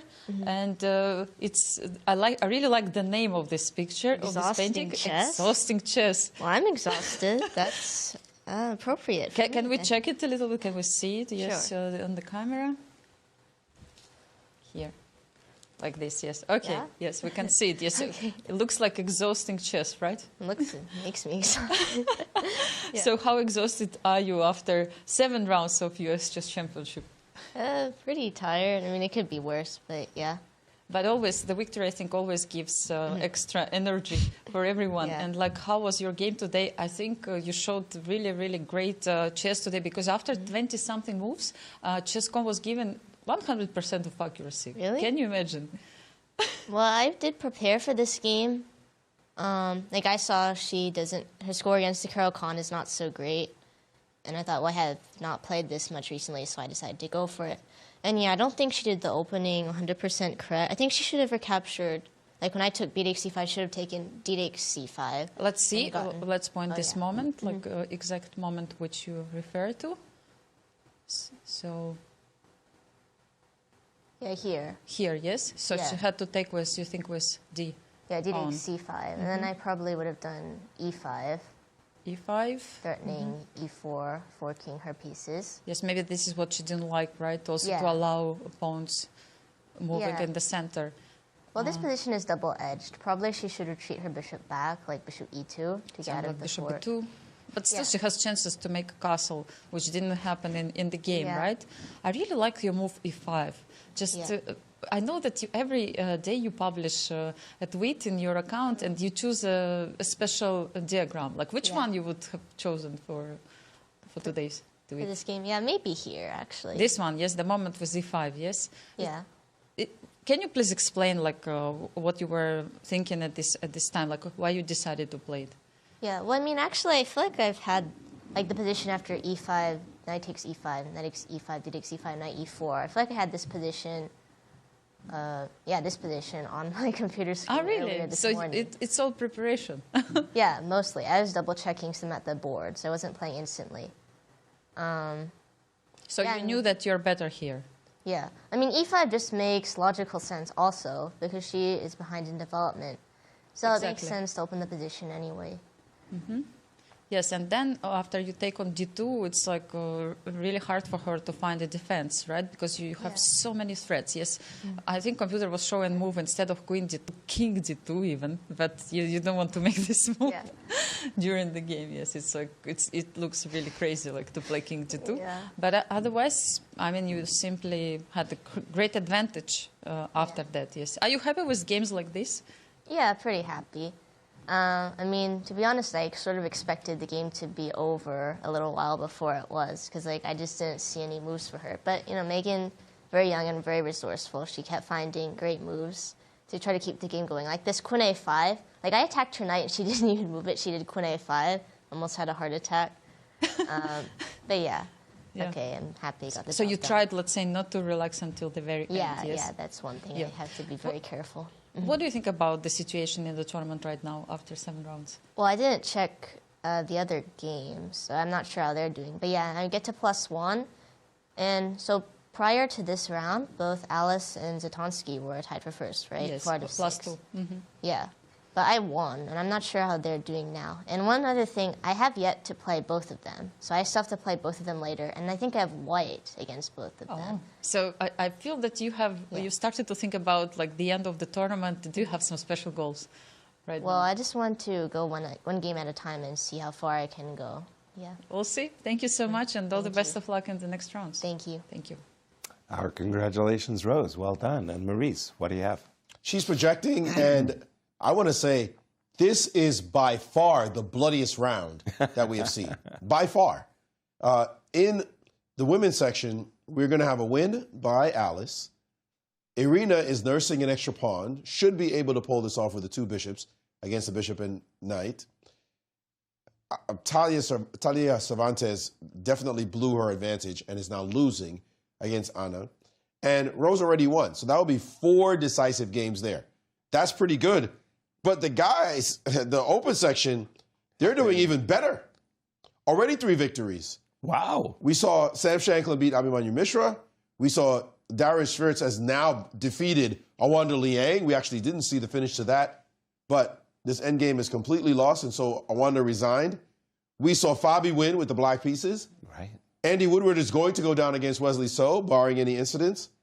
And Sam Sevian is defeating Grigoriy Oparin. 5 victories. We have not seen anywhere near 5 drawers is the usual. Yeah, I mean, look at here, we see the results. But Sam and Wesley should add to this. Wow.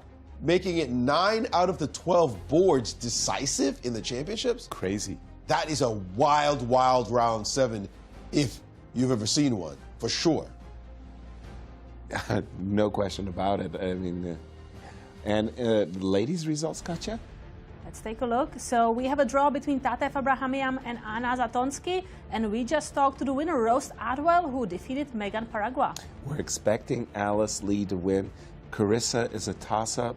Irina probably winning, and we think Anna Sargsyan is winning against Talia. So yeah, a lot of black more pieces victory. are going to be winning in the ladies section. Wow. And Anastasiya is with our commentator, former commentator Dariusz. Anastasiya, over to you. Thank you, guys. Yes, here I'm with Dariusz, who managed to win such a beautiful game. Your first victory in the tournament. Please tell us about your feelings. And what happened, actually? I have to talk about my feelings after, being -3 a moment ago. Now -2, so it's better a little bit. But yeah, I'm happy to win today, and I'm happy to be playing this tournament. I'm very, very, grateful for the opportunity, and I'm very happy to be here, of course. Absolutely. I mean, such a strong event, no rest at all. I mean, every opponent is so difficult. And today this game was not an exception. It was a big fight. But I think the critical moment came when you actually managed to make this beautiful sacrifice. Like, can you explain what happened? Yes, definitely. I will have it board or... Yeah, we can show a little bit, like this moment. Yeah, so this was the moment, yeah, c4. So it was a critical moment. Okay, actually two moves earlier, before bishop takes e4. There was a moment, knight e3, bishop e3, and now he spent like 20 minutes or so thinking about bishop takes e4, which I think is a very interesting decision. I'm not sure whether it's correct or not. It's very, very messy. Because bishop takes e4, I mean, he can play also like f5 maybe or some other moves, but this is very interesting. And now I had actually 2 moves after d takes e4, c4. F5 was interesting, yeah. But yeah, this c4 is very tempting because he manages to push his pawns. And now rook f1 was one of the moves, but also queen d2 was possible instead of rook fd1. And I wasn't sure which to choose because queen d2, his only move I think is queen c6. This is what I thought at least because bishop c6 is a big threat. So queen c6 now I can take on a7. But I just wasn't sure was this position because he will play rook fd8 or something, stabilize. This a7 pawn may simply not matter. So I didn't quite like it after rook fd8. So I was thinking that instead I would play rook fd1 instead, rook fd1 right away. And now actually the threat is queen d2. And I was I was really surprised by a5, of course. I was how quickly he played this move? Very quickly. He just blundered. So I mean, he had to play rook fd8, of course. This was the only move. I spent 20 minutes on rook fd1 because I could play queen d2, bishop a7, or play rook fd1 like I played. But instead of a5, he has to play rook fd8. So instead of a5? Instead of a5, a5 is a blunder. Rook fd8 he has to play. And now there are some options. Now one option was to play rook d4 in this position. And this was what I calculated for a long time. Rook d4, knight e5. Rook takes d8. Sorry, knight e5, yes? Knight e5, yes. Rook takes d8. Rook takes d8. f4. Yes. This is what I was calculating. F4. And now I'm convening the pawn, but bishop c5 is a problem. Here, bishop c5, yes, this is what I was calculating. The bishop, yes, bishop c5, bishop takes c5, queen takes c5. And now if I go either king f1, king h1, he can simply drop back because queen c4, rook d1. So right? king g2, king g2 is the best try, I guess, for me. Because now king f1 c6, and I can take the pawn. So king g2 is the only move. And now queen e3. This is what I was calculating. Oh, queen e3. Queen e3. And now I don't think I can take on e5 because rook d2. But I can play bishop takes e6 first. I see. So let's say the idea was if he takes on f5, rook d2, and Rook D2. e2 is hanging. E2, and I thought I'm it's getting really, mated. really dangerous. Yeah, so I calculated this, and now I can take on c4. Unless he plays rook d4. So this was one thing I calculated. I wasn't sure how to assess this position. I think it's probably equal. My guess is as good as yours, but I think it's around equal. Rook d4, I saw this move and I couldn't evaluate this. Maybe I'm even worse here. It's possible I could be worse. I have no idea. This is really deep calculation. Yeah, I calculated all that. But so, this didn't happen. None of this happened. But also, I had another option. Instead of doing this, I could play rook d4, e5. This was another option. Actually, I would play, I think, because I liked it more. Rook f8, e5. Instead of a5, yeah, rook f8, e5, I think is a better move. Not rook d4, but e5. E5 instead of rook d4. So then I just wonder what if he takes. If knight takes e5, I have rook d8, queen h7. And I think it's still messy, but I think I'm fine because his king is a little bit weak. So this was one thing I calculated again. Yeah. Queen h7. We don't go too deeply into the lines because we are together with the studio now. But let's say here you want to show the end of this line. Yes, queen h7. Yes. You know, this I want to show one beautiful thing. Rook f8. Instead after rook f8, e5. Bishop f5 is a move as well. Yes. And I had calculated bishop takes f5. F5, bishop takes f5. Ah, f5, yes. Move. Bishop takes f5. E takes f5, queen f5. And now I think we can just make a draw. Because so king e8 looks very, very dangerous. Because king g8, queen e6, just draw. Yeah. Unless I have something which I didn't see, which was possible. But no. King e8, I have actually rook d7. Yeah. So this is really, really great line. And after this bishop e6 was such a beautiful sacrifice, you managed to win this game. We have to run quickly back because we have some breaking news in the studio. Sorry for that. Thank you so much, and all the best of luck in the next rounds. Thank you. Our congratulations, Dariusz. It's always nice to get a victory in these U.S. championships. They're so difficult to come by. Maurice, jumping to you, what's going on? Well, the big deal is we have a clear leader in the women's tournament, and it's not a woman. It's a young lady, Alice Lee, who did eventually win her game, and we can see the finish here after she played rook dc8. Opponent played rook after she played rook c2. And a capture on c1 allowed for the immediate finish with d2 check. And that is all she wrote. Alice Lee now, how old is Alice? 16? She had birthday a few days ago. She had a birthday a few days ago, just turned 16. Right. And she is atop the leaderboard. Wow. She's got Irina Krush, 8-time champion. She's got Anna Zatonsky, 4-time champion. Carissa Yip, 3-time champion. Nazi Paikidze, 2-time champion. Jennifer Yu, 2-time champion. All those champions playing in the tournament, and she is now leading them all.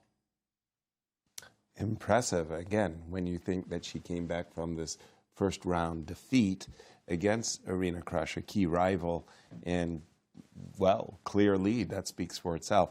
I don't know how to I can't give enough question marks to b4. b4 is just not the move that you want to play as a Tusa in this moment. The one thing that black has as compensation for the backward pawn on the d file is the half open c file, but fortunately and thankfully there's a pawn on b2, so you play a move like knight on d2 to f1, and you put pressure on the d pawn and you get on with your business. When she played the move b2, b4, that was a real step in the wrong direction.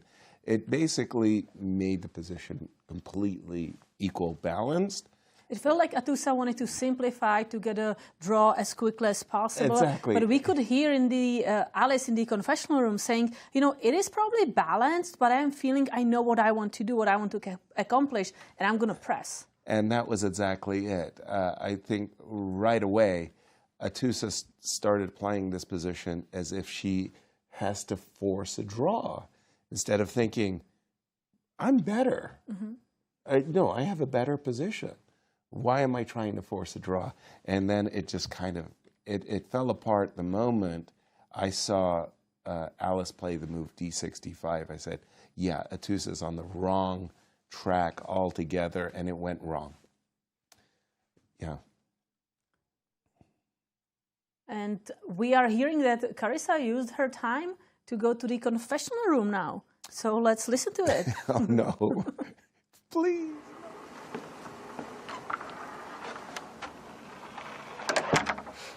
Hey guys, I'm back. We just hit time control. So that's why I'm back. I wanted to take a little walk. Definitely I feel I was in some trouble there, but luckily time pressure, she went for the end game. And now I think I'm cautiously optimistic. I no longer feel like Sisyphus because I feel like Sisyphus probably gets really bored with his boulder. But I was nervous.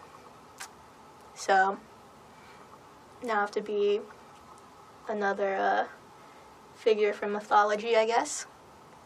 What else? Yeah, I guess, honestly, like, after time control, air feels different. You know, maybe it's because so many games are finished, but yeah, it's no longer so fun-spirited. Now everyone's sad and grinding it out. All right, see you guys. Thank you.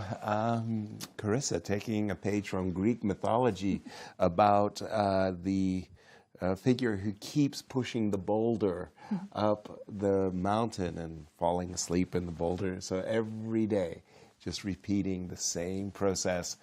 Not all fun and games anymore, but the ending specifically that she spoke about, this particular ending that Carissa has about Jennifer, she's feeling like, okay, I survived that. She knew she was in trouble. The worst is past, and now she's feeling like the position's completely balanced. And it looks like it is, because I'm looking at knight check and more or less a kind of a repetition.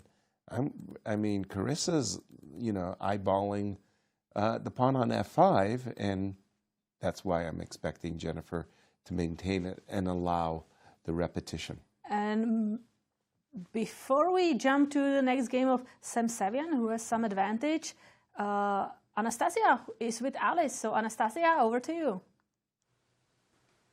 Thank you, Kate. Yes, here I'm with Alice Lee, who is now the sole leader of the tournament. +3 points, +3 in the tournament. Congratulations on your victory. What do you feel right now, Alice? Yeah, thank you. I feel good, obviously. I think today was a pretty difficult game because kind of throughout it was very equal. I didn't have very much chances, but then around move 40, I kind of got some, pass pawns going on aside, and it was hard for her to play. So, I'm happy that I won, and I'm happy that I'm in the sole lead. Yeah, but it's first time I think in the tournament, yes, that you managed to get to the sole to the top of the standings right now, because Anna Zatonsky made a draw right now. We saw you today at the confessional booth, and it seemed like you were going through all these lines very easily. How difficult is it for you to analyze chess blindly? I think we tested this out, like with the blindfold positions. I think it just depends on the type of position, because if it's very complicated, then of course it's much harder. But I think here, the position that I was analyzing in the confessional booth, it had a lot of trades, and it was all kind of forced. So if it's forced, I can analyze pretty deeply. Yeah, but also, as you said, we were training before the tournament. Yeah. We had some small training with some positions. Did you get some inspiration? Are you going to try to solve more? Do you think it helps chess? Yeah, I think definitely, because a lot of it is visualization. So actually, blindfold, not even looking at the board can help. I'll have to also check with my coach on that. Yeah. So what is your routine these days? I was just wondering, how is it going for you this event? I might reveal my routine after the tournament, but I will say that I go to the gym after every game, so that's you keep going, yes? Yeah. That's great. What about ice cream in this tournament? Did you manage to get with your friends? I got it the with ice cream shop? Carissa and Awonder on actually the day before the rest day, but after my game versus her, so maybe after the tournament also. Whom are you playing tomorrow? Tatev as white. What do you think about actually the opponents for the last rounds? So I'm playing Tatev as white, and then I have Anna Zatonsky as black, Rose Atwell as black, and then Anna Sarkisian as Looks white. like you remember everything. Yeah.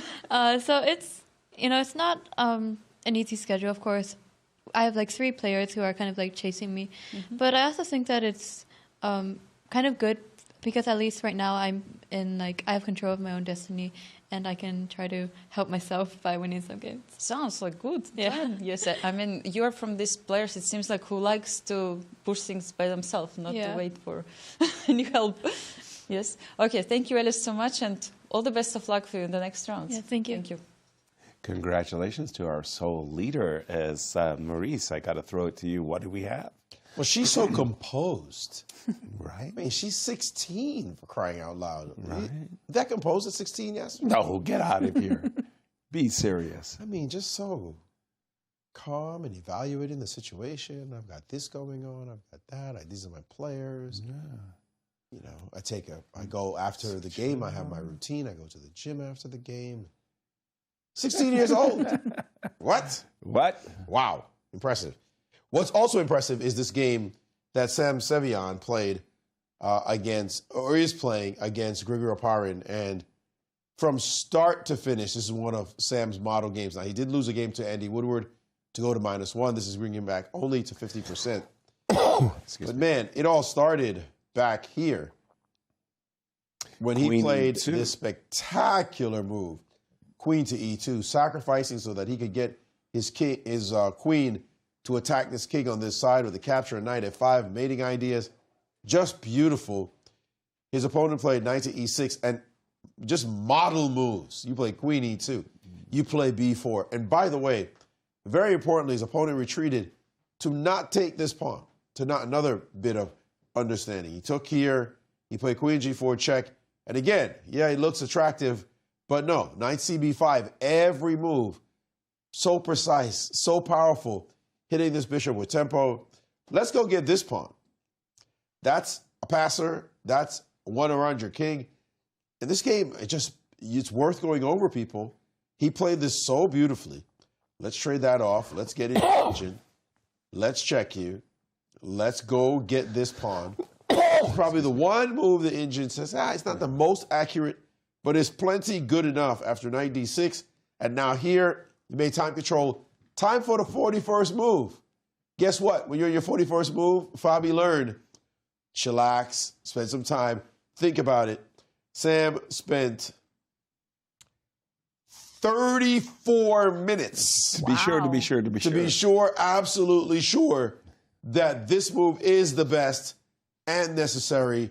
He had another move here. He could have played the move king to h3, but it's not nearly as good as king to f3, walking into the potential pin on this line. Of course, the queen's hanging with check, but he was absolutely right. He calculated this, and now he's put his king on h4, said, I'm up a rook. You better prove something really fast, or else you're going down quite easily.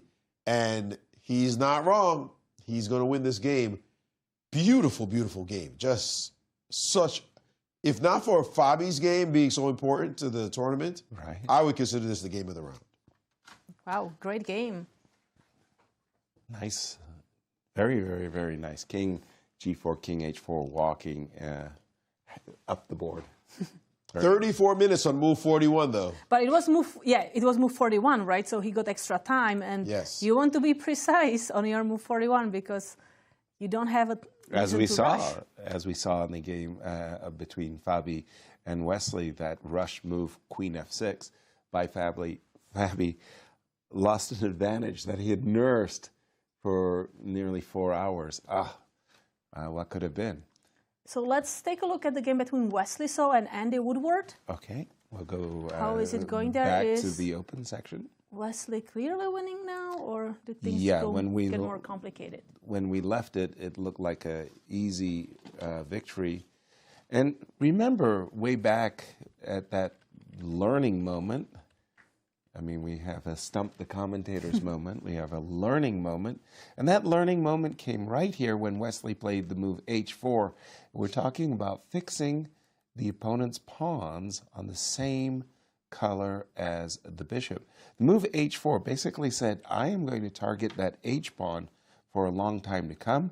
First, let me just trade off the rooks. And Wesley said, whoop, here it comes. The knight is ready to go to g7, to h5, and this bishop has got to figure out how is it going to get to h7. And it's not it's not an easy path to get there. Yeah, this looks very good for Wesley. Yeah, this should be a win. And should Wesley win, again, we want to emphasize, should he win, he'll be in a tie for first with Fabi at +3. Hans Niemann tumbling down the standings. Hans had been undefeated coming into today's round. He lost with the white pieces against Fabiano. A very, very nicely played game by Fabi. And let's take a look how Wesley got here, because he started with a draw, then 2 wins, really important wins, and now he continues making a draw. There was this quick draw against Levon Aronian that we thought maybe he will regret making a quick draw with white pieces, but now he's going to win an important game and continue to co-lead the event with Fabiano. Well, Wesley last year, he essentially drew himself out of the tournament by drawing all of his games, and while Wesley was behaving himself very quietly, it was Fabi who was running away with the tournament victory. Now, and especially after yesterday, Wesley he got a reprieve. He got a pardon, and it was Fabi who gave him the pardon.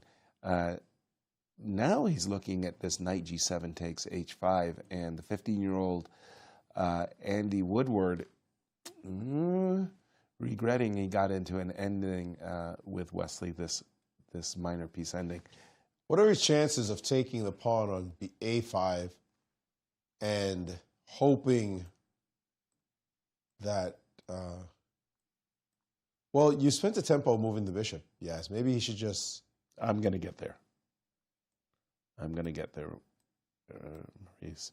So what you want to say is, what are the chances you get to take the a pawn while giving up the bishop for the h pawn? Yep. Right? So let's go. h5 and trying to make a draw. I don't think the chances are even remotely close, because the problem is the bishop, if you put the bishop away, will go knight e4.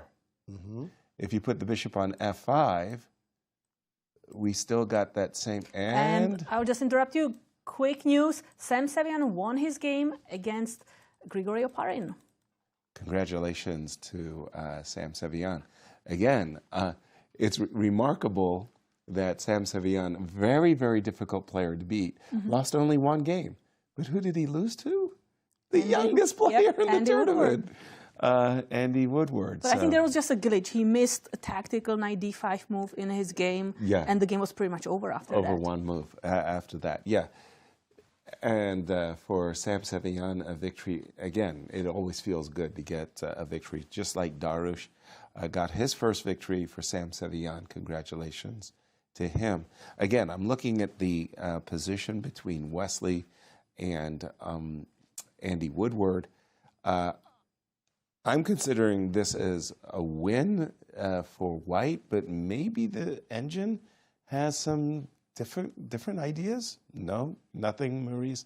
No chances for Andy. None. No, he's losing his h pawn, and it's just that bad. It's just. And I think the problem is that I can drop always with the knight, and I will just not allow your king to get any closer to the pawn.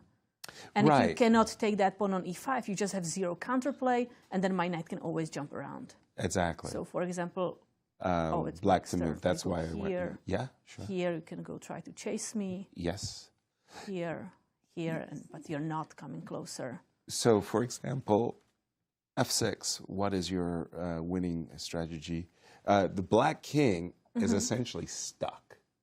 He has to play a nursemaid, a babysitter, to the h pawn, right? So I will improve my king. Oh, I'm moving my king, or I'm just bishop c4, bishop b5. Your winning idea, Katja? So what's my winning idea? So one idea can be to bring the pawn here. Okay. King under it, and then free up the knight. So let's start with that idea. Okay. King goes to that square, h6. H6. I go here. And keep. I'm moving. Okay, so moving back and forth. Yes, I'm exactly. Go here. Okay, back and forth. Back and forth. I'm gonna give a check. King h7. So essentially, I'm giving you a free hand to achieve everything you want, but then what is your, are you going after the A6 pawn? Are you going after the F6 pawn? Your overall concept of how you win it. It's a good question. Thinking if I can go here, here, there, but we will pause now because Anastasiya is with Sevian. Absolutely. I'm here with Sam. Sevian, my congratulations on your victory today. What a beautiful game it was. So complicated. I mean, so straightforward attack. How did it feel from your side? Yeah, I mean, it was finally a really good game, I think, by me. And it was a nice, typical kind of QGD attack on the king side. I was very happy to find this g4 idea, which restricted bishop f5. And then I started pushing on the king side. So I think he kind of maybe played a bit too defensive with f6 and put the knight on f8. And yeah, this position. Now the plan is pretty simple. Queen c2, king g2, and then either h4, h5, or in some positions I can play g5 and try to put the knight on e5. The idea is like somehow to expose the king, yes, and Yeah. try to open some files. But I think for me, one of the most beautiful moments here in the game was this move, queen e2. And I was wondering how many moves in advance did you see when this he played idea? c5, I was calculating dc for a long time, and then when I saw this rook h1, queen e2 idea, I immediately played it. Did you check it till the end, or like you kind of? So the main idea is if he takes on c3 with... Yes, let's show this. Let's say Takes on c3, the rook, yes. queen g4 check. If you take with the rook, yes, queen g4 check. King h8, bishop takes d6, bishop takes d6, knight f5, threatening mate on g7. Not so fast, yes, bishop takes d6, okay, bishop d6. And knight f5, Yes. threatening checkmate on And the g7. key is after knight e6, which stops mate, knight takes d6.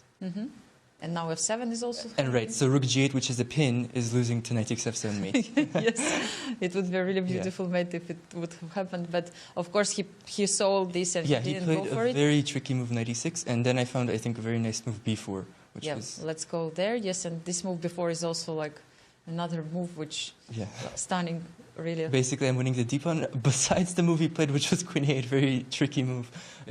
Knight takes d5, b5 is the idea. So yeah, here it's queen g4 check, knight b5. And, I mean, with the queen on 8, it's just so out of play. Yes, It this should be queen is completely really winning. far away. It's really far away right now. So it seems, Sam, for you, this victory, how important this victory for you? I mean, definitely important. It's first of the tournament, and I had a few shaky games. So happy to... But now it's like 4 rounds to go. Like, what are your goals right now? Like, do you think about the strong finish prize as well? Yeah, absolutely. I mean, it started yesterday, Yes. right after my loss, so perfect timing. So, I mean, you know, finishing strong is always important, and I mean, 4 very tough games ahead. Exactly. Yes. Thank you so much for being here and sharing all these lines with us. What a beautiful game. Thank you, Sam, and all the best of luck. Thank you. Finishing strong and getting rewarded for it. A $5,000 bonus prize to the best finishes. Maurice, over to you. Do we have a good finish? Well, we've got some interesting games. Technically, the engine says winning. Excuse me, it's much harder than that. This position here between Talia Cervantes and Anastasiya, White's starting to drum up a little counterplay with his c-pawn. And it's not so easy to handle. In fact, the engine's giving the move rook to h4 is the #1 move, giving away this a-pawn. And now suddenly you have 2 connected passers. It's not going to be too easy to deal with. Sorry. 3-result game, anybody? You start feeling that way, right? Right. So in this position, we may have been touting the chances for, excuse me, for Anna. Excuse me, for Anna. But it's not that easy. No. Not at all. Not this position. And I want to go to another position, the game with Irina and Nazi. And I was following this game, and there's another one that's not that easy. She's up a clear pawn, a protected passer. The problem is that these bishops are the key in the position. If she can get rid of these bishops, can Nazi, she has a chance because this bishop is just slightly anemic by comparison. She wants this to be the strong piece. In this position here, the best move was bishop to h4, trying to get around this way. Except this bishop can stop you from getting to that square. So even that's not that obvious. Bishop to c7, hitting this pawn. but she will be able to put something in the way. You don't want to go for the opposite color bishop ending. This is not at all easy, as this game looks like it has ended in a draw between the two young champions, three-time champion Carissa Yip and two-time champion Jennifer Yu, but they were not able to get the measure of each other, or one to the other, and that one has ended in a draw, which puts their challenge even more steep, because Alice is picking up wins while they're busy picking up draws. That's not going to be useful for them at all. But this position here, again, not easy. You may have an advantage, but to convert, how do you do it? And Yasser, I'm curious what you would do if you were black in this position. I would have played bishop to h4, bishop to e1, king to h5. But you're absolutely right, because the desirable king h5 to g4 is now going to be met by bishop to d4, bishop e5. Correct. And you're absolutely right, that anemic bishop on c4, suddenly I have a hard time converting this. Yes, this will be very difficult. Yes, you're up an extra pawn, but I'm not as enthusiastic about So what Irina's if I chances go to win. king h5? Yeah, bishop. King h5, I want to go to king... Oh, bishop d4, let's say. Bishop d4. King h5. Bishop e5. I want to. All Nasi needs to do is trade off the dark squared bishops, and she's right back. Well, fortress is strong. My bishop now. Yeah, the knight on c6 is trapping the bishop, so you have to give that up. Yeah, bishop b6 check, bishop d4. By the way, after takes here, there is the possibility, very strong and necessary possibility, of taking. Whoa, whoa, whoa! Didn't even see that coming. So after king g4, you get to play knight d4 and push. You got your own runner. But bishop d5? Bishop d5 is Now I want to push f4. Yeah, you're not getting that chance. Oh, by the way, there's a knight e2. It's possible. That's a beautiful fortress. But your h3, you were reaching for h3 But also. h3 is also a move. Oh my goodness, this is. We Now, feel like now you got to go back. Now this move, the knight's going to land here.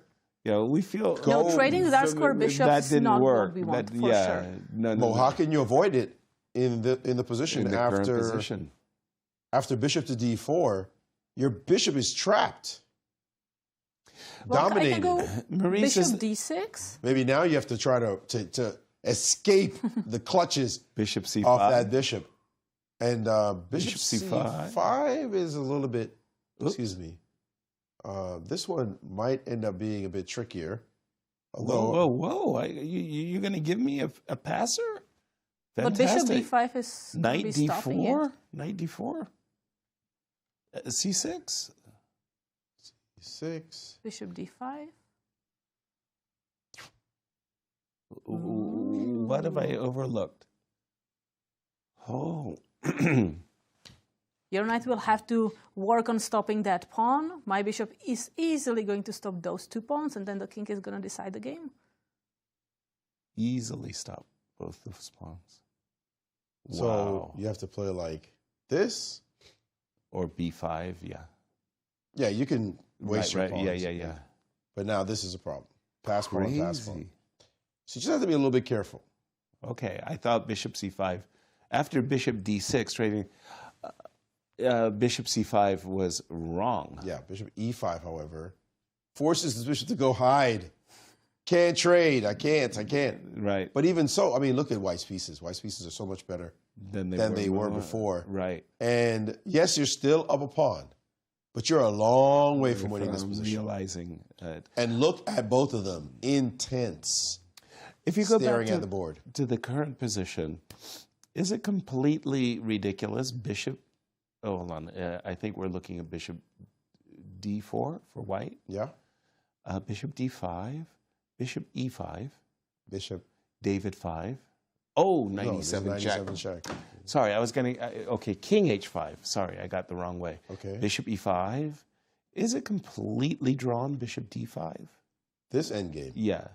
Because there is, if the h-pawns were off the board, there would be nothing to discuss, right? It would be an easy draw. But how do you break through in this position? King g4. King g4, bishop b6. King H3. Here. There's no E3 business. No magic. Sorry, the bishop's just holding the position. Yeah, just holding. This will not be easy. We might have been counting this win a little too soon, and the Anastasiya win also a little too soon. We chalked that one up for Anna early as well. She has managed to get rid of this pawn, however, to get rid of one of the pawns, and looks like she. Well, that was very clever of her. How did she do that? No, she's done it because Talia blundered. In this position, White has a very sneaky move. Very sneaky. Very sneaky. Move the king in. Wow. So you are just wanting to promote the C6? pawn. Correct. Wow. Wow. And now you're just pushing. So takes, push. Yeah, rook f6. Rook f6. Move the king. Easy draw. Easy draw. Easy draw. She missed her chance. She missed her chance right here when rook a3 happened.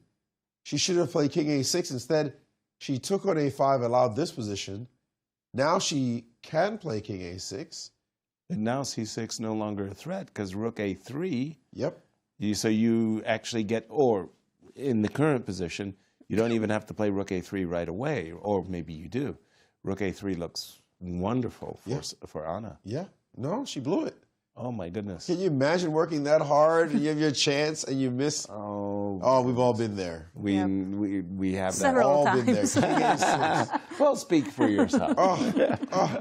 Just get your king out of the way and push your pawn. I firmly believe if you haven't made the same mistake at least twice, you're not learning. By the way, I see Wesley So it's just set up that perfect knight versus bishop ending moment, and he's putting the finishing touches on a well-deserved victory. He's about to play the move h5. Like if Andy's king goes over here to grab this a-pawn, Wesley wants to play h5 and then knight to e4 and not allow the bishop to sacrifice itself for the h-pawn, and that will just be really, really simple. Unfortunately for Andy, he doesn't have There's nothing he can do about it. To stop the pawn, because the knight will end up giving itself. I think he'll start with h5, although I'm just looking at the position. We might even be able to begin with f4, f5. Like I'm just looking at this position. King, push, here, munch. So you want to protect that h-pawn. That pawn is going to be a queen, not traded for a bishop. It's all about the lowly h-pawn. The hero, the MVP. And this knight will be able to sacrifice itself for this a-pawn. And whenever we get a position like this, we've got knight c3 check in response to a4. And but we have king b5 on the board, so I'm then knight expecting e4 is coming. Knight e4 right now, right here, right now for Wesley, followed by h5, and I think Andy's about to resign the game once Wesley has played knight e4. h5 and knight e4, or knight e4 immediately. Wesley can also play king g5 and, again, push the h-pawn, push the f-pawn. It's all but good. But blocking it with the knight, it's the simplest. Yeah. And Wesley knows that to win the U.S. Championship, you need to play really great, but you also need a little bit of luck. And after yesterday's reprieve, where he drew a lost position, you got to push your luck. You got to feel like it's your chance. And it's a handshake. So congratulations to Wesley So for an important win against Andy Woodward. We've seen 5 wins in the Open. We see 5 draws and 1 win in the Open, and that's the norm. And what happened? Yeah, we get happy and excited when there are 2 wins. What happened today? Today, I think there was an unevenness, just a quirk in the pairings, where there were a lot of higher-rated players playing against lower-rated players. Just a quirk in this pairing this very round. Like, this is an uneven pairing, for example. By the highly ranked Wesley So versus the lower ranked. Much big big difference. But if you take a look at the pairings, and I can overall pull it up. So that's round 8. Let's get round 7 back. Here we go. So, well, here's what's funny. I should say there was an upset in one of the uneven pairings. Dariusz beat Awonder. Right. That's a massive upset. So that had to happen as well. By the pairing. Yeah. Right. But Wesley against Andy. Okay. Sam against Grigoriy. Sam Sevian. Rating favorites win. Rating favorite winning. Fabi is the rating favorite here. And Sam Shankland, a slight rating favorite over Abhimanyu Mishra. So we needed some issue with the ratings, bit of an upset, and players not playing as well as they should have. And the black magic voodoo that Fabiano has over Hans. That's over 6 wins. It's crazy. 6 and 0 wins losses? to 1 draw? Sometimes you just own people. Matter of fact, Ed Gonzalez told me a stat about somebody owning somebody else. It was Bisguire, I believe, was owned by Fisher. Yeah. 8-0. Oof. And then another stat involved you. Uh-oh. I was owned by several players, but my worst was Walter Brown, Peter Biasis, and Ulf Anderson. Those guys all had huge scores against me before I eventually broke the ceiling. Well, you have an 8-0 score with no draws against someone in the championship. Maybe Dmitry Gurovich. I have go. a very good record with Dima. Yeah, you have 8-zip. Wow. In the championship. Dima, come and stay at my home anytime you like. You got a place to stay here in St. Louis. Welcome, welcome. My goodness. 8-0? Yeah, so there's... He contributed. Who contributed for you, Katja? I don't remember having such a good score with anybody. Wow. But 6-0. 6-0 for Fabi. Fabi over is a difficult opponent for Hans. Got to make a breakthrough against him. Absolutely. But decisive round, to be sure.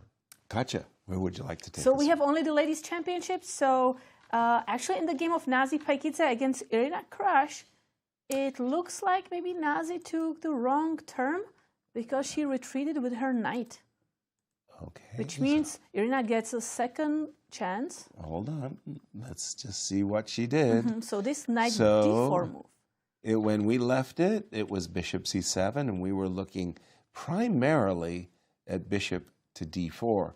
Nazi chose knight e7 check, and now the knight on d4 maybe is again giving a chance to for the bishop to sneak around. I mean, transfer. It's like a billiard, a pool shot. You go bishop there to d8 to h4, all the way around the board to e1 to c3, a billiard shot, and then eventually settling on b2. Knight e6 on the board. The bishop has only 1 square, right? Mm-hmm. Bishop b8. And now, how should Nasi play this? No, h2, h3. I was hoping to corral the king, but there is a bishop h1 move. Bishop b8. But you have to do something against Irina's idea to go king h5. I got it. Because Maurice alerted me to a different possibility of making a fortress, putting the bishop on e5. But that's not Nazi's idea. Nazi is bringing her knight back to d4. Just a moment ago. And we will pause because Anastasiya is with Wesley. So, Anastasiya, over to you. Thank you, Kate. Yes, I'm here with Wesley, who keeps telling me some funny jokes, and we have a big laugh here. Congratulations, Wesley. It seems like you're in a very good mood today, and you have a reason you won the game. I wouldn't be in a good mood. I won today. I didn't lose yesterday. Exactly. You are one of the leaders of the tournament right now. Yeah, I think Yasser would be in an enthusiastic mood if he was in my position. Right? I mean, I managed to get the maximum out of the positions that I got. But, yeah, I mean, +3 tie with Fabi. It's a wonderful... By the way, I want to say shout out to Fabiano for playing this d6 f5 line. Like, after the terrible game yesterday, this was a tremendous spirit on his part to play like such an aggressive line with black, and I couldn't believe that it worked. But shout out to him. Yes, he also was like impressed with how the opening went today. But he's playing like the best player in the world. Exactly. But speaking about still your game, like, can you tell us a little bit about it? Yeah. Describe what happened. Well, Andy is only 15, so he's an incredibly talented player, and he has a bright future ahead in chess. He's clearly one of our future best players in the U.S. That's suffice to say. Yeah, and this Along like with Mishra. position, his position was quite good until a certain point. Like, Yeah, very surprised with D4 move, I think. Well, first of all, he never played this opening with black. Mm-hmm. But then I think Queen C2 was bad because I just missed Knight E4 from afar. Because it looks tempting, Queen C2, Knight F5, but I think Queen C2 is a bad move. I should just put Rooks D1, Rook C1. No, I miss Queen C2, I miss his Knight E4 in the game. But like here, I think Rook SD1, Rook AC1, and then I think I'm just much better. Because his Bishop on B7 is very passive. Also, like, he doesn't know what to do because I could play Knight B3 or B4, depending on what black does. But Queen C2 was bad. Yeah, I was like, I don't know. I wasn't calculating well in the beginning of the game. Like, Queen C2 is such an inaccurate move because... When did you become optimistic about your game? Of course, there Very were many later on, complications. At which moment? Huh? At which moment? Okay, here I wasn't very happy. I thought we were going to draw at some point. Like here, Knight E4, maybe has other moves too. But yeah, here, I thought just DE3 is safer. DE3... He could just take on S3, yes? DE3, Rook F8, he got some compensation. Probably just close to equality. But yeah, D8 Rook E8, he got the bishop, some open file. I don't even know where to put my queen. Also, he got Queen D2. I think it's just very close to a draw. But I could be very stupid, of course, without the engine. But when he played D3, I understood that these kids, they play for a win. Andy doesn't Is it play good for or a draw. bad? Probably good for me, huh? It turned out it's good Yeah, for you. D3, I mean, he's playing for a win, obviously. Yeah? He just won 2 in a row. But here, Rook F8 is a mistake. Like, he could play Queen D3 instead of Rook F8. I think instead of Rook F8, could play Queen D3. Yes. Queen D3 here was better. And then I was going to go F3. Take. F3 is important. Take Rook D3. E4. So take, yes, Rook D3, E4, yes. E4. And I'm just in time with Rook F2. And I still win a pawn, but like he's got drawing chances. Like I thought Rook C8, Rook F2, Rook C3, take G6, and then Bishop C8, Bishop E6. Probably should hold for black, but it's also unpleasant. So I think D3 was just a bit too optimistic, fortunately. Yeah, it turned out to be, but it's hard to understand it at this moment, right, when he played it, perhaps. Yeah, and then in the endgame, I should just be winning, but I messed it up. Like, I thought I was just going to win comfortably, and then he started fighting. Like, here, I thought I was just going to win. Rook D8 maybe is bad. Like, instead of Rook D8, I think Rook E2. Like, I just played too quickly. I think Rook E2 wins. The point is that black cannot prevent Rook D6, Rook B6. So, like, King G7, Rook D6, because his rooks are pinned. And then Rook B6 next, and it's very easily winning. Yeah, I mean, Wesley, we don't have so much time to check all these lines, but just a couple of words, I mean, about your tournament situations. Just wanted to hear from you, like, still coming back to the event, 4 rounds to go. What is the plan for next rounds? Do you remember who you play tomorrow? No, I take it one game at a time. Well, the plan to take it a day at a time and keep improving. And also, of course, I'm very grateful to the people who made this event possible, like Rex. He's here watching right now, actually. Yes, he's watching the broadcast right now next to us. Yes, it's a big deal. So, I mean, to all people, also to you, to Maurice, Yasser, and Katerina. So it's Wesley, great. tournament is not finished yet. yeah, but I mean, I'm saying this tournament wouldn't be possible. This might be my last time in this room. So. Oh, really? This is now breaking news. Like, why do you think so? No, I'm only here if there's a good game. I see. No, I'm just kidding. No. But I mean, I'm sure you'll be back to the studio. Yes. It's still 4 games, so take it a game at a time. But I'm obviously very pleased. All So now I'm pretty close to number 6 in the world. So I don't count, but it's still a good deal. Yes, day by day. Thank you, Wesley, so much. All the best of luck for you, and it's time for the commercial break. Yeah, awesome.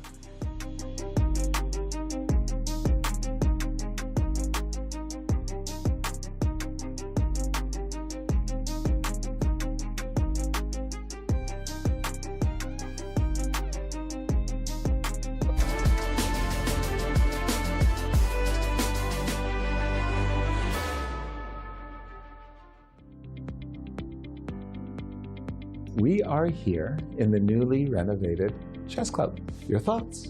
I did a tour a few days ago of the entire chess club. It looks absolutely incredible. The playing hall is so beautiful, so spacious, so much natural light, which I really appreciate. It's been so many years since I played there, and the first US championship I played in St. Louis was in the original club. And as much as I enjoy playing in the World Chess Hall of Fame, which is also a beautiful building, it's very nostalgic to be back playing at the original chess club. Honestly, it's really nice. I think, I remember before the renovations, I'd played a few US championships. I guess we're in kind of the lower level. Yes, right now we now. are. Yeah, the But- new studio. Yeah, the studio. Wait, I love the studio. I remember being 12, I'd come down here for my interview, and then after the interview, I would go steal some snacks from the kitchen. Yeah, those are the commentator snacks. Hands off. Oh, bye bye, guys. But yeah, just so many good memories here. I'm really glad the club's back now. Playing the Hall of Fame is fun, but it's nothing really compared to playing in the chess club. I got to get a little bit of a preview just walking here to do the interview, but I'm really excited to be playing in a new space. I'm a big fan of it so far. I really like open layouts. It makes me feel a lot more free. I don't know. I like to pace, so it makes pacing a lot easier. Yeah, well, from what I've seen of it, it looks great. I remember, I came here in 2019 for a chess camp, and then it was just a couple rooms big. Right. And I was I still thought it was very cool back then, but now it's a whole new world of its own. It's amazing. Yes, actually, I didn't have time to see all the basically rooms, but walking to the club, it was really nice. And it looked really luxury. Yes. Yeah, I remember the initial St. Louis Chess Club, and it was a compact building. It was still very beautiful and lovely to play in. And, I have to say, I don't mind seeing it gobbling up everything around it, to become a bigger and better version of itself. Yeah, I think it just means that there are going to be more strong and bigger tournaments that can come to St. Louis. So yeah, I'm looking forward to seeing the whole club. That was the first thing I noticed when I walked in, because last time I was here, it was 2 years ago. So when I walked in, I'm like, am I at the right place? What happened? Right. Yeah, but I like it. It's very clean or modern, Exactly. Yeah, it looks amazing. I didn't have a chance to walk around, but the first floor and a lot of space, very, very thoughtful, beautiful, and so we're very happy to have such club. Yes, I did. It's so beautiful. It's so big. I'm so excited that it's open again. It's really nice. I remember actually, I was talking to my mom about this. I was here in 2022 for the American Cup, and we were actually playing in the club. So I remember the interviews are in the basement. Right. But this is expanded so dramatically, and everything is just really nice for the players. I'm excited to see the playing area also, but so far first impressions are really good. I'm really excited. I'm really looking forward to seeing the playing hall. I know that it's been a project that has been under work for many, many years, and living here in St. Louis in the Central West End, anytime I walk by and I look through the doors and try to see what's going on and what the development is like. So I'm really thrilled to see it and to see that it still has kind of an essence of the previous chess club, which I think is wonderful, and I think it's going to open a lot of opportunities here in St. Louis.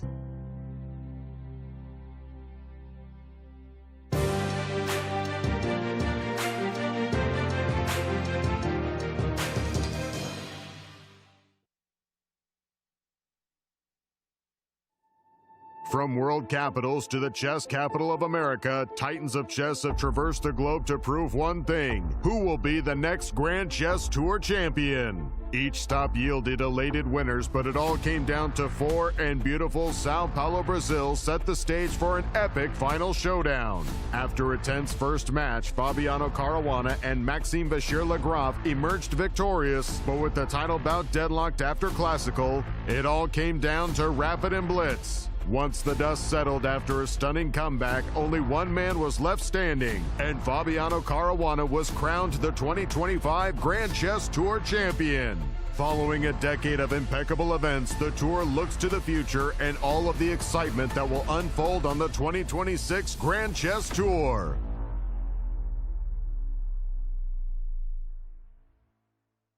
America's top chess players are set to compete in the most prestigious national championship in the world, the 2025 U.S. Chess Championship and the 2025 U.S. Women's Chess Championship, hosted by the newly expanded St. Louis Chess Club. Defending champions Fabiano Caruana and Carissa will lead an illustrious field from October 12th through 25th, with a total prize fund of more than $400,000 on the line. Don't miss chess history in the making. Clutch Chess Champion Showdown is here, and four superstars take the stage. World number one, Magnus Carlsen, Hikaru Nakamura, Fabiano Caruana, and reigning world champion, Gukesh Damaraju. With more than $400,000 on the line, daily win bonuses, escalating point values, and the one-of-a-kind Champions Jackpot, every game could change everything. It all unfolds October 27th through 29th, live from the brand new playing halls of the St. Louis Chess Club. Don't miss a moment of chess history in the making. The 15th annual St. Louis Chess Club Golf Tournament teed off on October 6th at Glen Echo Country Club. Over 100 golfers participated and helped to raise funds in this terrific event that united chess enthusiasts, community supporters, and golf lovers for a day of friendly competition on the green.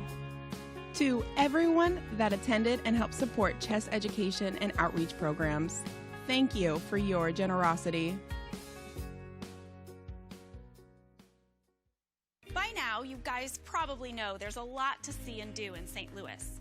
But when it comes to the art scene, there's more here than meets the eye.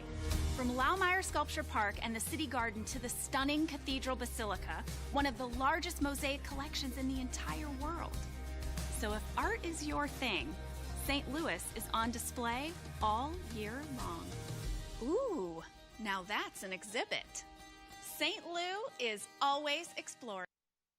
Hi, my name is Brian Woods. I am the music director for classical programming at the World Chess Hall of Fame and Galleries. It is a monthly series that we put on featuring performers from the St. Louis Symphony, from Opera Theater St. Louis, Winter Opera, and some of the finest freelancers we have here in the St. Louis area. Every live performance is completely different. So when you come to a concert here at the World Chess Hall of Fame, you can expect infinite possibilities all within this rubric of music.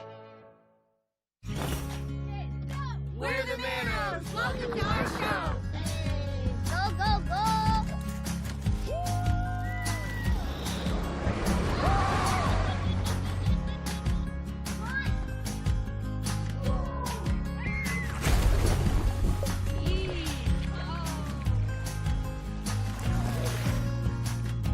That's our show! Now go play yours at visitmo.com!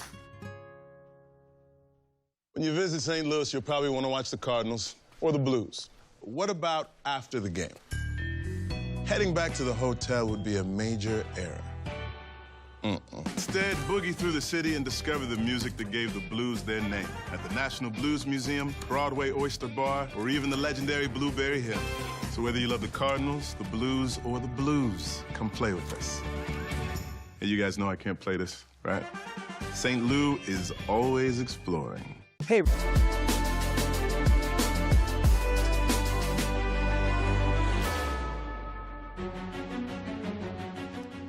Welcome back to round 7 of the US Championships. A lot of games finished, all of the game in the open section. So let's take a look at standings in the open section.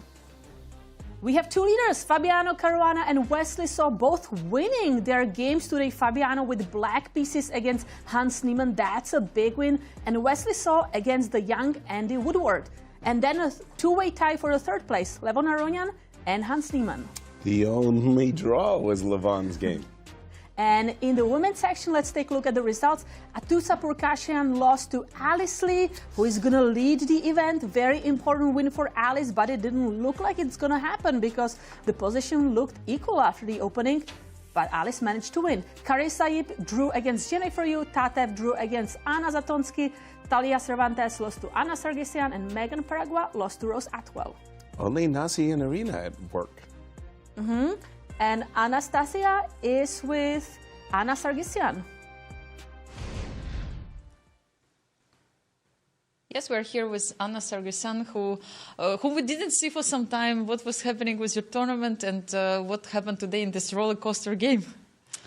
Yeah, I guess I don't react well to losses. So I guess the next day I didn't play very well at all. Like I guess emotionally I was not ready for another round yet.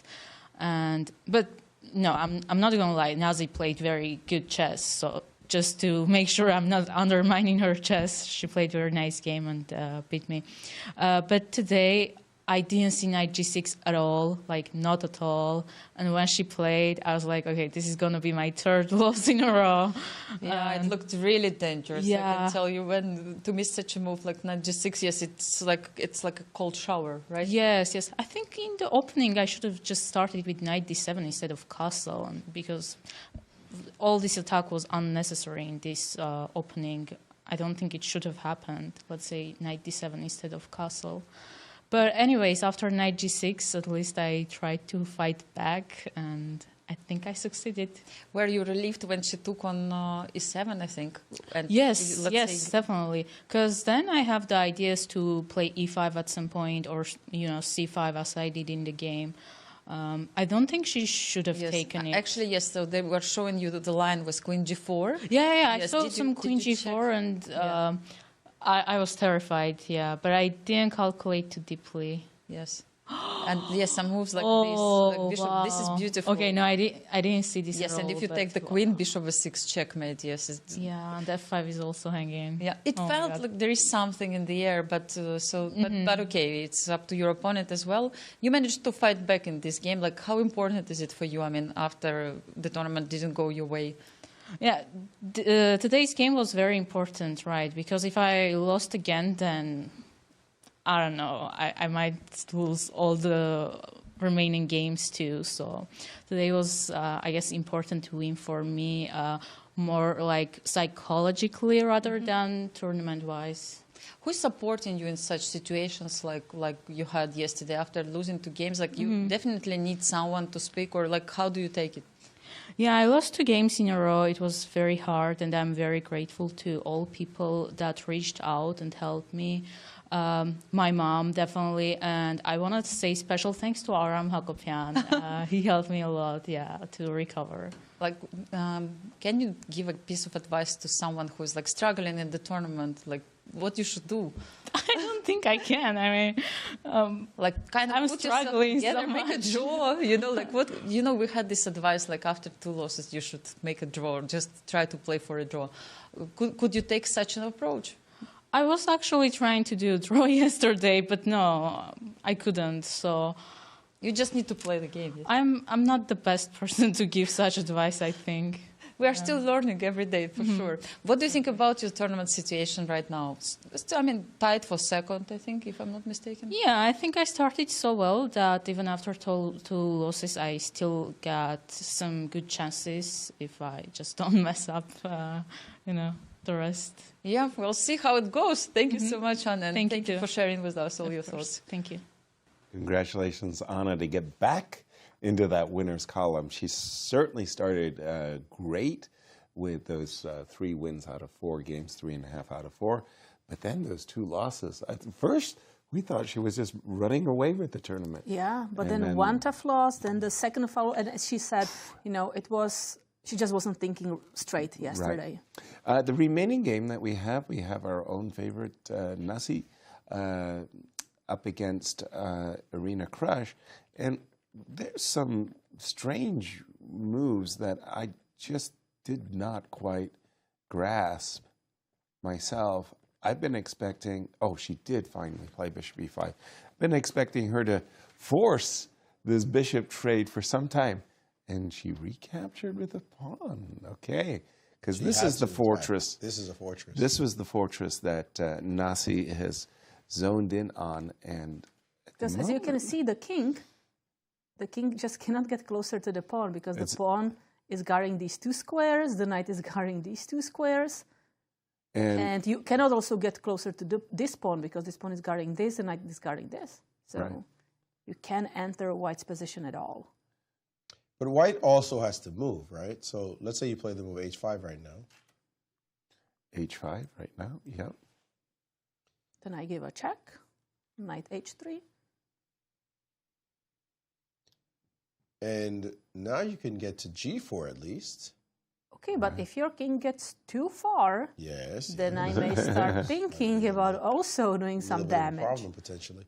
But what if you play here? Just to continue the whole variation, you're kind of in a zugzwang as white, and you have to play e6, whether you wanted to or not, right? So e6, munch, king. I guess it's knight d4. Or yeah, knight d4 looks better. Okay, king but also takes. Targeting this pawn.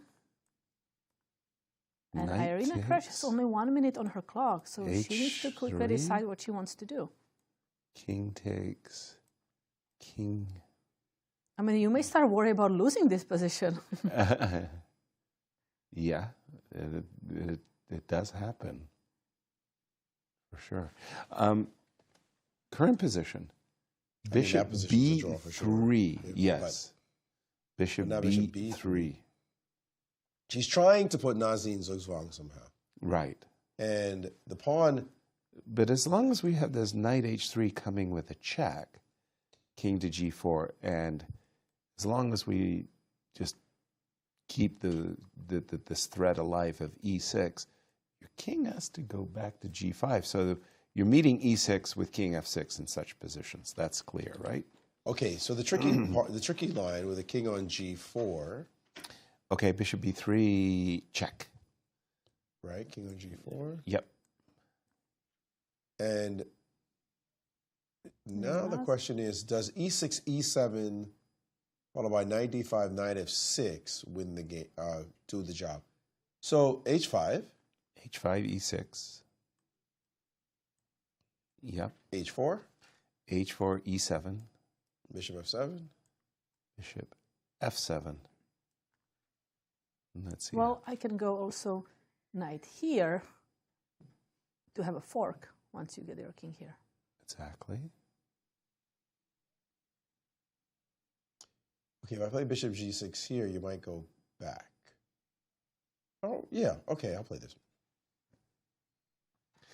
h3 check or knight f4. Right, now bishop e8. Knight e6. No. Then king h3. Sorry, I misunderstood what you were trying to do. I didn't know. What? She didn't play knight h3. She played knight e2. She played knight e2.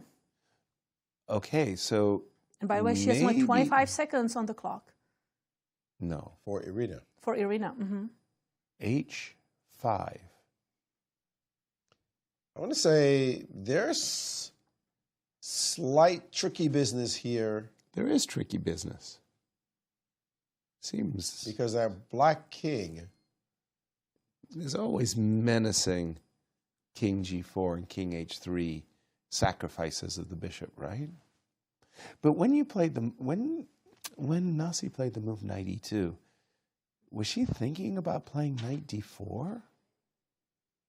I'm trying to understand why she didn't choose knight h3 check. Was she thinking about this position? Sorry. Munch? I would be loath to allow these pawns to march up the board. This is asking too much, this right? I don't like. But right now in this position, I can go, I think knight d4. Yeah. So I'm targeting this pawn. Bishop to d5, what I just played. Bishop d5. What I just played. And what if? Check, f4 check. Okay, so bishop d5. No, then I don't want to play this. Exactly. Yeah, but okay, so I go back. Right, and we get the same kind of position that Maurice was mentioning a moment ago, king g4. Nasi looks like she's playing with confidence, so something is... She's thinking she's got a fortress. So far, so read. good. Hard to read Arena. Don't know how she feels about the position. All I know, h4. That makes the fortress very easy after h3, doesn't it? Well, you are committing to putting the pawn on the light square. Are you sure you want to do this? Yeah. I go here. And king. Okay. I have a pass pawn too, you know. Pawn on e6 is a goodie. Yeah, you're not leaving here. No. So I go here. Knight to 5. No, that's not accomplishing anything. No, then I go back. Okay, no, this is not working. So I just feel like it's an easy fortress suddenly after the pawn gets... I mean, Arena stopped her king from ever going king h4 and you're winding the position. No triangulations. No triangulation possibilities. No, she's locked herself out of that possibility. No, h3 is a fantastic move here. Just keep it. But it's about the clock, Katja. 7 minutes for Nasi? 1 minute? Sometimes you can overplay your hand. I mean, Arena's been up, pawn up for the last 2 hours. She's been trying to nurse her material advantage, but sometimes you can overdo it. You can think, okay, I've got this. By the way, also the question is it going away if I go just knight e2 back and knight f4 back? No. Knight h3 check, followed by knight f4, knight h3 check, king g4, knight f2 check, and we've got pretty much the same position, right? So, yeah, I think Nasi definitely has very, very good chances now. I couldn't say that, 30 minutes ago, but very good chances of drawing the game. She's taking her time here with 6 minutes left on her clock just to make sure. But it does look like this will be a draw, in which case she will still be within range of Alice, but Irina will be sitting at 50% with 4 rounds to go. Yeah. Her first draw of it was the event as well. Yeah, it was that loss, most especially to Carissa, that really took the wind out of her sails because, again, she was so close to having an arena crush position where she's got her positional grippers on and there's no tactic she could shut the game down and win comfortably. But when knight d3 check and e4 came, she collapsed under the tactics that Carissa employed. And you're right, this would be her first draw. What a roller coaster event Arena Crush is. Alice is at +3. Yep. And she would be at 50%. No chance to catch her. Catching her with 4 rounds to go would just be... No. You're looking just to make a good result, keep your rating, win a good prize. Yeah, you're not playing for first when you're at 50%. But also Alice, she's playing Anna Zatonsky and other players who are just half a point behind them. So if Alice stumbles, then it's Anna Zatonsky who is leading the event. Exactly. H3 on the board. And Arena's looking at this position saying, dang, how do I break this dark square fortress? That's the problem with a bishop.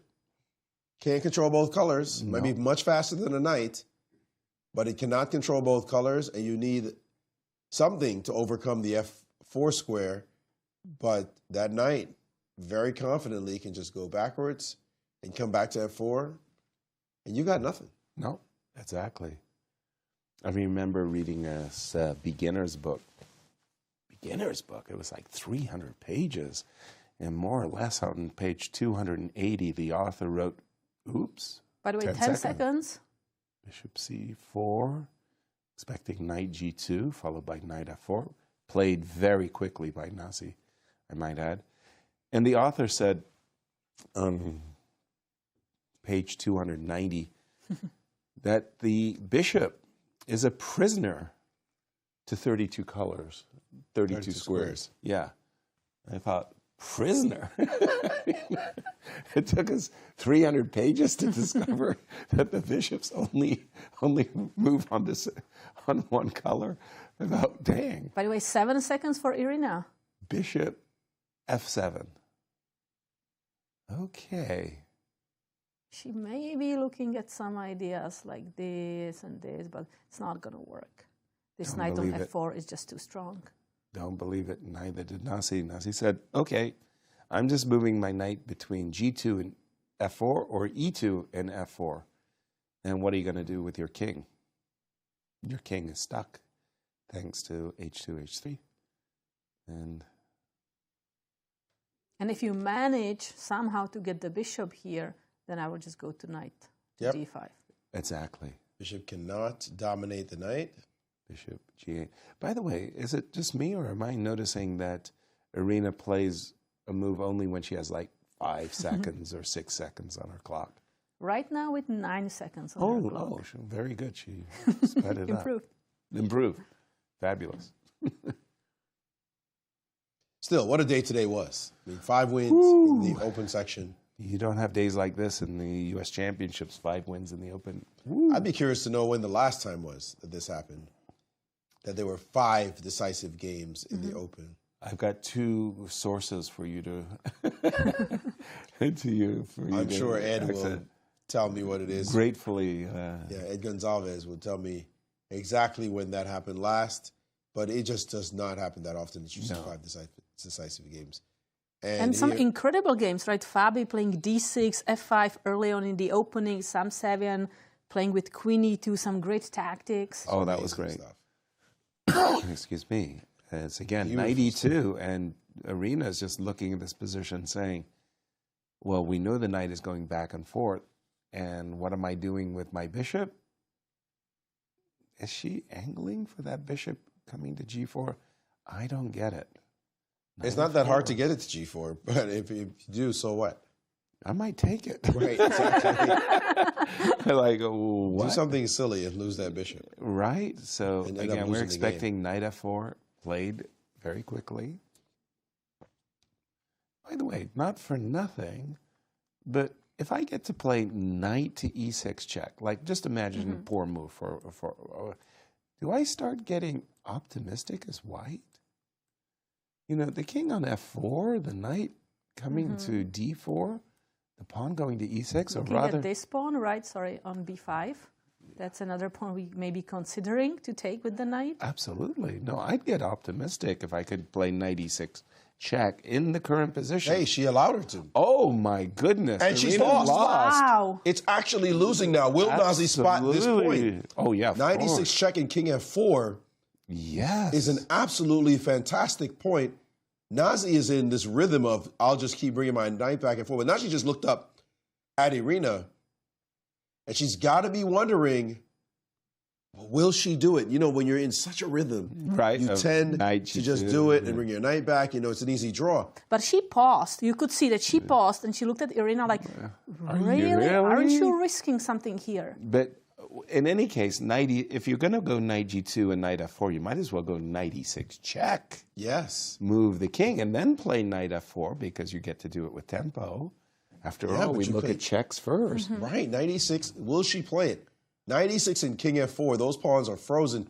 And it looks like she backed up. No, she did Caught not. in a rhythm, did not realize the moment. That was a missed play. What a missed opportunity for her. Nasi. Oh, my goodness. Sometimes you just... Yeah, you're in that rhythm. I'm making a draw. This is rhythm. I'm making a draw. No reason to think otherwise. Yeah, I'm securing the draw. Uh-oh. She just... I think Nasi just made a horrifying realization that she could have played knight E6 check. I don't think she knows. Yeah. She had her face in away. her hand like, oh my God, did I miss? Let's try to repeat knight F4. Yeah, with both hands, right? Like knight F4. Knight E6 check is a winning threat. Irina better pull on the brakes. But you saw that Nazi changed her game. She always went to G2 and back. Suddenly she went to E2. So she did something different. She didn't just play automatically the same thing. But knight e6 check, even if you're not going to play king f4, and I understand, you know, you're just making a draw. Again, knight e6 check. It's a winning. Again, it's winning. Just wins. Knight e6, put the king on f4, and your knight turns into a monster. Absolutely. It's headed to the d4 square. And it's no longer a fortress, it's an aggressive. If she finds this, if she realizes it, finds it now, right here, right now. I mean, how many chances do you get in the game to have a lost position with pawn down, then managing to equalize to make a fortress, and then you can actually play for a win? Well, I mean, Anna Sargsyan today was saying that she felt busted against Talia when she saw that move, knight g6, fought her way back and won the game. If Nasi could join Anna in that achievement, that would be amazing. Knight e6, knight d4, it begs to be played. Knight e6, king f4, then knight d4. Correct. And then you just can't hold everything. Exactly. I have a feeling Nazi's going to play it now. She's looking, yeah, you saw that. You know, do you ever do that at the board? You kind of look at your opponent when it's your opportunity. Do you see what I'm seeing over here? Are you sure you wanted to do this? Either she backs down and says, I'm happy with my draw, but it's moments like this. Chess is such a brutal game. Right. It's moments like this when suddenly you realize something, and maybe even Irina realizes that, hold on a second. Wait a minute, knight e6. Knight e6, king f4, what did I do? Exactly. Because she'll start losing everything. Yeah. That's the problem. You're going to actually lose that pawn on f5. I go here. You have to move the king somewhere. Say g6. Let's just put the both position on the board. Okay, so knight check. e6, king g6, king f4. This is what we've been talking about. And now let's say I go bishop e8, and you go knight to d4, yeah? Mm-hmm. And this is what you're saying. You're going to take that pawn on f5 because now it's not just a blockade. It's if you go blockade and destroy. e6. Bishop c8. You got to continue the game. I mean, that king on f4 is a monster. Right this way? I'm not sure that was even the best way to play necessarily, but... Maybe because now there is this. No, this... Yeah, no, maybe... I'm thinking you should... Oh, no! She backed down again. She has draw in her mind. She's just securing the draw, and she's saying, there's no way I can lose this by just moving my knight back and forth. But okay, Irina is getting the bishop in the center. This is the safe place. Just park the bishop on c4. Do not allow knight e6 check. Exactly. Do not allow, and she's got the same position that she had some time ago, knight g2, not allowing the bishop to trade itself on e2, but knight g2. Yeah, this journey with the bishop, that was not... recommended. I considered it, but I don't know it's that bad. Yeah. The thing is, you feel good about making a draw. Mm-hmm. You do. But you are going to feel bad about missing a win. Horrible. But you're absolutely right. You do feel, yeah, like, hey, I saved a bad position. Right. Yeah, but somebody's going to show you that you were winning. Did you know you could have played 96 and nothing's wrong with your position? Right. But maybe the game is not over yet. Maybe they're going to repeat a few times and then Nazi's going to get another chance. Irina's clock has been perpetually going down to just underneath 10 seconds before she makes a move. I think I think Irina has become more of a time trouble player. When she was a younger lady, she was playing very quickly her games, but she's just 9 slowed seconds down. on her clock now. She doesn't make a move until she's under 5 seconds. 5 seconds. She doesn't make a move until she's under 5 seconds. I just don't get that. Okay, so she made a move with 2 seconds on her clock. 2 seconds. That's just...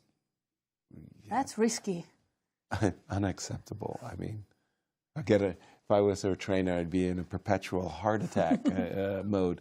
Knight f4, attacking the bishop. Let's go, Arena. 12 And again, seconds. 10 seconds on the clock.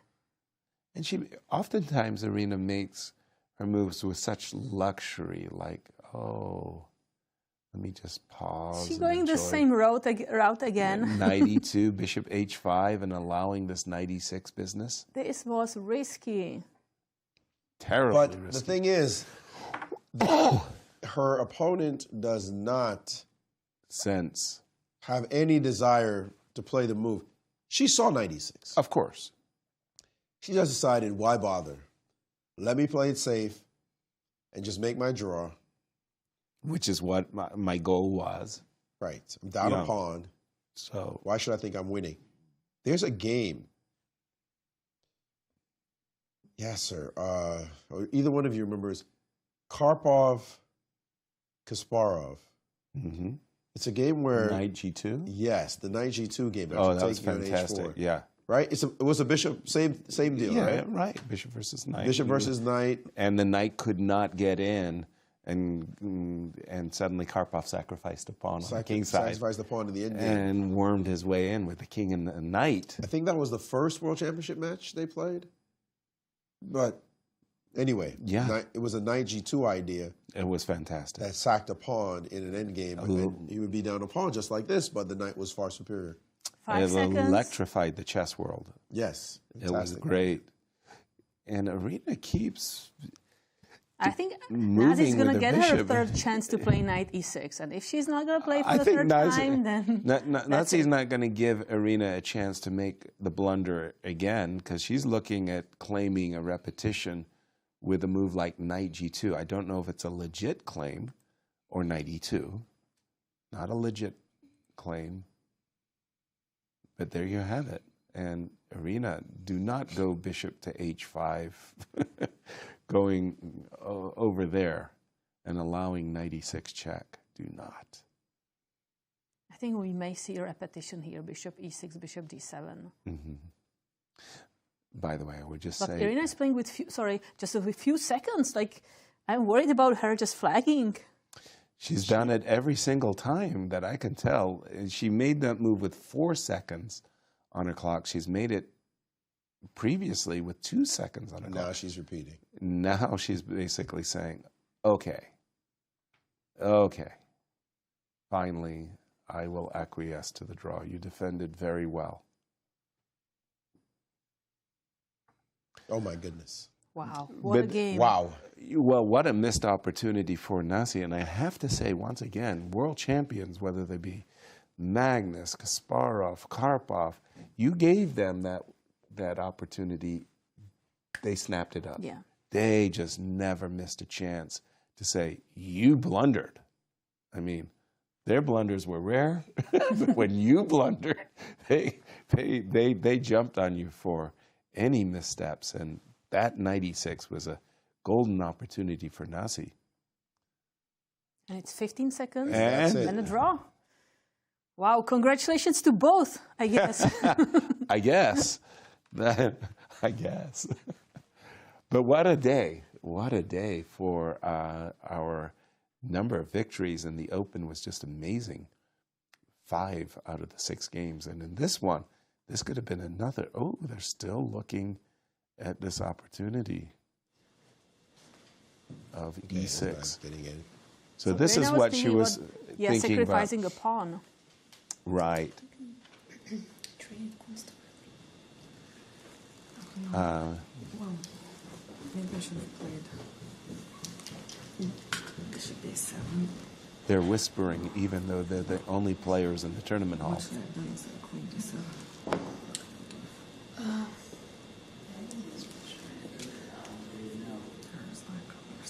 I missed bishop b6 right away when I played d5. So I just blundered the pawn for no reason. I thought you had to take first. Yeah, and then I had queen d6. Queen's here. Bishop is... Okay, so I chose this guy. It was like This this. bishop b6, queen e2. Yeah, and king's fidget too. Yeah, this is the position. I thought you can just step back. You start it this way. Yeah, I have to calculate our 5, yeah?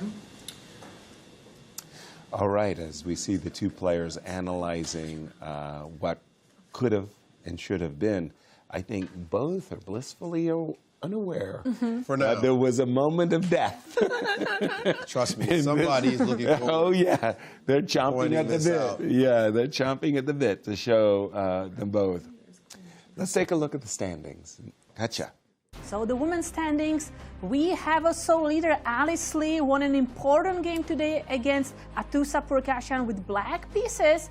And then we have a two-way tie, Anna Zatonsky and Anna Sargsyan tying for the second place. And then look at that, again, 5 players The chasing tied pack. for the 4th place, but they're only half a point behind Anna's. So this is going to be really still a wide open tournament. I think both Nasi and Jennifer are going to rue the fact they didn't score today and get in that tie for second and in the open standings. Let's take a look at the open section. We have 2 leaders here, Fabiano Caruana and Wesley So, both managing to win their games, especially Fabiano winning against Hans Niemann. That is a tough opponent. And then a 2-way tie for 3rd place, Levon Aronian and Hans Niemann. Full point ahead of the chasing pack is Fabiano and Wesley. They're telling the rest of the fields, sorry, watch our dust, because we're going for it. Our the Finish Strong Award. You took Tata. I took Karissa. You took Karissa.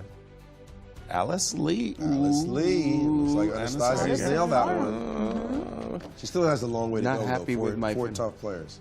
Yeah, Karissa today, she was not rewarded for her novelty E6. I think Jennifer defended incredibly well. Hold on, this is the Finish Strong Award. That's the Finish Strong Award. So Alice and Karissa are tied. Wait a minute. No, We've got... Alice won 2 times and Carissa drew. Oh, Alice won 2? Yeah. Wait, Alice won the last 2 games. I thought she drew yesterday. Oh, okay. Yeah, Alice drew yesterday, so... All right, but this pick right here, not too thrilled by my pick right now. Awonder lost both and of the Awonder. games. Fabi, He needs to look pick at up the pace. Anastasiya. Awonder, let's go. Yeah. Wow. But again, what a day. What a day. So many decisive games in the open section.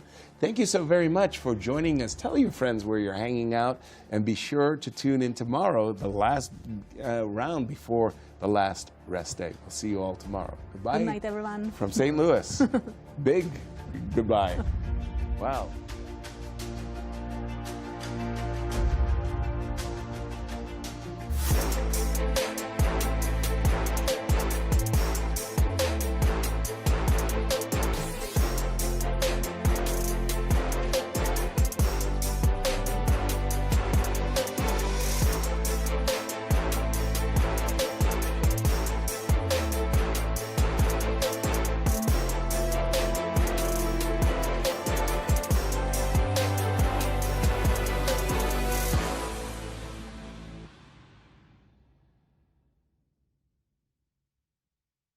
This has been a presentation of the St. Louis Chess Club.